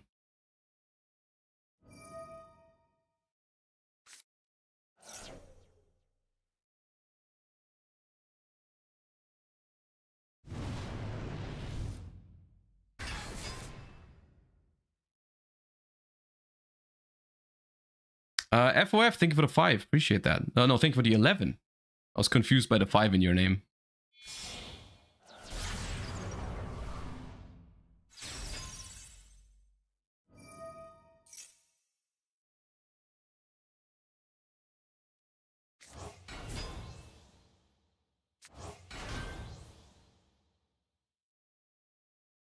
Does Baron get its negate back if flipped face down? If they flip it back up, yes. You can't use 2 Baron negates in the same turn.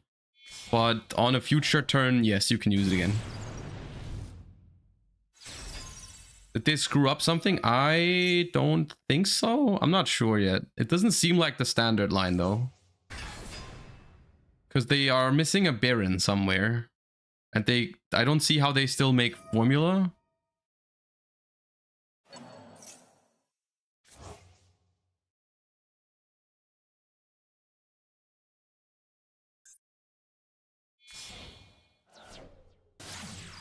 Okay, that's more manageable.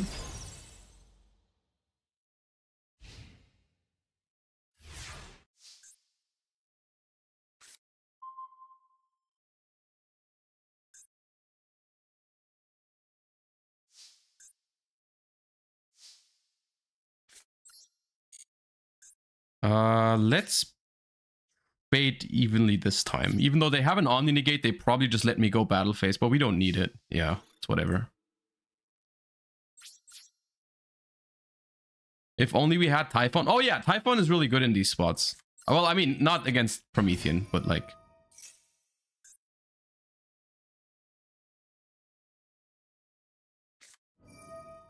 That's crazy behavior.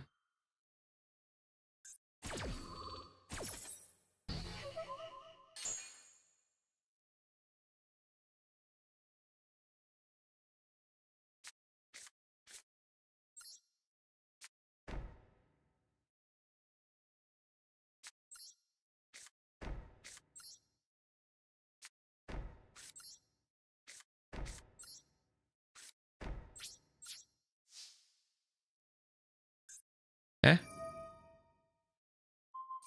Okay, it's the end phase, bro. Alright, sick.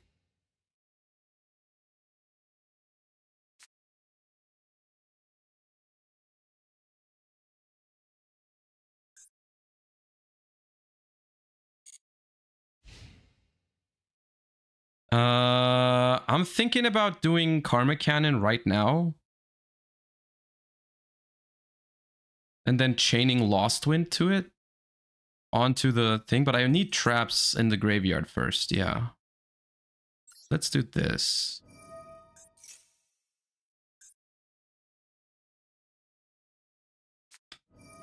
Well, yeah, that shit I just can't... What do you want me to do, man?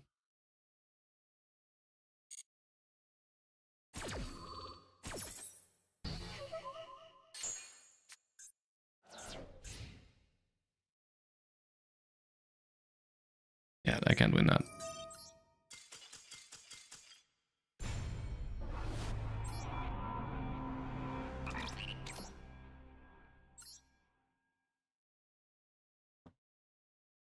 Mess up combo, draw double ash, so you're fine anyways.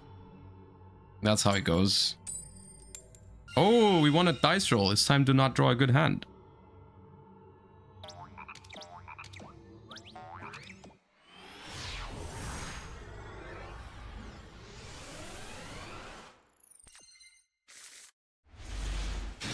That's fine, actually.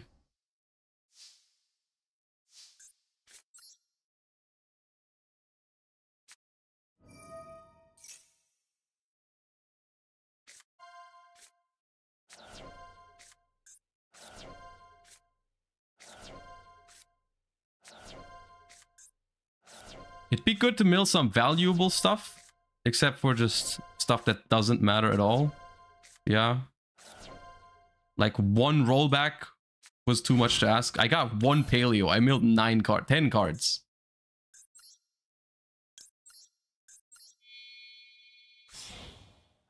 Wait, they have no extra deck. Okay. Probably some stun deck. See, the one time I go first, it's not a real game.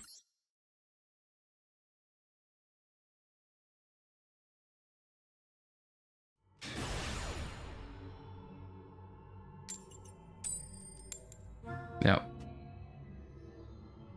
And now it's normal summon Snake Eye Ash again. Watch. Or activate Circular.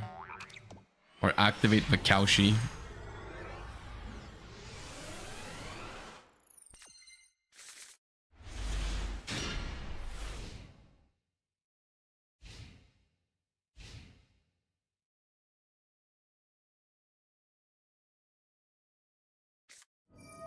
Okay. Eh? Labyrinth Tournament?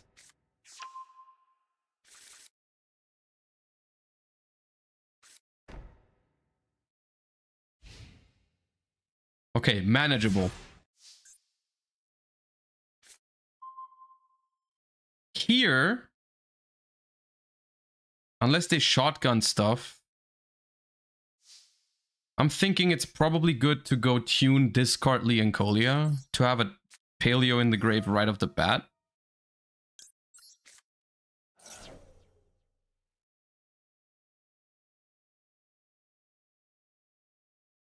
Mandatory Ash Blossom. Naturally.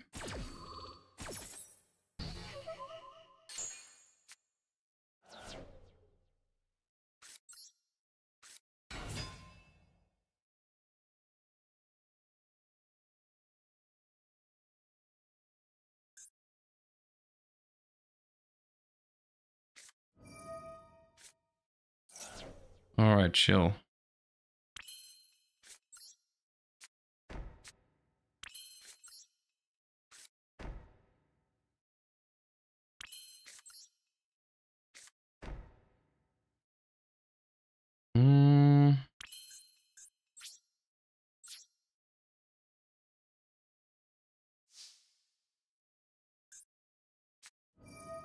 End phase, big welcome. I'm not gonna use a paleo here.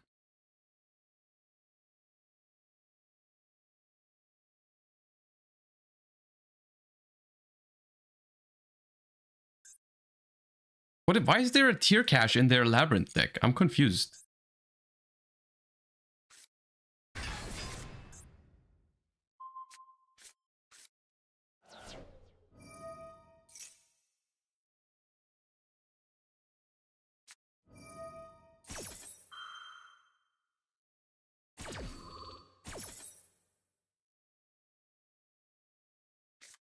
Mill rollback?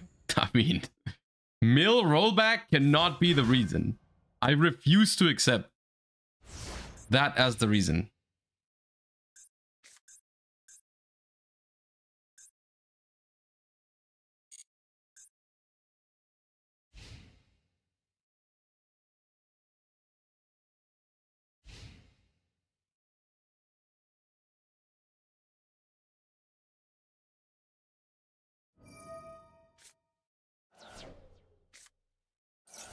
Ah, we draw a perfect discard. I see.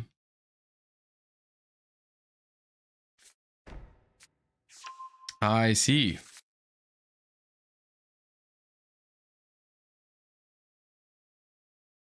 Also, the guy that puts Fiends in the graveyard, I have no IDP against. The guy that for some reason plays around IDP against 60 card paleo, yeah, that makes sense.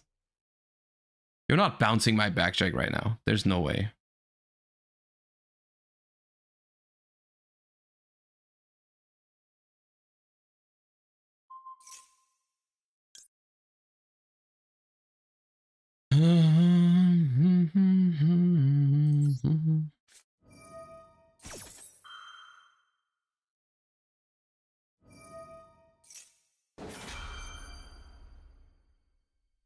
So I'm going to... Do I get a paleo here? I'm gonna go for IDP onto Chandelier. I don't need to Waboku. No.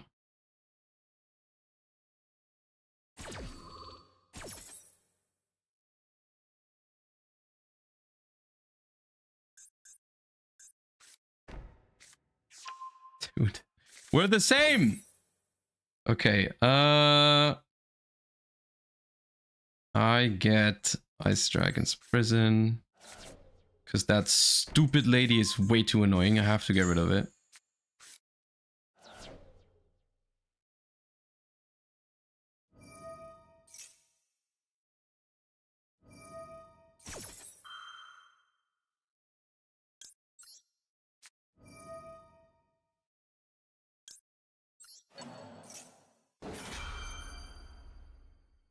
Do I chain Leoncolia? What's the point of getting the paleo out here? I wish I had more paleos. The ash on the thing really hurt. On the draw too.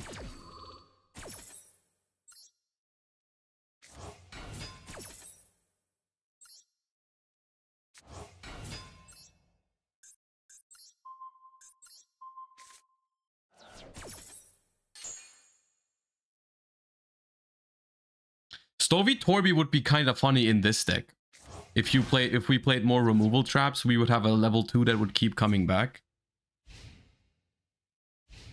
Alright, well. Oh, that's big in this matchup.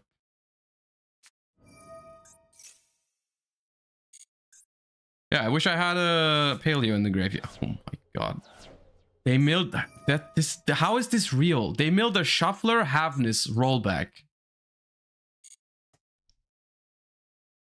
do you want me to do, man?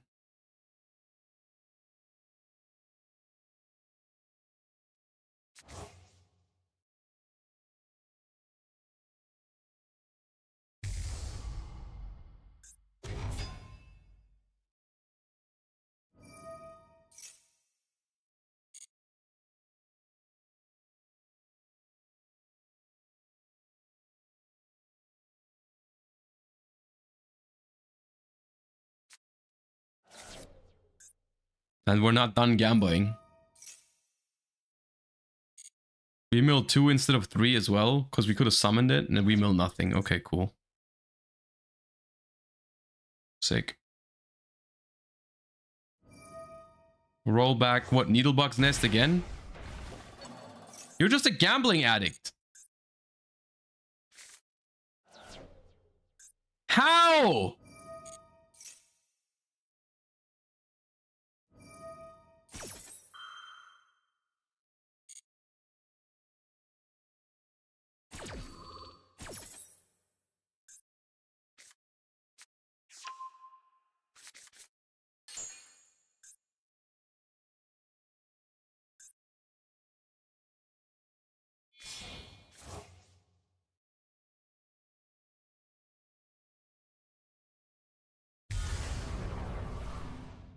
Please hit the rise to full height, for the love of God, or try hitting the paleo. Thank you. Even better.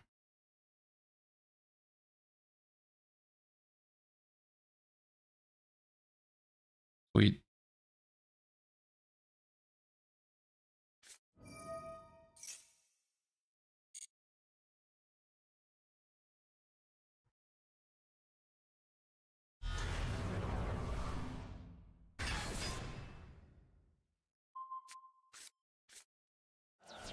If this hits Morganite instead of Backjack.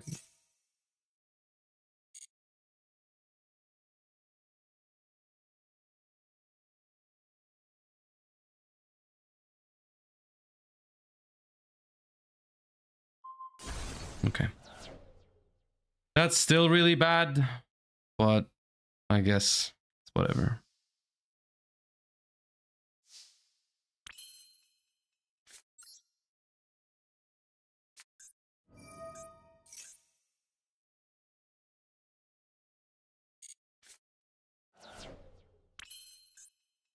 Can't chain Baboku, and for what reason?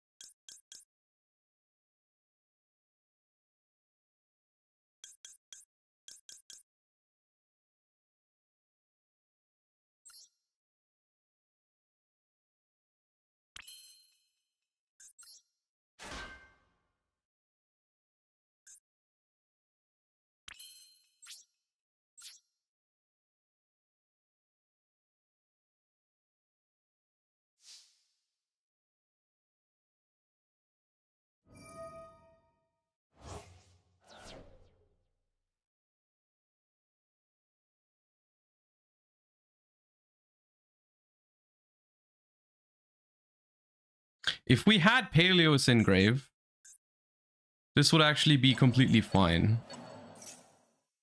However, we do not have a single one. Because we do survive next turn, we're under Morganite now. But like, yeah. It's not really gonna work out, I don't think.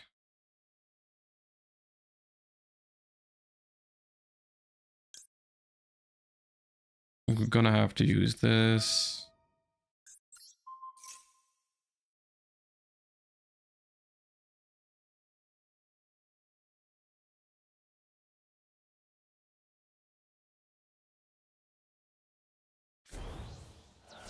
The thing is, we do die if they play this properly. because they have a checkmate on our Rise to full height, because they hit the Vaboku last turn instead of the Rise. The way Rise works is you try and target one of your monsters to force them to attack it, and if they remove the monster from the field before Rise resolves, it doesn't apply. So if they just don't use the big welcome in the graveyard, they can just put up enough damage for game, and if I use Rise to full height at any point, they can just chain big welcome.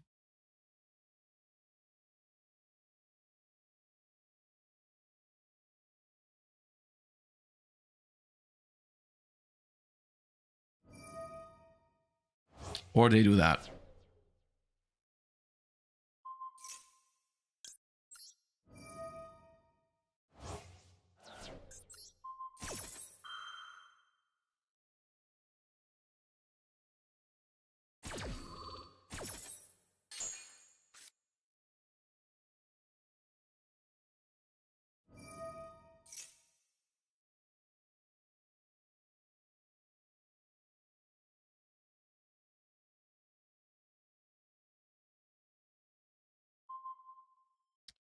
I'm telling you right now, I'm probably losing this game, and if I'm losing it, it's just because they had this card. Everything else in this game, they're doing everything to let me win it.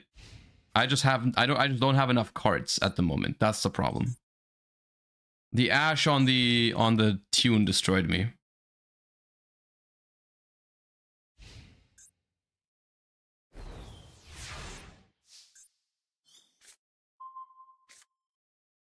Okay, I guess that gives me Paleos.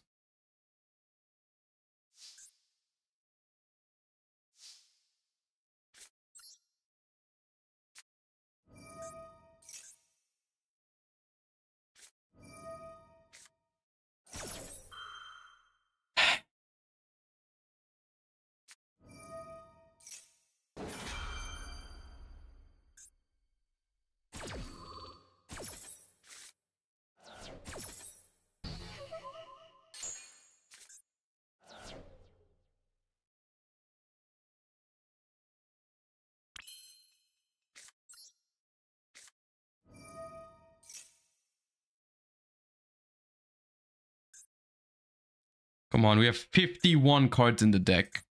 Just give me some nice stuff. Just give me some traps. Okay, there's rollback. Give me some Paleos. Oh my.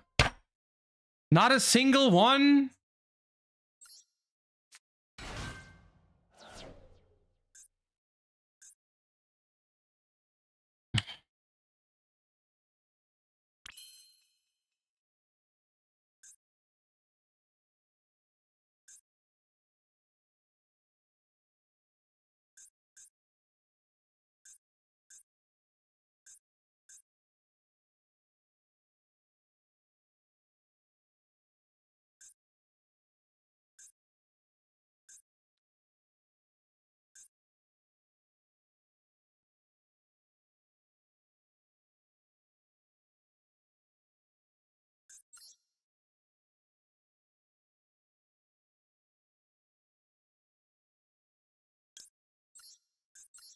Why did you even call 2, man? The hell?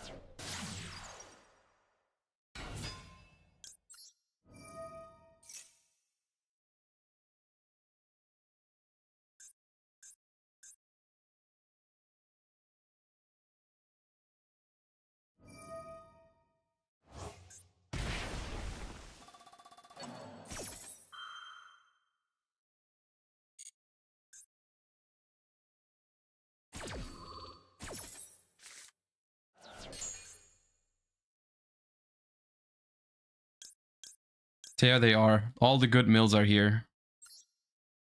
And they milled Shirin and Snow. It's so fucked, man.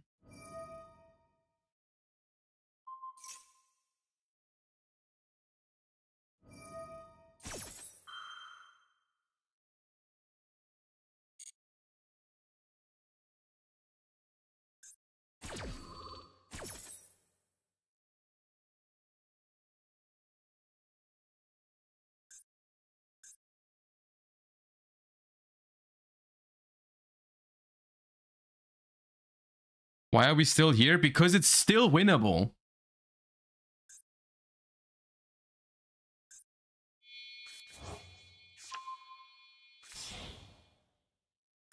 We still have rollback onto Trap Trick into Vaboku. We don't die next turn.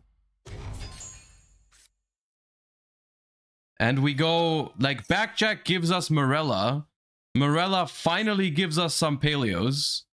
And then we can transaction rollback Vaboku to survive. Like, it's not over.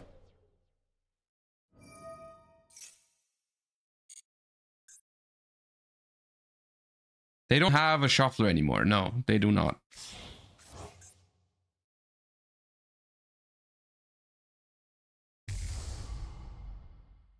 And we draw 2 every turn, so every turn that we can survive is a win for us. Or is good for us, rather.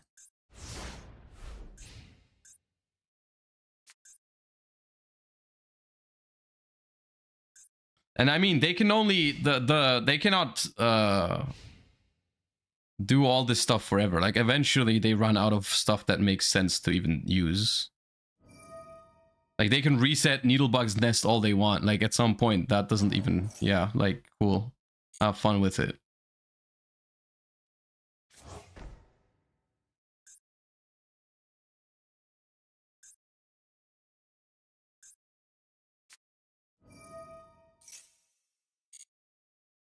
We just need... dude, if we had some better mill... Like, one Paleozoic is all I wanted.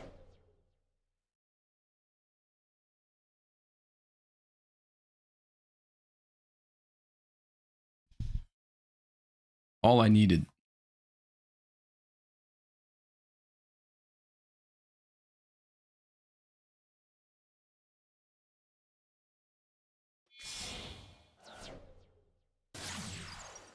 What? Hold. What? They linked off the 2 cards that were actually good. Okay. Special summon a level 4 or lower from your graveyard. Sure. Huh?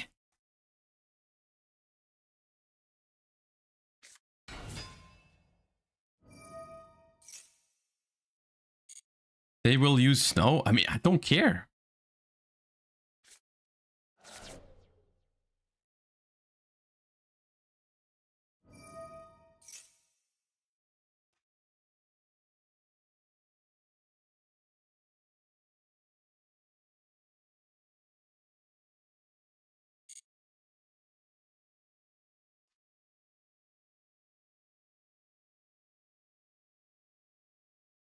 At least they have 3 ashes in the graveyard right now. Can't ash me anymore now. Okay, Dragostapelia, don't care.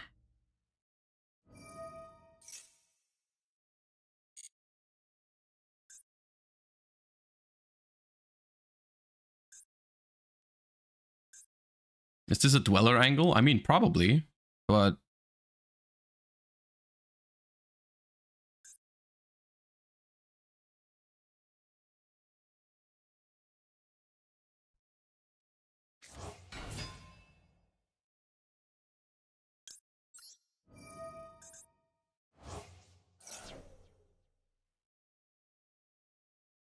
Would Gravedigger's Trap Hole be any good for hand traps and 2000 damage? I thought about side decking it for the TCG because it does like burn damage, but I decided against it. I don't think it's quite good enough of a card overall.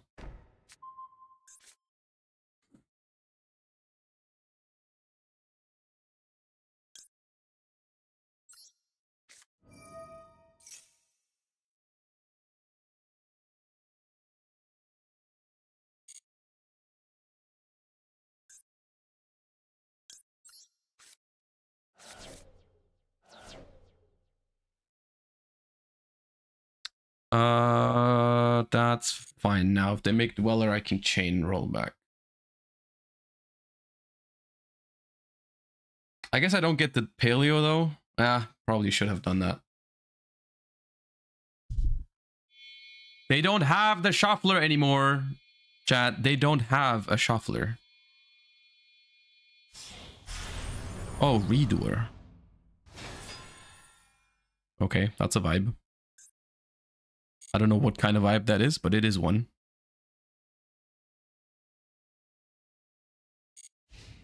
Enter the battle phase, sure. Depending on what they do summon here. Oh no, I have to Baboku. I have to Baboku, because if I Karma Cannon... If I Karma Cannon, they can still bring out Snow to attack my Paleo. We need this one to hold the fort. This one is our last warrior. We need him. Let's see if they're smart enough to chain block this Paleo from coming out the graveyard. They are not. Okay, cool. I guess Super Poly is a card that they could have, but I can't really do anything about that. Super Poly is going to get us at some point sooner or later, so...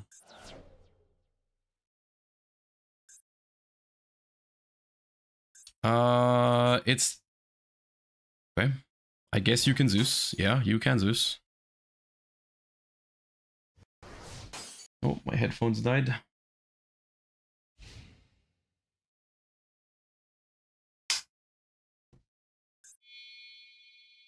Sure.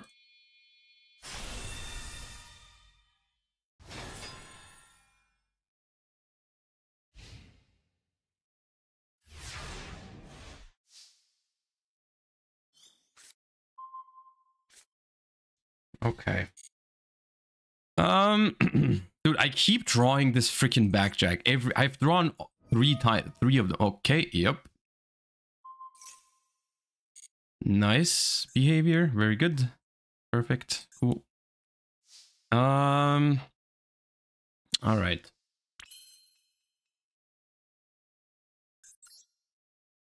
Let's go Oppa.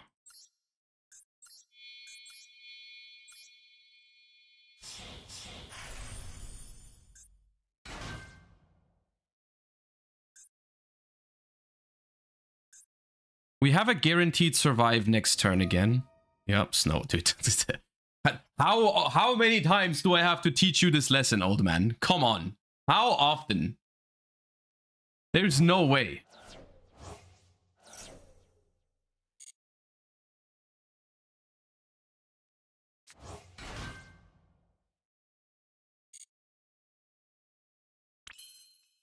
They didn't even use it. They knew what was up. Okay, cool. Sweet. Effect.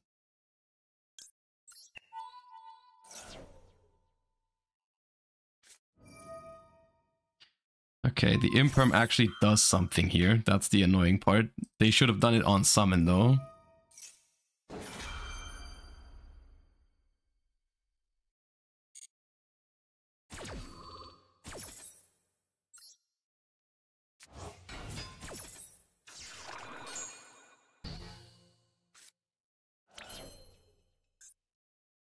The set is Needlebug's Nest, right? Maybe it's Cambro here, unaffected. If they use the Needlebug's Nest immediately, that would be bad. But then I can still send my own Fiend Griefing. Let's try and see.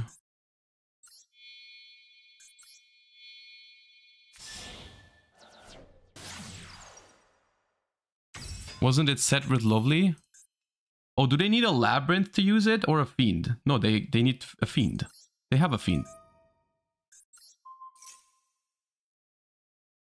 Oh, they're not using it though. Okay, they're afraid of decking out. Okay, cool. Sick. Then I'm going to go with Leoncolia.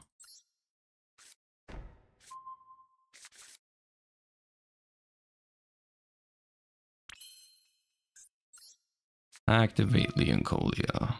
Target my rollback. I think we're winning now. Chain Zeus. Yep, okay.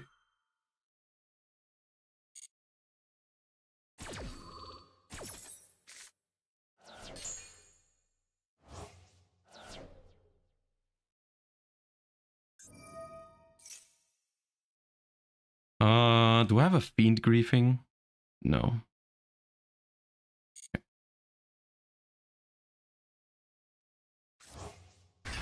Dude, we're getting there. We're getting there. Believe. Trust the process. I think they're very low on timer too. Activate. Roll back.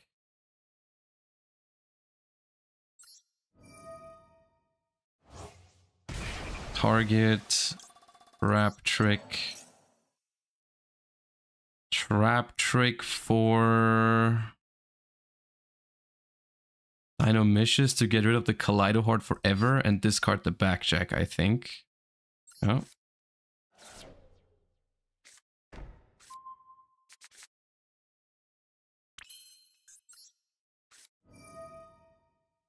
This. Yeah, they're out of time. I'm pretty sure they're out of time.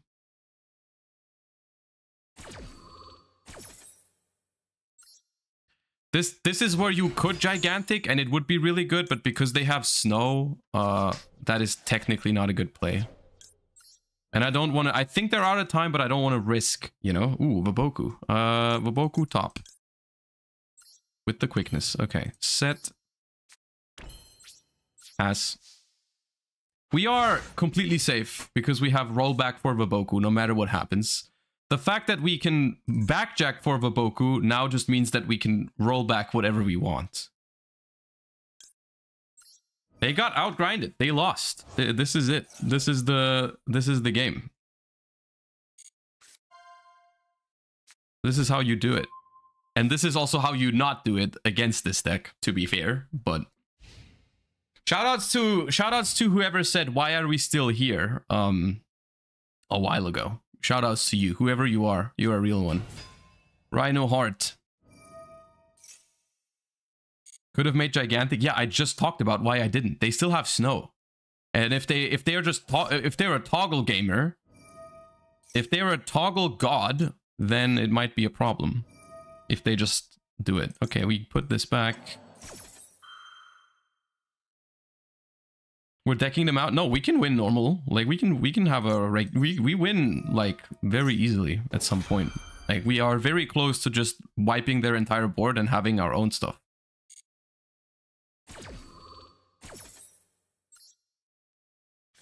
Pop. Pop.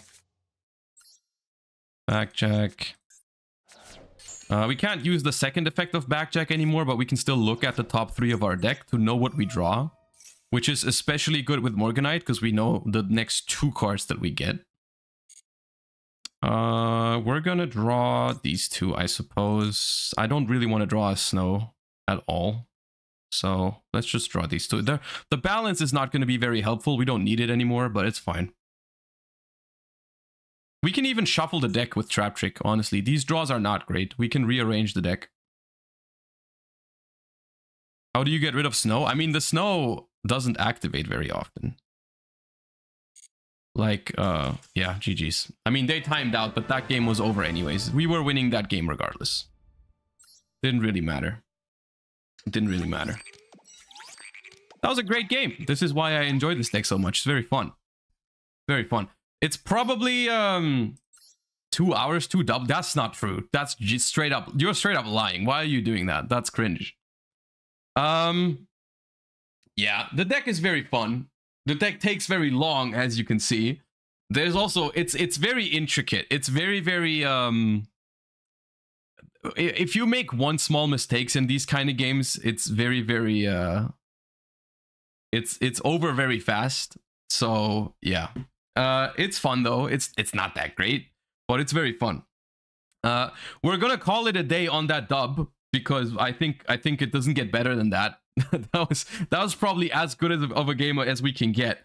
I hope you guys enjoyed the stream today. I sure had a lot of fun. Hope you enjoyed the deck profile, all the other stuff earlier.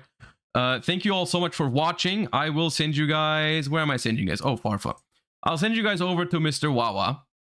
Thank you guys for watching. Thank you for all the follows. Thank you for all the subs as per usual. You guys are amazing. Thank you for supporting me in what I do. Make sure to follow the channel if you're not followed yet. Make sure to join the Discord if you haven't joined the Discord yet. All the good stuff.